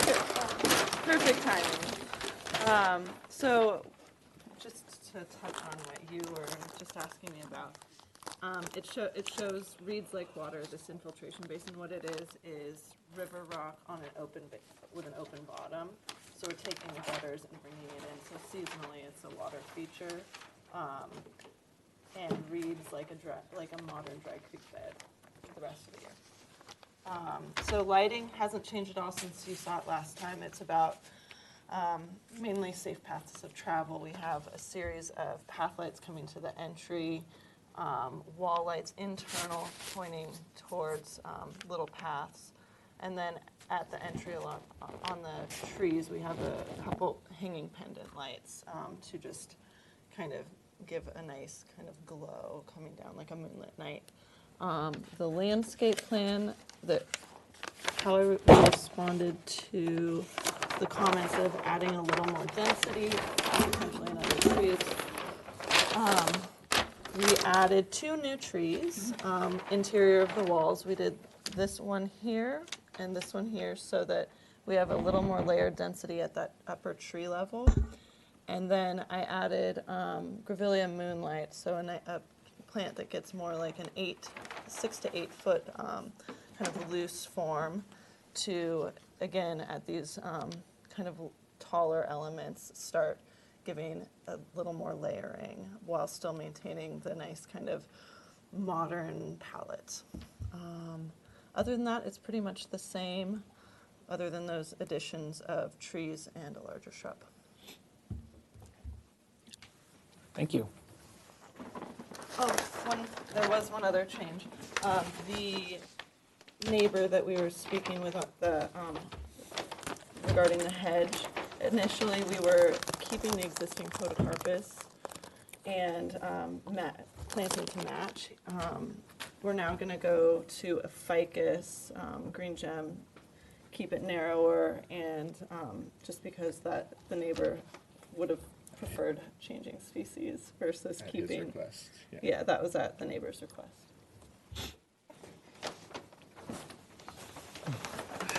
Just kind of in general, the overall thought is that the glazing, when you're kind of for the camera there, when perceiving it from the front, this area is intended to be the open private yard that is kind of well screened, and then this is a little more street friendly and a little less glazing on these areas of the house. So. Okay. Right. Okay. Thank you. So we did get one email from Jose Luis on behalf of Jose Luis Esparza, on behalf of residents of 309 Mohawk Road. We have had an opportunity to meet and confer with the architect review.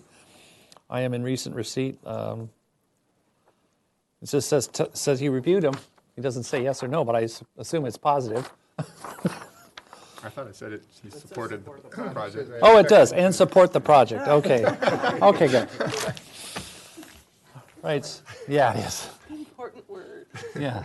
So you did get a support from the neighbor. Very good. So I'm bringing it back to the board for questions. Who has questions? Or do we have any neighborhood comments?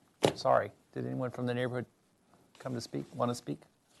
Okay. I'll bring it back. Any questions? Yeah, I just have a couple of quick questions. The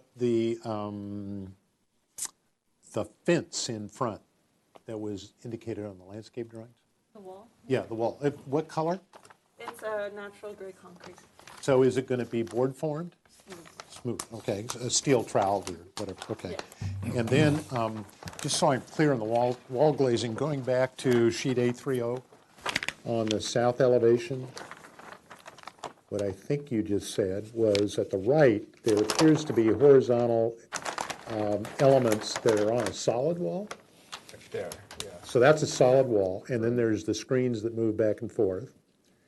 Right? Those will be fixed at this point. Oh, those are fixed. Okay, and then is that the same situation at the corner? Those are fixed screens. Fixed screens. Okay, great. We did at one point have operable screens.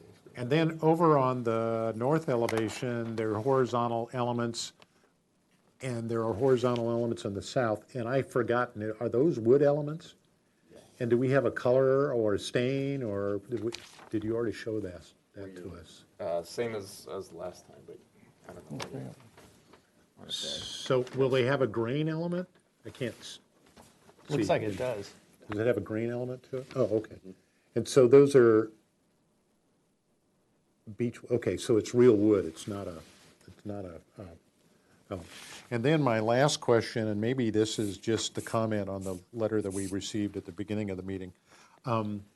As far as I understand it, when an applicant proposes a full basement with no openings or apertures to the ground level, the square footage for that basement under the rules are not part of the FAR calculation. Is that correct?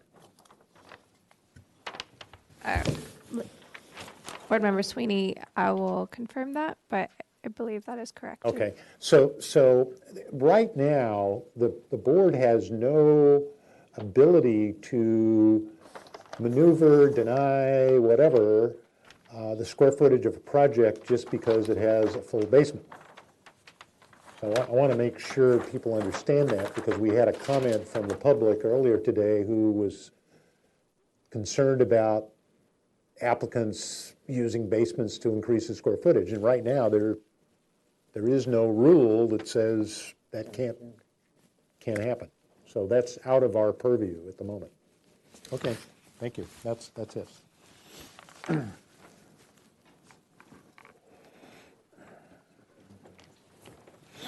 It says light from above. How does that work? The thought that this is, so under your thumb there, there's some kind of translucent flooring. Yeah. 2-inch thick flooring. Yeah. Novel. Wow. How because it is yeah. no windows down there, and so an attempt to get some light down in that area. And your plate heights are pretty minute. Yeah, it's a 9-foot plate to plate first floor, mostly to get in our solar access line along the back. We're quite tight up against it.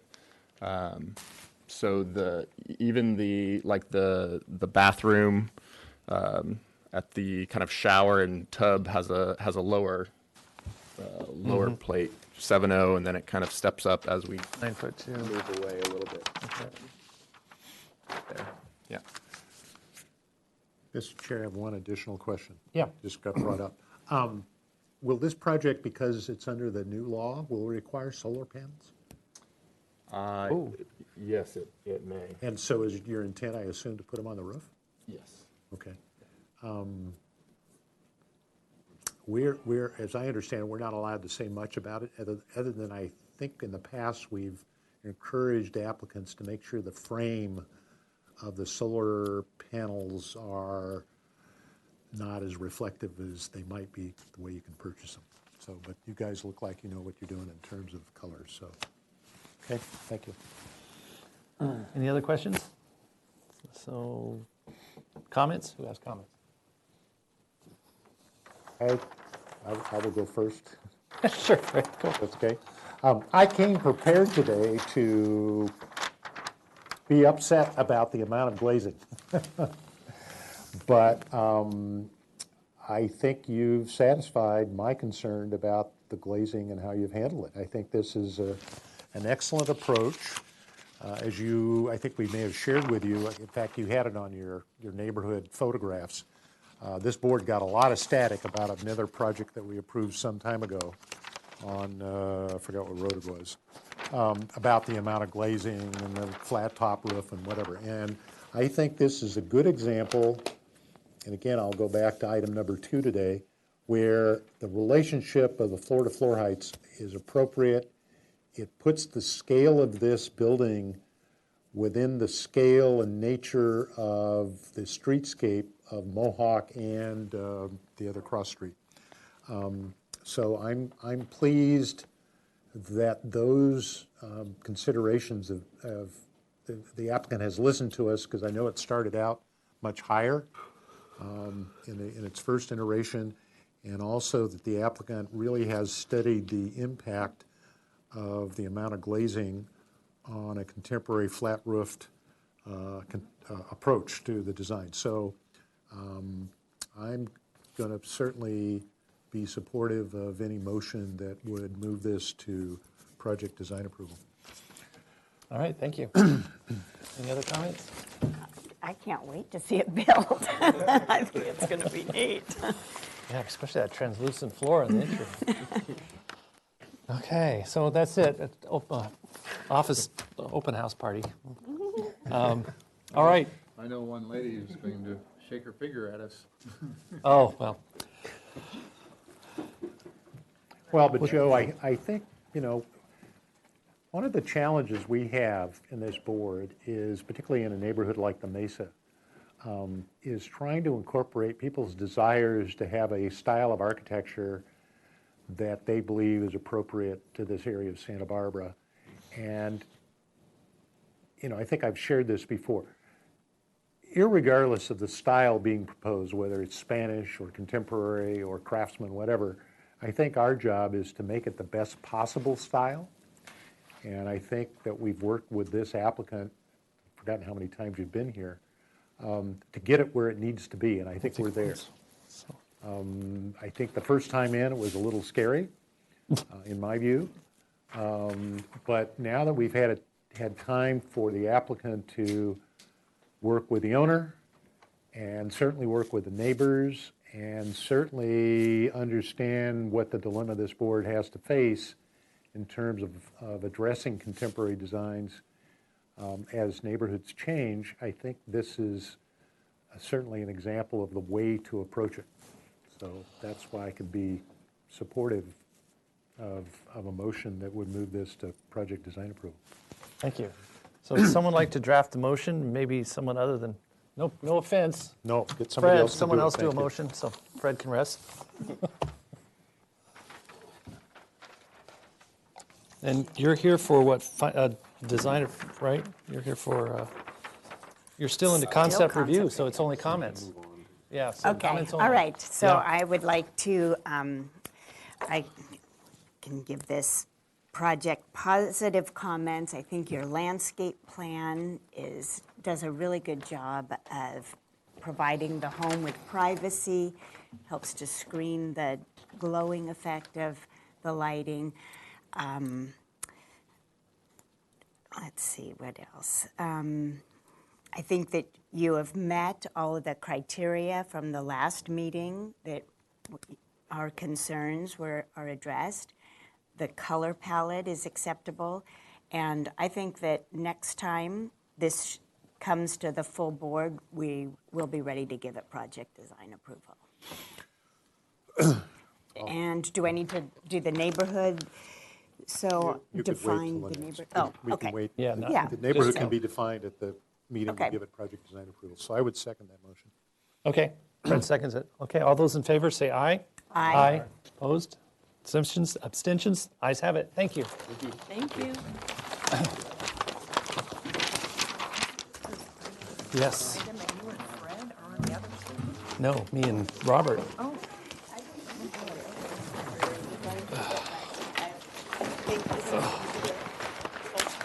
Here we go. Okay, Robert. Okay. Bernie's gonna, last one? Bernie's gonna love you, Fred. Bernie's gonna love you.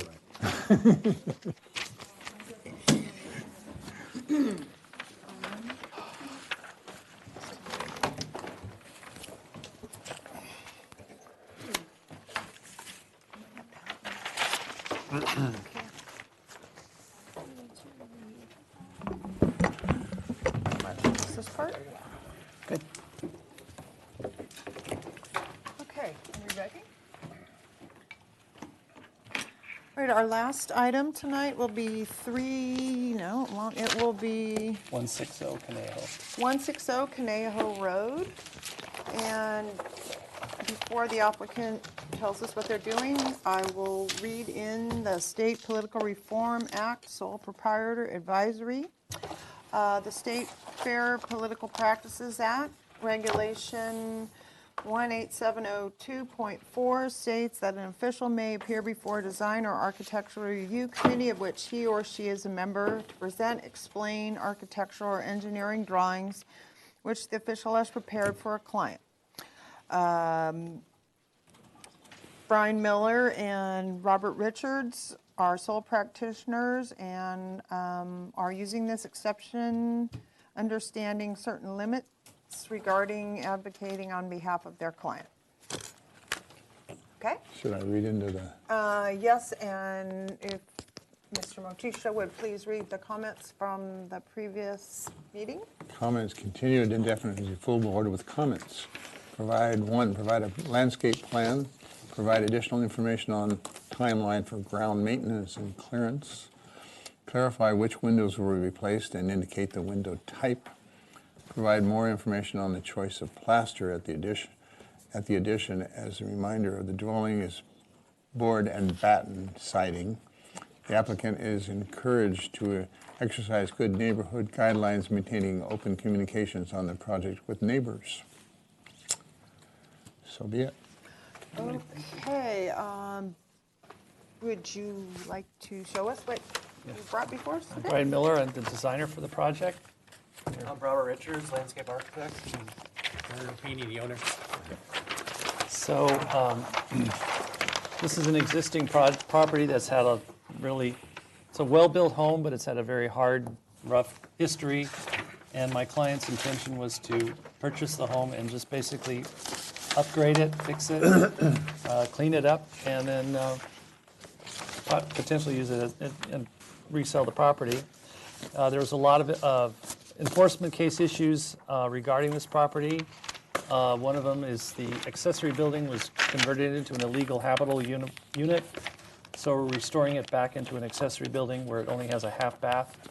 And the house itself, we're adding a little small addition, which you reviewed before. This is the existing house. It's a rather substantially large house. What's the addition? It's yeah, this little front area, just to expand and just to give it more of a pronounced entry area, and then a little more permeable walkway into the front door. Because when you come up the long driveway, you really have no idea where the front door is. It's kind of strange. So this is a way of trying to pull you into the front entry to the home. The upstairs, there's a whole area with this funny little room. I believe we're going to try to remove that room, restore it back into a whole family room. In the upstairs, This is where the addition, there'll be some nice glass doors. The views out this way are absolutely stunning. So we're going to add a little deck here, so it'll be a viewing deck. Everything else is existing. Go ahead. This is the master bedroom. This is the roof plan. The only new roof we're adding is, the roof is in pretty good condition, so we're not going to even touch that. We just matched existing roofing. Basically, we want to preserve all the existing windows as they are. If they're damaged, we're going to replace them like for like. The garage doors, I think, are the same. If not, those two will be replaced or upgraded to a solid wood garage door. This is the front entry, our proposal. We did have a different kind of material for the walls, but we're going to match it to board and bat, which is the existing material of the house. This is a section just showing a very simple addition. And I think that goes on to grading and civil plan. Oh, this is the details to the walkway into the front door using a permeable paver. And I think we go to landscaping somewhere in here. Okay. Where's my landscape? I have no landscape.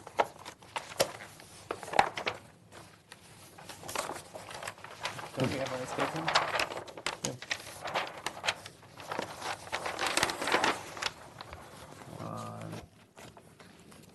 Should be in the middle. Right after A's, okay. T, uh-oh, Between A and G. A5. Don't panic. We have it over here. Okay. We have one here. I have one. Yeah, because I have no landscape on this set.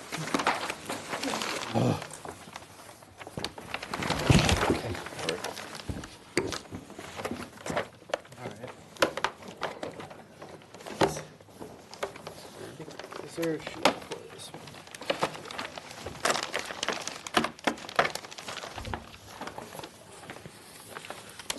So, this is a pretty large site with a lot of existing trees on it. And the focus of the landscape plan was to address just some overall site cleanup, which was removal. Well, there's a few aspects of it. The removal of some existing brush and like dead plant material that was on the site. The removal of some existing like horse corral fencing, and then also some new planting to kind of address the addition at the main residence, to address some screening and kind of cleaning up the hill in front of the main residence, and then also to address the screening and planting in front of the existing accessory structure. So the areas of planting are kind of identified with these two boundaries here. So I'll start here. We've got the main residence, and so as Brian was describing, there's a new pathway coming to the entrance of the residence, and then some planting around that. And then this is a high fire area, so the planting that we can do, this is a really steep slope that comes up to the house, so we had to do planting that meets the requirements of the high fire areas. So that was some groupings of like ceanothus, agaves, coyote brush, and the fire department reviewed all the planting to make sure it was compatible. So that's at the main residence. This is like an existing retaining wall. So I was trying to get some layered planting that was in front of this wall to kind of help mitigate the view of it from Conejo Road. And then at the accessory structure, which is further down this slope here, there's like an existing access road. And so I was getting in some similar planting as I've described in front of the main residence, and also a few arbutus trees. Just this, right now, this existing accessory structure just kind of sits like in a, like open kind of grassland, and so I wanted to get some planting around it just to kind of help anchor it into the context of the landscape there. And then there's also new irrigation plans proposed to support all the new planting. It's all drip irrigation. There's one system here at the main residence and then another one at the accessory structure. That's kind of the gist of the landscape planting. But there were some concerns from the neighbors in terms of the maintenance of the site. So I did put in some notes addressing the removal of all logs, dead trees, existing decayed fencing, and stuff that was concerns of the neighbors. And so that was kind of a big focus of what was put onto the plans. So I think that kind of addresses the landscape. Okay, is that your presentation? Yeah. Dari, you have anything? No, I inherited this through a bank, and it had a pretty ugly past, which we've hopefully stopped. And we want to move ahead and try to complete this project. And it's on 3 acres, and we want to make it one of the nicest projects on the site. Okay. We have one speaker slip, and that is the same person who wrote the communication, which I believe we've all read. So I'm not going to reiterate that. I'm going to let the speaker, Daniel Berger, make those comments to the podium. Do you also want to speak? You need to fill out a yellow slip and give it to Erica. Thank you.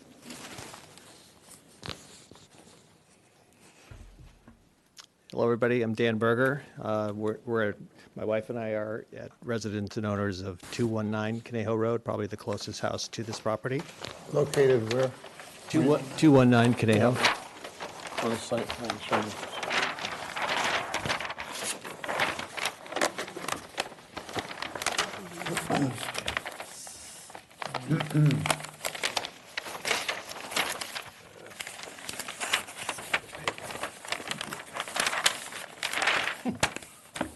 Where is? I don't know which. You know what, Dari? Which I don't house know it which is? one it is. Show us. Sure. Okay, so We're looking north this way. Okay, so where's the property we're talking Property about? is right here. That long one, big And one. here's Conejo Road, right there. So we're down, probably. Are you across the street? Yep. Across the street, below? Below. To the north. Correct. Okay. Yeah. Okay, go ahead. Thank you.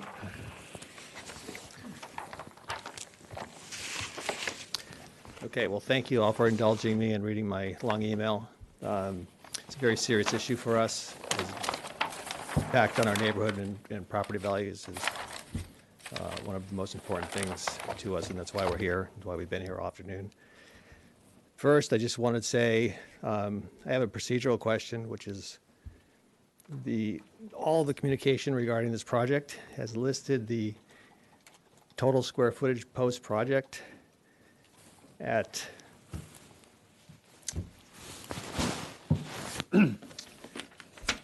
4,675 square feet.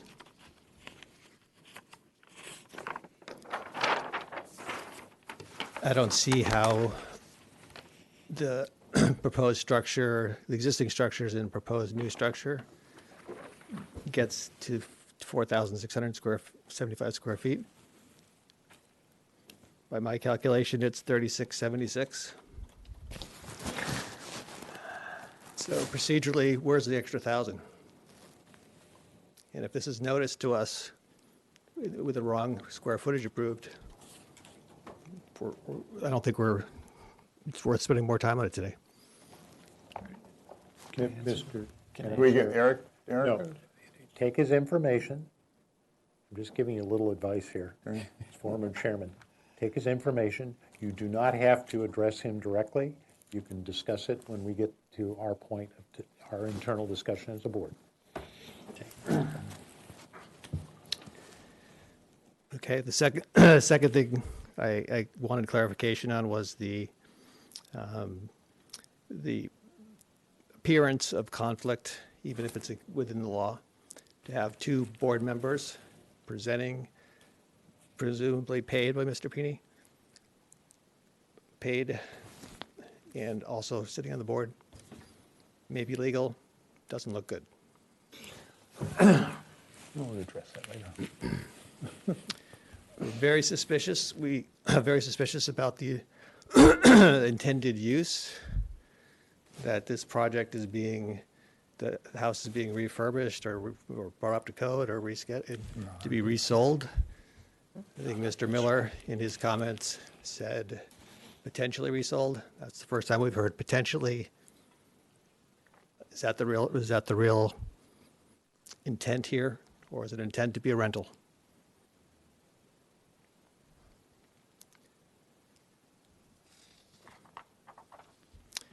The rest of it is submitted by email. It's presumably on the record. So, Okay, thank you.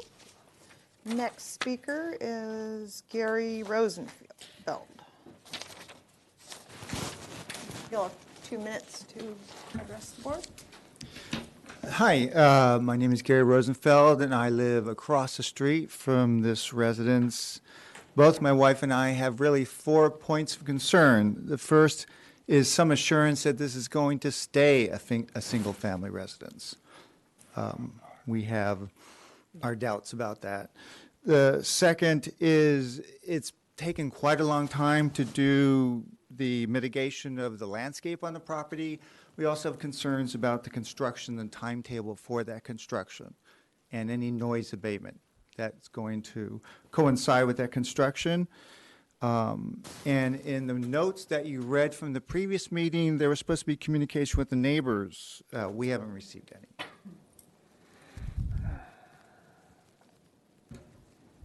Thank you. Thank you so much. And our last speaker is Shelley Berger.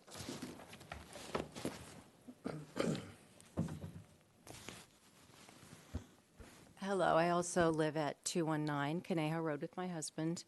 And you've talked all day about going and checking out the various locations where all of this work is being done. And I assume you've been to this location and you're familiar with how terrible this building is currently. Boarded up, when you say just replace a few windows here and there. It is unlivable, uninhabitable, and saying, oh, we're going to just kind of modify and put a few things on and do a little cleanup. It is so beyond that. And if any landscaping supposedly has been done so far, that I wish you'd go and look at the landscaping. It is one man who sleeps in his car, who digs a little hole, half the things die, covered with brush, and it's supposedly all the dead material, the trash, the other things have been hauled away. There's still a lot of stuff there. So if this is what the landscaping is looking like, when I hear you talk about all the other things on all these other houses, it's like, is this going to get the same consideration? And is this going to stay a single-family home? Because right now it's set up to just be a rental. And that's what it looks like. And that's what it's been in the past. That's what it was created for. So please go and look at it. Walk around. See how you'd feel if that went up in your neighborhood. Thank you. Thank you. Okay, would anyone on the board like to ask any questions? Yeah, I have a series of questions. Let's see, I want to go back to, I think, Brian, on your set, on the second sheet, let's see, there's some red line marking in regards to, the site plan sheet. The accessory building in that drawing? Yes. What do those red lines mean? The accessory driveway has to be removed. And so They no cannot have a driveway to the accessory building. Okay, and they can have a walkway. They can have a walkway, but which is indicated on the landscape plans, Right. but no access. Yeah, so that has, So that's a condition. Yep. Okay. And then on the board and bat, it's there now. I guess it's that photograph there. Yeah. This is in the high fire area. Yeah. So is that board and bat approvable, or how do you deal with that? It's a good question. It's already existing. I would assume probably the board and bat for the new construction would be a hardy board type material? Yes, it'll be a hardy back, yes. Okay, and then also kind of along the fire line, you can put that on a screen, please. My understanding is that when you have those exposed decks and railings, that all of that has to be heavy timber? I don't think it's already existing. Is it already existing? Do Already they have existing. to bring it up to? Not that I'm aware of, no. So, I mean, it's just a question. Yeah, it's a good question. You know, and did I hear you correctly, you're going to put a new roof on? No, Only in the new part. Only in the new part, but the existing roof is a 1 hour, Yeah, it's a meets good that condition. requirement? Okay. And then, one other, this one, there is, I'm assuming based on the drawings that I'm looking at, is that trellis remains, correct? Yes. Okay. And then, Microphone. one other. Fred, your microphone? You're being unheard. Fell off. Sorry, it's on, but it fell off.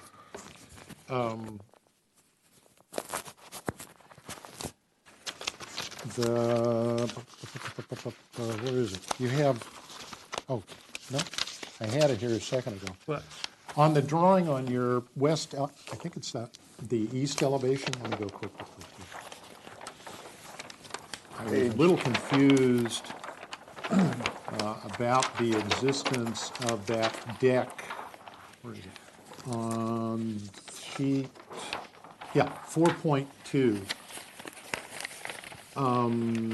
I was a little confused based on that was the photograph I was trying to look for, about this railing.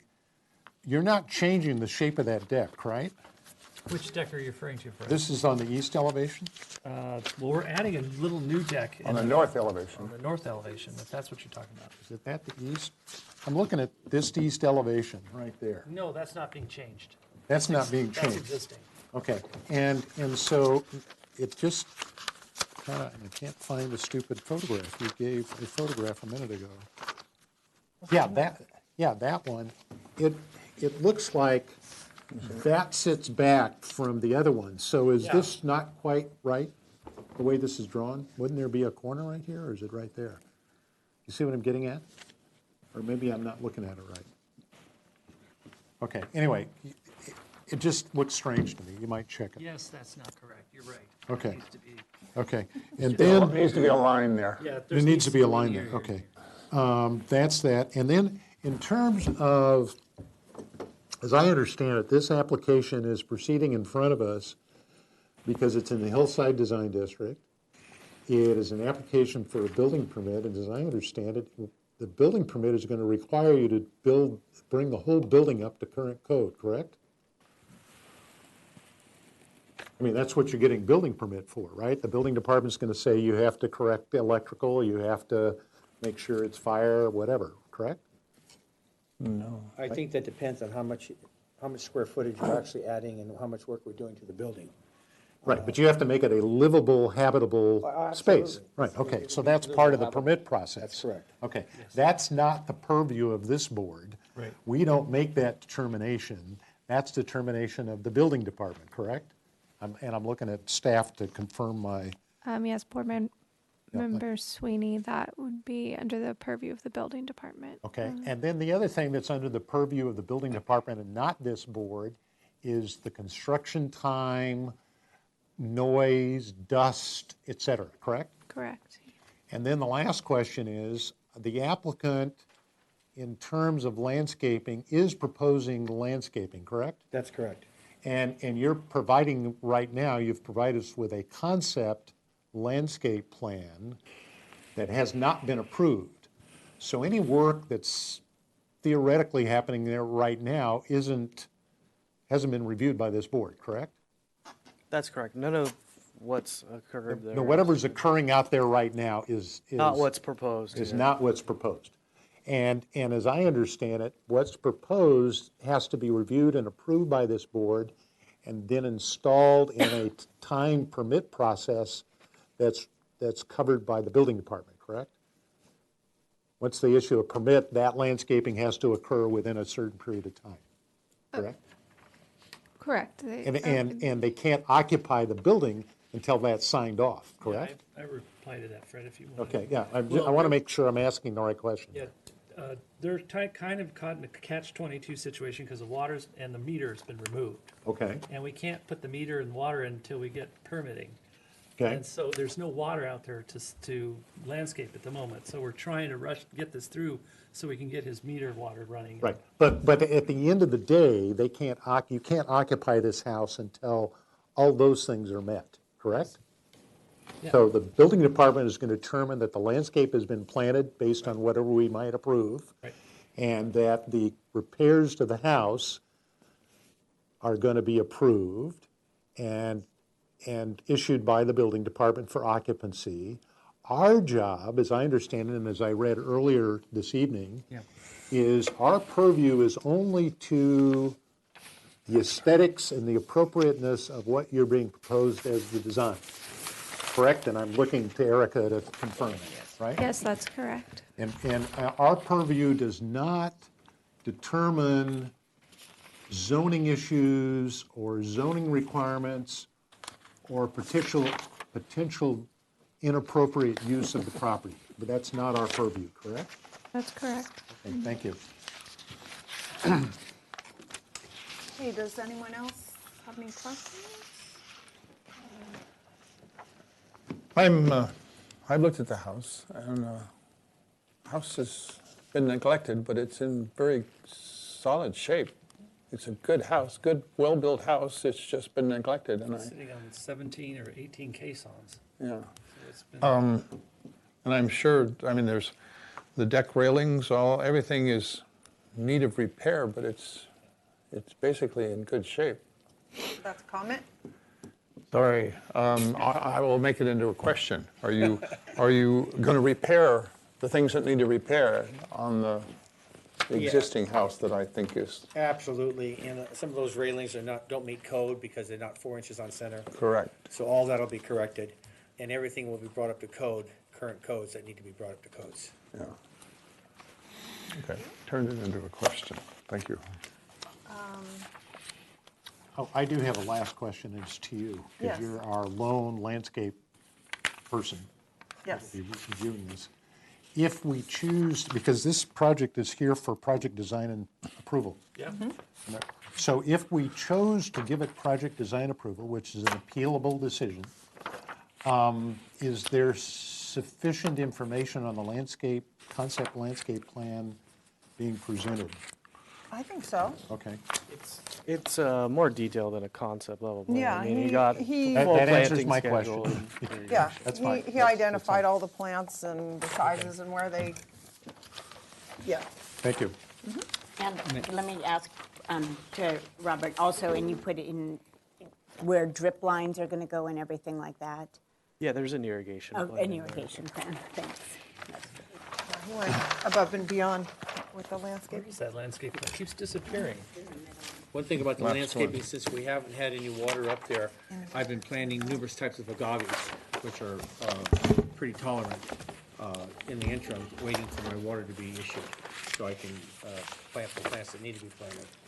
So that's why there hasn't been any landscaping, I haven't had any water. Okay. I have another question, not comment. Go Yes. ahead. I just have a question. Were you going to be able to, did you want to address any of the things that were brought up in public Yeah, comments? there's a couple of comments that are not accurate on here. I Yeah, just wanted to, wanted to ask about the FAR discrepancy thing. yeah, the square footage, I don't. That's what I was going to ask too. Yeah, the square footage, actually, I don't quite understand where he's getting that from. 'cause The if you look- 30, he said 36, and you're proposing. 3676. On For our the present, on this for two one, there's a discrepancy between, and the total square footage, see? Yeah, I just go by this, and the total square footage I have is 5,030, so.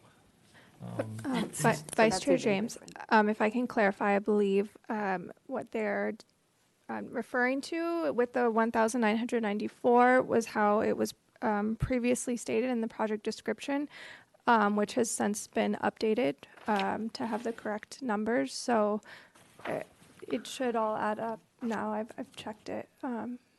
The FAR is correct and everything. So Okay. yeah.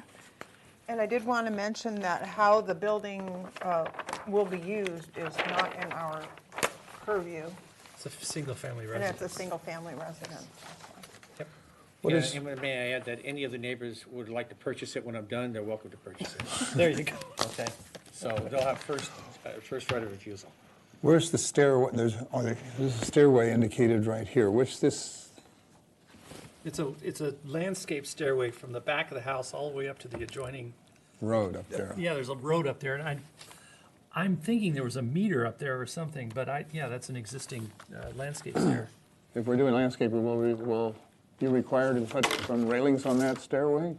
Because right here, it's no railings at all, and I think if it's over 30 inches above the grade, you put a Yeah, if railing. it's with, yeah. if it's not 30 inches above grade. yes. There's no Doesn't need it. rolling law. They fall and roll. That's- Okay. No, that's okay. Roll down. That's it. Yep. Yeah, no, I'm fine. Did you have another question or comment? I have some comments. Okay. But I'll wait till you're ready. I am ready. Okay. I'd like to address some comments that were made by the public with regards to some of the more legal aspects of some of their concerns. First of all, recusing yourself from this board. I can attest the fact that, in fact, I had to hire attorneys. I was accused some time ago of a similar accusation that actually was reported to the Fair Political Housing Act in Sacramento. And usually response from that review board takes several weeks, if not months. Within a matter of 45 minutes, they responded back after I filed all the appropriate paperwork saying that I had not violated anything because I followed the rules that were just outlined by the chair a few minutes ago, the vice chair a few minutes ago, is read into the record. That law was in fact written by attorneys from the city of Santa Barbara because of an accusation made against an architect several years ago. So the implication that this board is conducting itself insufficiently or that Mr. Miller or Mr. Roberts are acting inappropriately is totally out of bounds. And I would request that the district or the city attorney's office respond to this letter that's been written by the neighbor. So the other part of this is Zillow is not a recognized document of accurate information, has never been. The information is reviewed, as Erica just indicated, that staff has reviewed the square footages, et cetera, and we have to rely on staff's input that what the applicant has presented is in fact correct. There was also some mention that the neighbors were not able to access the meeting minutes of when this project first appeared at consent calendar on November 26, 2018. I was able to do that this afternoon, and I know for most people it's a contrary how to use the city's site, and so I can understand their frustration, but I was in fact able to download that, and I can read for you, just so everyone knows, that on November 26, 2018, this project appeared before the single-family design board consent calendar where the 4,675 square feet is documented. The board's comments at that time would provide a full landscape plan, which we've seen today, provide additional information on the timeline for grounds maintenance and clearance, clarify which windows will be replaced and indicate the window type, provide more information on the choice of plaster at the addition as the remainder of the dwelling is board and batten siding. That's been addressed. The applicant is encouraged to exercise good neighbor guidelines and maintaining open communication on the project's neighbors. And the entire project, given the concern that neighbors may have had and that certainly the two members reviewing the project on the 26th was continued indefinitely to the full board. That action happens when the consent calendar reviewers are concerned that the project may not get a fair public hearing. That's why it's in front of this full board. The request to have this board assure that the house is used as a single-family residence is not under the purview of this board. We have no power to do that. That power rests with the city council, the city of Santa Barbara, and the building department and the zoning department. Anyone that has a suspicion that the house is not being used properly, that's the avenue that you'll need to follow. We have to assume that this applicant is approaching us with a fair proposition. This board has no ability to determine how this home will be used. I can share with you that many times we have applicants that show up in front of us and say that they're moving their large family into the home and that the reason the rooms have to be this big, so forth and so on. We get the project approved, we go out there 3 or 4 months later and find out the house is for sale. So our job here is to look at a building that will be here beyond many property owners and in some cases beyond the lifetime of the people that sit on this board. And we have to look at the neighborhood compatibility issue for how these homes are situated within the neighborhood. As it turns out, most of us have been to this site many times because there are many, many homes because of the disaster of the fire that swept through this hillside. We have, for several years now, looked at many properties up and down this street, so we're all quite familiar with the area. I think we've already indicated that construction, noise, abatement, et cetera, is under the circumstances of the building department. We have been informed previously that all this board can do at the time that it makes its project design approval, or actually final approval, not project design approval, final approval, that we can request that the building department look at those issues, but we have no ability to require any stipulations about the construction sequence and or the period of the board. And we certainly don't have the ability to confirm how this house is used. So I want to make sure, that's my comments, that this is, that the accusations made in this letter, I'm hoping that staff will address the writers so that they're clear in understanding what the purview of this board is. Thank you. Are there any more comments? Follow up on the letter too, I want to address. You know what, I had one more question. Sure. Is that okay? So I've seen from the pictures the windows are all boarded up. Yeah. What type of windows are you going to be replacing in there? Well, they were extruded aluminum windows, so I'm assuming they'd be like for like, but that's what they have to be is windows compatible to the Title 24 energy compliance. So they have to be dual glazed, probably vinyl, that has a fire rating, like a 2-hour or 1-hour fire rating. So that's probably what's going to, that's what's going to happen. Okay, and what about color? Is there a color board or? The color would match what's existing. Dark bronze. Yeah, it's a dark bronze, yeah. Okay. And, yeah, it's a dark bronze anodized window frame. You will probably end up bringing in a color board. Yeah. Because what I know of the building, it needs to be painted. That's right. And coordinated with all the, you're keeping the existing roof, so you're going to coordinate those colors with the downspouts and everything else that's going to go in, and all that needs to be either new or painted or repaired. Okay.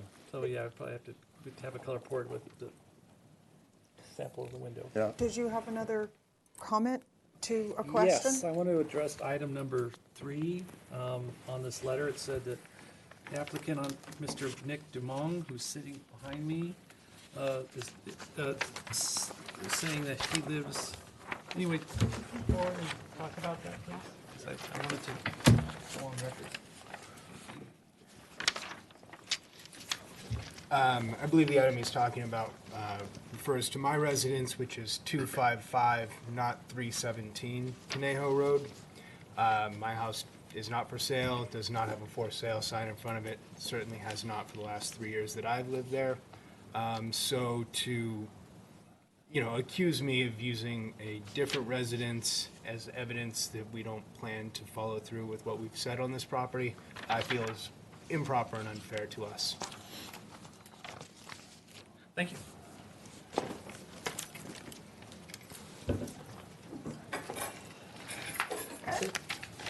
All right, well, if there are no more questions or comments from the board, then I would look for a motion. Is there someone prepared to make one? Okay.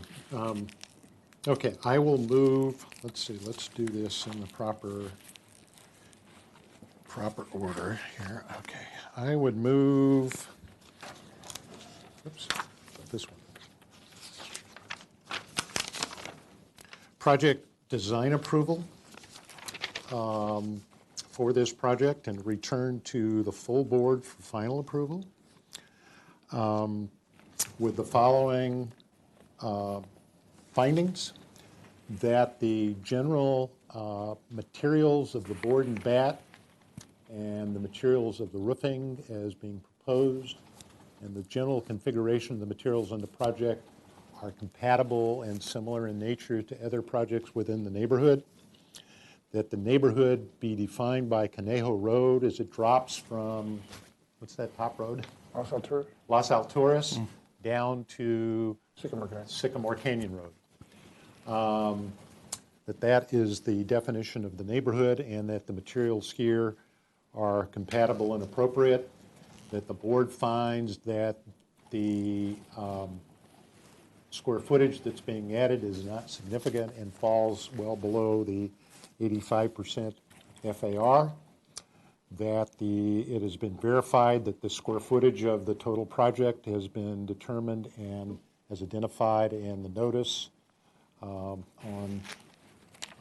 item number 9 as shown in the agenda, that the board has reviewed the proposed changes to the north elevation and finds the window openings and door openings are appropriate.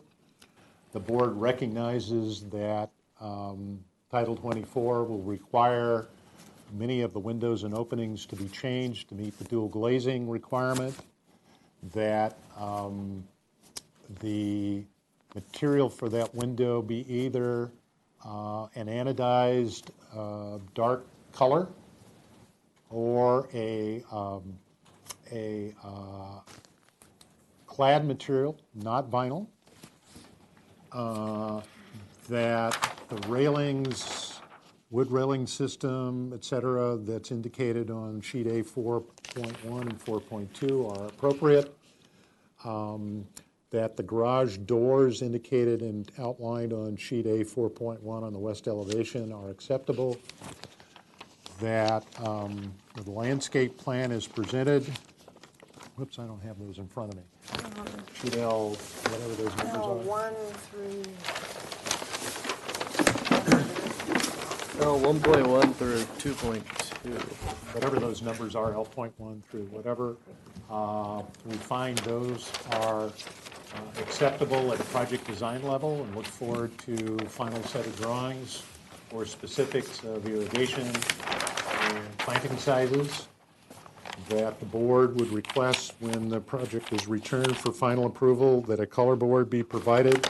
It's the understanding of the board that the colors will be similar to the existing colors, the main portion of the home, that we've determined that there's no major changes to existing trees that are on the property, and that the landscape plan will indicate any new planting, that the project in general meets the health, safety, and welfare of the neighborhood and will be reviewed by the fire department for appropriate materials, that the applicant, it's to our understanding, has followed some of the neighborhood guidelines, that the project has not, because of its existing condition and been in place for several years, does not affect the public views, and that in general the project as presented is compatible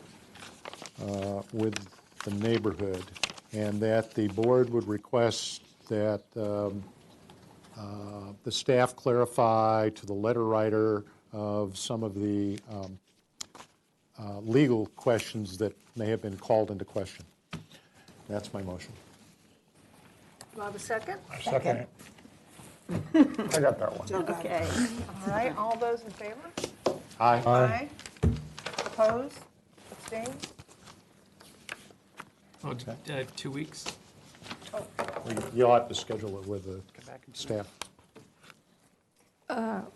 We can continue at 2 weeks. Okay, thank you. I'd like to also mention that due to the drought, I've removed 26 dead trees that were on the property that were really a severe fire hazard. So we are in the process of continuing cleaning it up. Thanks. All right. All right, thank you. Okay. Thank you very much. That completes today's Single-Family Design Board meeting, and I move to adjourn it. Second.